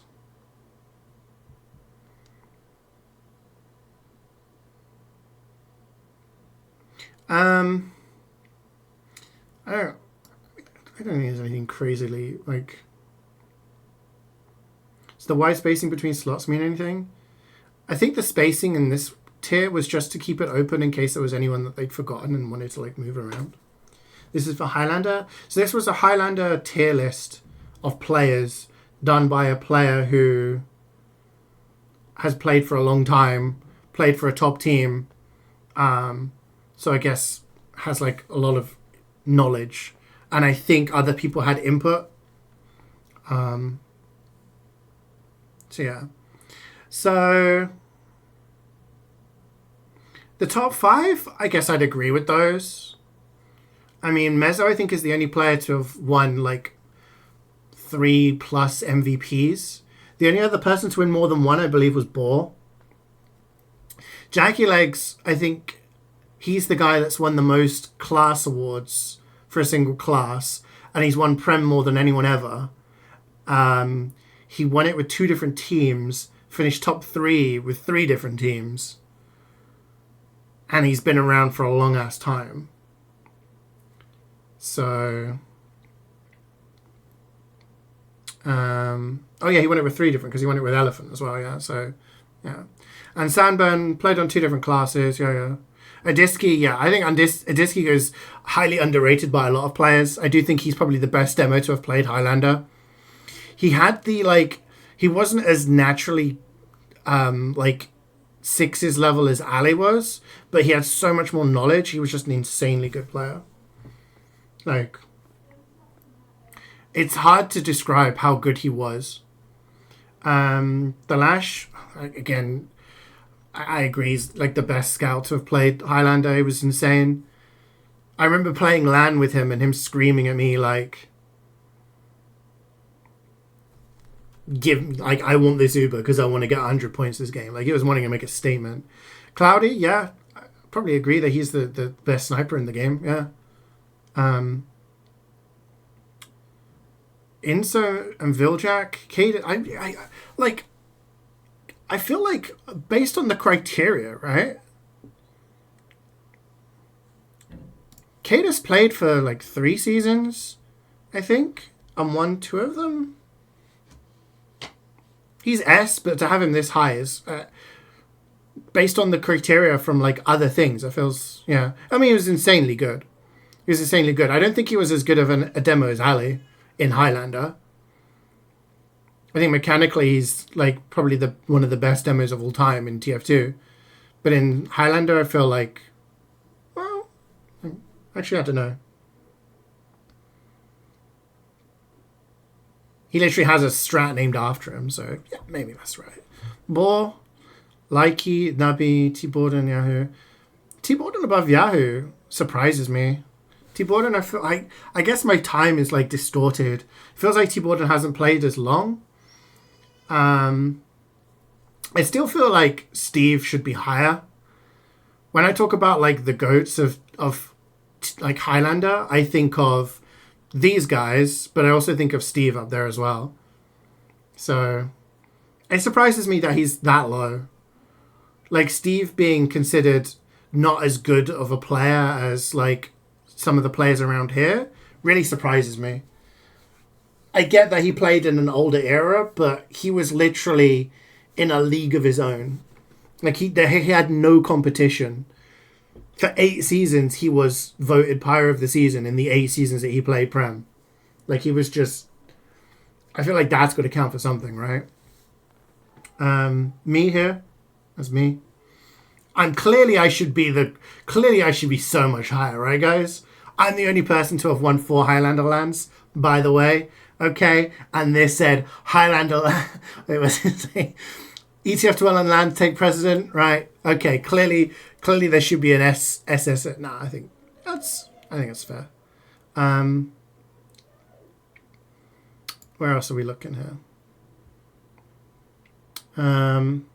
So this is tier Mint in S tier. He was definitely a great NG at the time. He was very, very good. Surprising to see. I'm surprised to see some of these names here. Like Aleski, Buddy, Hugie, Buko. I guess simply because they've played in more recent seasons. But again, my brain has not really worked very well since 2020. So I feel like they've actually played more seasons than I remember. So I guess that's why I'm surprised. That's the vaccine for you. Vaxxed. I feel like, yeah. When I think of how many seasons there has been, sometimes I forget how many seasons have happened since I stopped playing, right? So, yeah. I think I underestimate how many seasons some of these players... I thought Hugie'd only played like 2 seasons. So I must be way off the mark there. But yeah, I mean...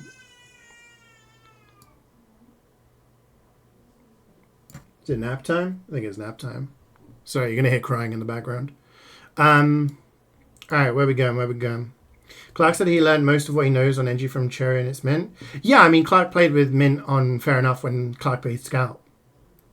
And Cherry was very, very good on Engineer for Chess Club in England and stuff. I feel like in terms of the best NG, I mean, Clark probably has to because of his longevity and the amount he's won and everything like that. But I feel like Sek, I'm glad that Sek's there. I feel like Sek he deserved an NG of the season at least once. He was just insanely good.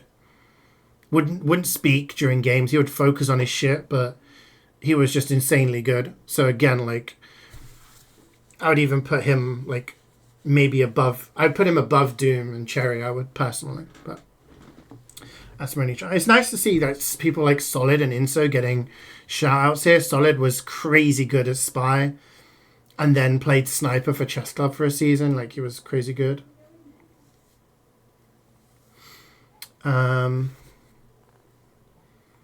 No, Sek had like the best stat. There was a couple of seasons where. So I think Seal's down in A tier. Seal was insanely good. We'll get to him in a second. But like Seal had like this strategy of like playing engineer where he would play very passive. He didn't want the attention. He just cleaned up. So he would die like as less as me, but he would clean shit up. And Sek, I'm not saying Sek copied his style, but Sek had a very similar style and was just so good at it. And you'd see his stats on like Payload and King of the Hill, and he would just never die, but he would get like a shit ton of work done.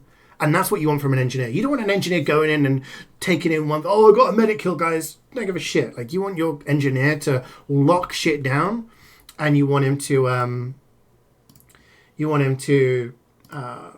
do stuff. And Sek was amazing at that. So yeah. Okay, so that was S tier. A tier. Again, these guys I feel like haven't played very many seasons, but again, this probably is down to my lack of perspective over the past few years. I thought Odin had only played a few seasons. He's a heavy main. I would rate other heavy mains higher, I would have thought, but again, like, I haven't even casted the last couple of seasons, so I'm probably doing a disservice. I always rated Dwo. I always thought Dwo was like very underrated. I think he won Soldier of the Season once, but he was very consistent. Ubers and Atomic, I feel like they come as like a twosome because they always played on the same team together. They were insanely good, yeah. Other players here. Tavik in A tier. It's nice to see him there. I'm surprised he wasn't in the top 10 for the sniper. I feel like Tavik was a big part of the reason why SNSD were that good. K-Cot, glad that he got a shout out there. Yeah, lots of good names here. Korv, I loved playing with Korv. Definitely A tier. Glad that he got put in there. Same as Ascendery. Like, these are some old names that, you know, haven't played for many seasons. Niyunan as well. Yeah. Who are very, very good at their classes. Oh god, we're getting a lot of bots. I know you guys can't see them, but we're getting a lot of bots in it.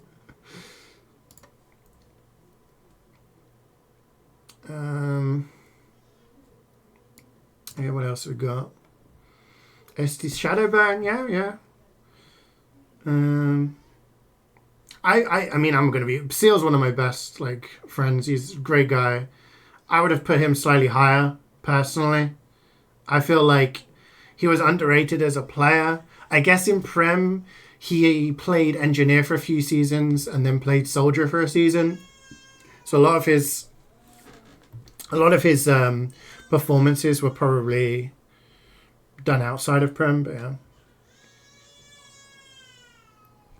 yeah. Breakfast Junior, I would have put higher. He was like the best heavy easily in the game for 3-4 seasons. Again, Emilio we talked about. Emilio, I feel being in A tier alone is a disservice.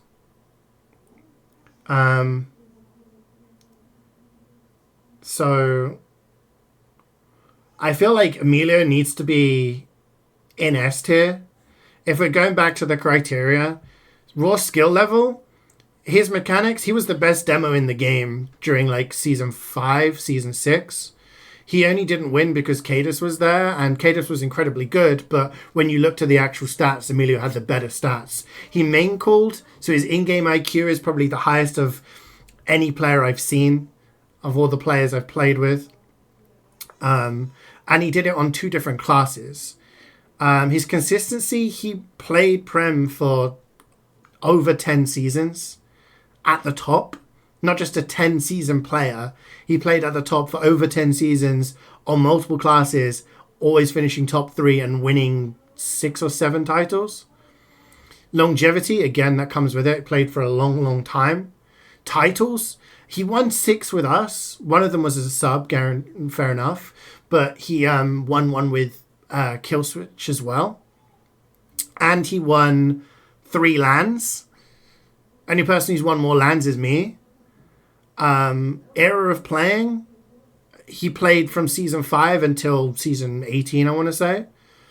And his character, he was incredible. Like, I was the team captain of my team, but he, like, led the team in game. So I feel like if there's one issue I have, it's like, I feel like he shouldn't even be low 80. He should be around here minimum. I feel like he should be like, you know, if you're judging me and Steve in this area, then he should be around with us. So that's one quibble I've got with this. Okay. Oh, Mookie. Nice to have Mookie in here. Yes, a blast from the past. And CeeJaey. CeeJaey was a really nice guy. Really good pyro as well. Won a Prem title together with CeeJaey. Milchman. I feel Milchman should be an A, personally. As a sniper, he's really overlooked, but he was insanely good. Played with him for a lot of seasons. And he was mostly a backup. But I played 6s with him as well. So again, maybe I'm being like biased, but I feel like compared to some of the snipers here, he had the longevity and playing at the top, you know?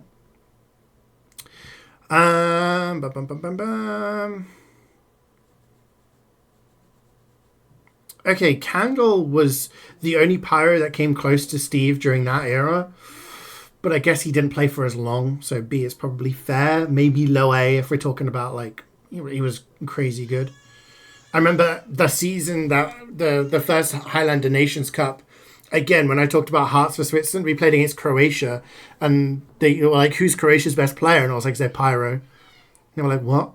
Pyro's their player? I was like, he's good. You can't handle the candle. Like, bro had a saying. That's how good he was. Quintosh is kind of low. I would have put Quintosh in A tier for sure. At least. Quintosh was like the best demo in the game for a long period. Him, like, if you're going to put Breakfast here, Quintosh should be around the same level. You can't handle the candle. That's what people used to say. He was so good. He won Prem with Killswitch. You couldn't handle the candle. Yeah. He was really good. Yeah, Quintosh, I feel, should be A. Like, he won Player of the Season on 2 different classes. He won it as Engineer, which was a little bit weird because he only played like a couple of games as Engineer. But he also played Demo, and he was very, very good at Demo.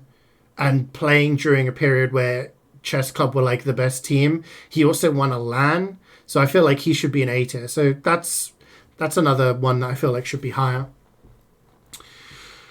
Bum bum bum bum bum bum bum bum bum bum bum. Hildreth, I feel, should, like, Hildreth in B is, again, like, I feel like he should be an A at minimum. Like, he was one of the best demos in the game at his peak. He was playing in Prem as a demo. He would play on NA teams as a medic and then pick up a lot of the strats and bring them over. He won Prem and performed well at Deutschland. I feel like he should be A tier. I feel like he's kind of rated a little bit low there. Oh gosh, seeing so many old names here. Chan, Kaltu, Pidox, Diox, Kalle.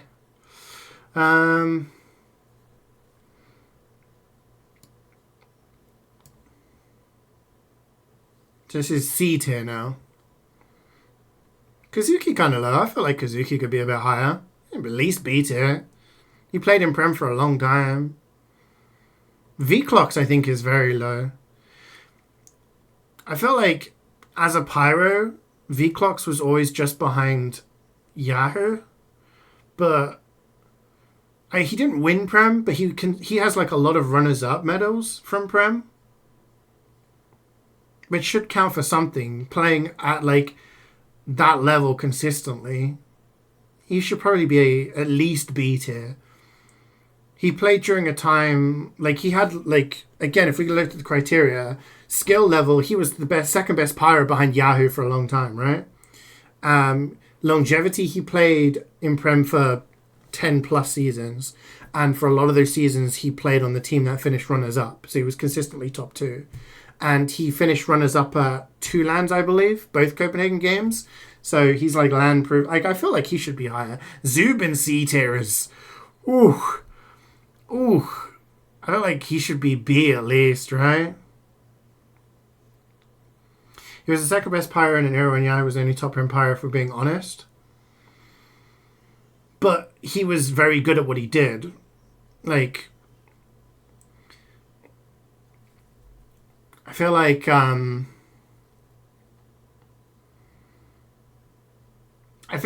putting him in C tier is harsh. I feel like he should be B, at least, even based on that criteria. Because his jetpack strats were something that only he really did, and he made them work. So, yeah. And Zub as well was, like, mechanically an insanely good soldier. So I feel like he should be at least B purely for that. And also winning Prem and stuff like that. I'm going to have to send this to Bulo later and tell him that he's B tier. C tier. Okay, let's just quickly go through. I'm not going to say if anyone should be low or anything, but I'm just going to say if I feel anyone should be higher.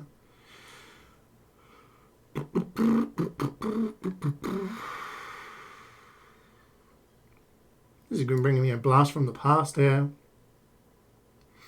A lot of old names. Okay, we're on D tier. Okay.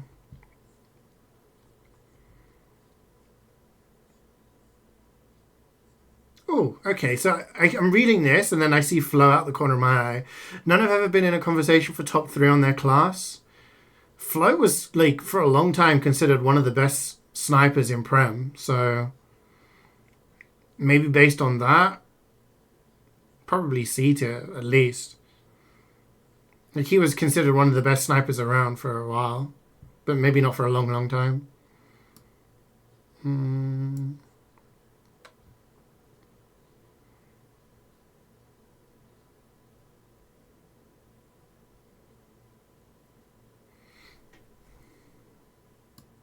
Okay, and then there's, oh my god, there's like, there's people like, so is this their way of saying these people are like the worst players ever or something? That's harsh. You're in D tier? Where are you? Oh, you're here? D tier? Man, you're land proven. Come on. Should be C tier at least. B tier. Give my boy B tier.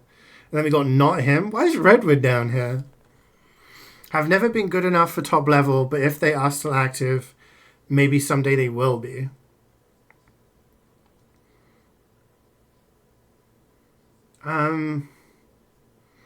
Resef was a very controversial person. But who did he play for? He played for Premtech? And I think he came back and played for like another team, but I can't really remember. Redwood, I feel, Redwood's like a good player, right? I feel like Redwood probably deserves to be a little bit higher. Maybe that's just, I don't know. From what I remember, he was always pretty decent on like as a demo. Definitely not down here. Yeah, I don't know. See, other than, what did I say? Like Emilio, I feel should be S tier, and maybe like Hildreth in A tier. Someone else I said, I can't really remember. Other than that, I'm not going to nitpick too much. Plays under the influence a lot of the time, that's why he doesn't perform. Corv, who was my my demo for 2 seasons. We won Prem with Corv, and we always used to know when he was high because he wouldn't talk very much, but he would hit every pipe. And he didn't talk very much anyway. But he would like really not talk, but he would hit every single pipe. And And he used to say that it was because he lived in the arse end of nowhere that he'd have to be high all the time. Players in italic are semi-active, yeah. But yeah. So we take a look at the top 10. So top 10 scouts. Excuse me, sorry. Thalash, May, Menex, Again, I haven't casted the last 2 seasons really much. So Menex I thought hasn't played very long. I would have put BB up like slightly higher. I feel like BB has played longer and had more of an impact maybe, but yeah.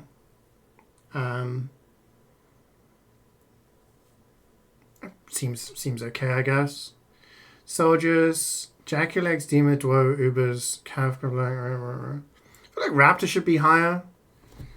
Raptor won 3 lands. He won the first Deutschland, the second Deutschland, and the first Copenhagen. And he also won Prem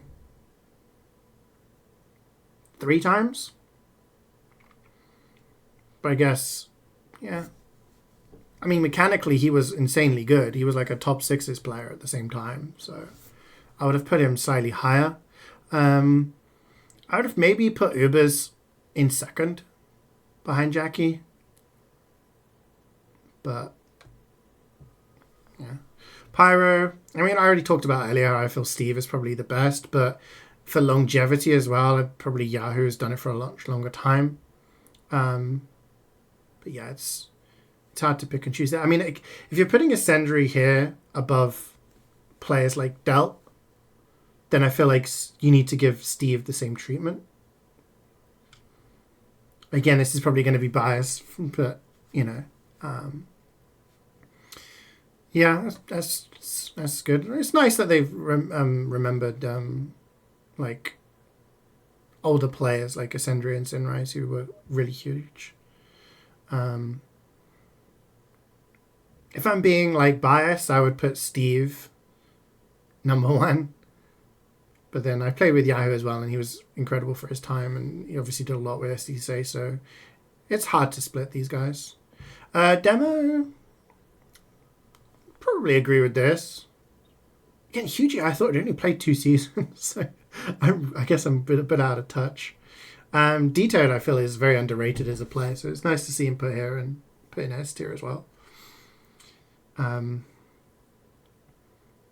I would argue that Ali was maybe better than Cadus. If we're talking about, like, the fact that Ali won 2 lands as well. He won a Deutschland and a Copenhagen Games. I think he won more Prem seasons than Cadus as well. And at his peak, I think mastered Highlander a little bit better. But, yeah, I agree with Disky's up there as number 1. Ooh. Okay, so, yeah, I agree with Samburn at the top. Poker was insanely good as well. Samburn brought so much more to the table in terms of, like, calling as well as everything. I feel like Breakfast and Emilio should be higher, but again, that's probably just me being boomer again. Yeah. Engineer. When I said it before, I feel like Sec should be higher.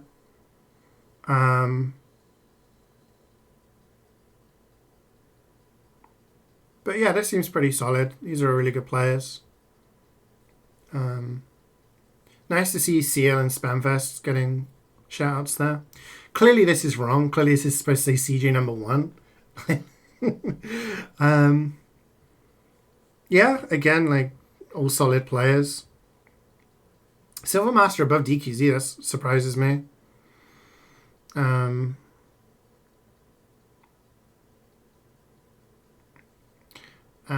Sniper. I'm surprised to see, like, Framello down that low. I'm surprised to see Notvik. I'm surprised to see Kazarok in 7th. I feel like Grabber hardly played. Grabber was known for his shenanigans with, like, Vaccinator and things like that, but yeah, in comparison, I feel like didn't play as many seasons as some of the other players, but Yeah. No tracker as well.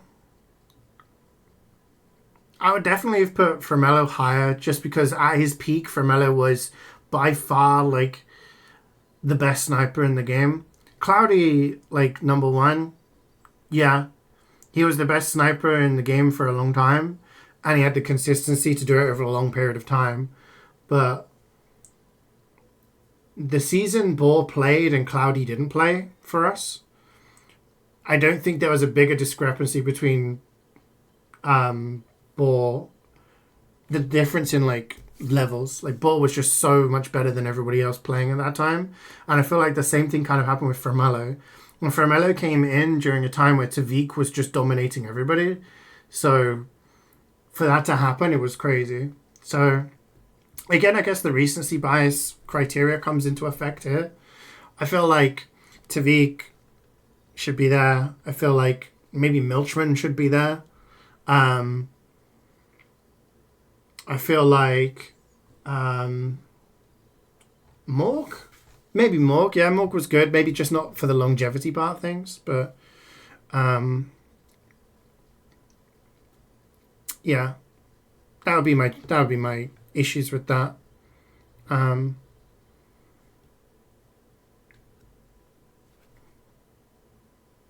Yeah. And Spy, finally Spy. Mezzo 1, Toast 2. There's always going to be a debate. I feel like the fairest way to talk about this is that Toast was the best Spy in the game. I would say Toast was the best player in TF2 Highlander when the Ambassador was in its original form. Mezzo is probably the guy who has mastered the classical Spy the best. But for just pure longevity and MVPs, so many, Mezzo probably deserve it there. It's just, again, it's like comparing Pele and Maradona, right? They played during different eras almost. They had a little bit of a crossover. But yeah. Inso in third. That surprises me based on like the recency bias criteria that has had some of these players here. To have Inso up that high, it's cool to see Inso and Solid there, definitely. Viljak, Zaman, Agi, Chupa, Yagas, Unforgiven. Any spies that I feel like Granger should be there. I feel like Granger, I don't remember Granger was on here. It was on B tier or something. Granger was probably the best spy to refuse using the revolver during that time. So when Toast and Viljak were dominating with Ambi, Granger refused to use it. They just didn't want to use it. But were very, very good at getting those clutch stabs. I remember it being very difficult to play against. So yeah, I would have put Granger in there. But my memory's not what it's used, so I'm probably forgetting a lot of names for a lot of these things. But yeah, I feel like fairly accurate. We could sit here for hours and hours being like, oh, this person needs to be one higher and this person needs to be... But at the end of the day, like, it's probably accurate. My one gripe would be the Emilio slander at the bottom of A tier. He should be, like, around here. Around the same position as, like, Steve. You know? I think based on his... based on everything that he achieved, winning 3 LANs, 6, 7 Prem titles with 2 different teams on 2 different classes, main calling those teams, and a career of over 10 Prem seasons at the top, winning like heavy of the season, always being in shout for demo this season, like he should be up here easily. But as you don't follow ComTF2, is that too more accurate? I mean, yeah, sure. I won 4 LANs. I won 6 Prem titles. That's like the criteria that is weighted on. And when I played, I was always medic of the season or, runner up or whatever. Won like 4 or 5 Medic of the Seasons in the seasons I played. Gedu has won more Prem titles and he's played for a lot longer at the top. So I would feel that he's probably definitely deserving to be up there. Yeah. So I think that's fair. Again, you could sit here all day being like, actually this person should be one tile over, but I would just say probably Emilio upper tier for sure. And I feel like Hildreth probably upper tier. And there was someone else, but I can't remember who I said. Yeah. That's all I've really got to say. Yeah. It's a lot of work. Must have taken a long time to put all that together.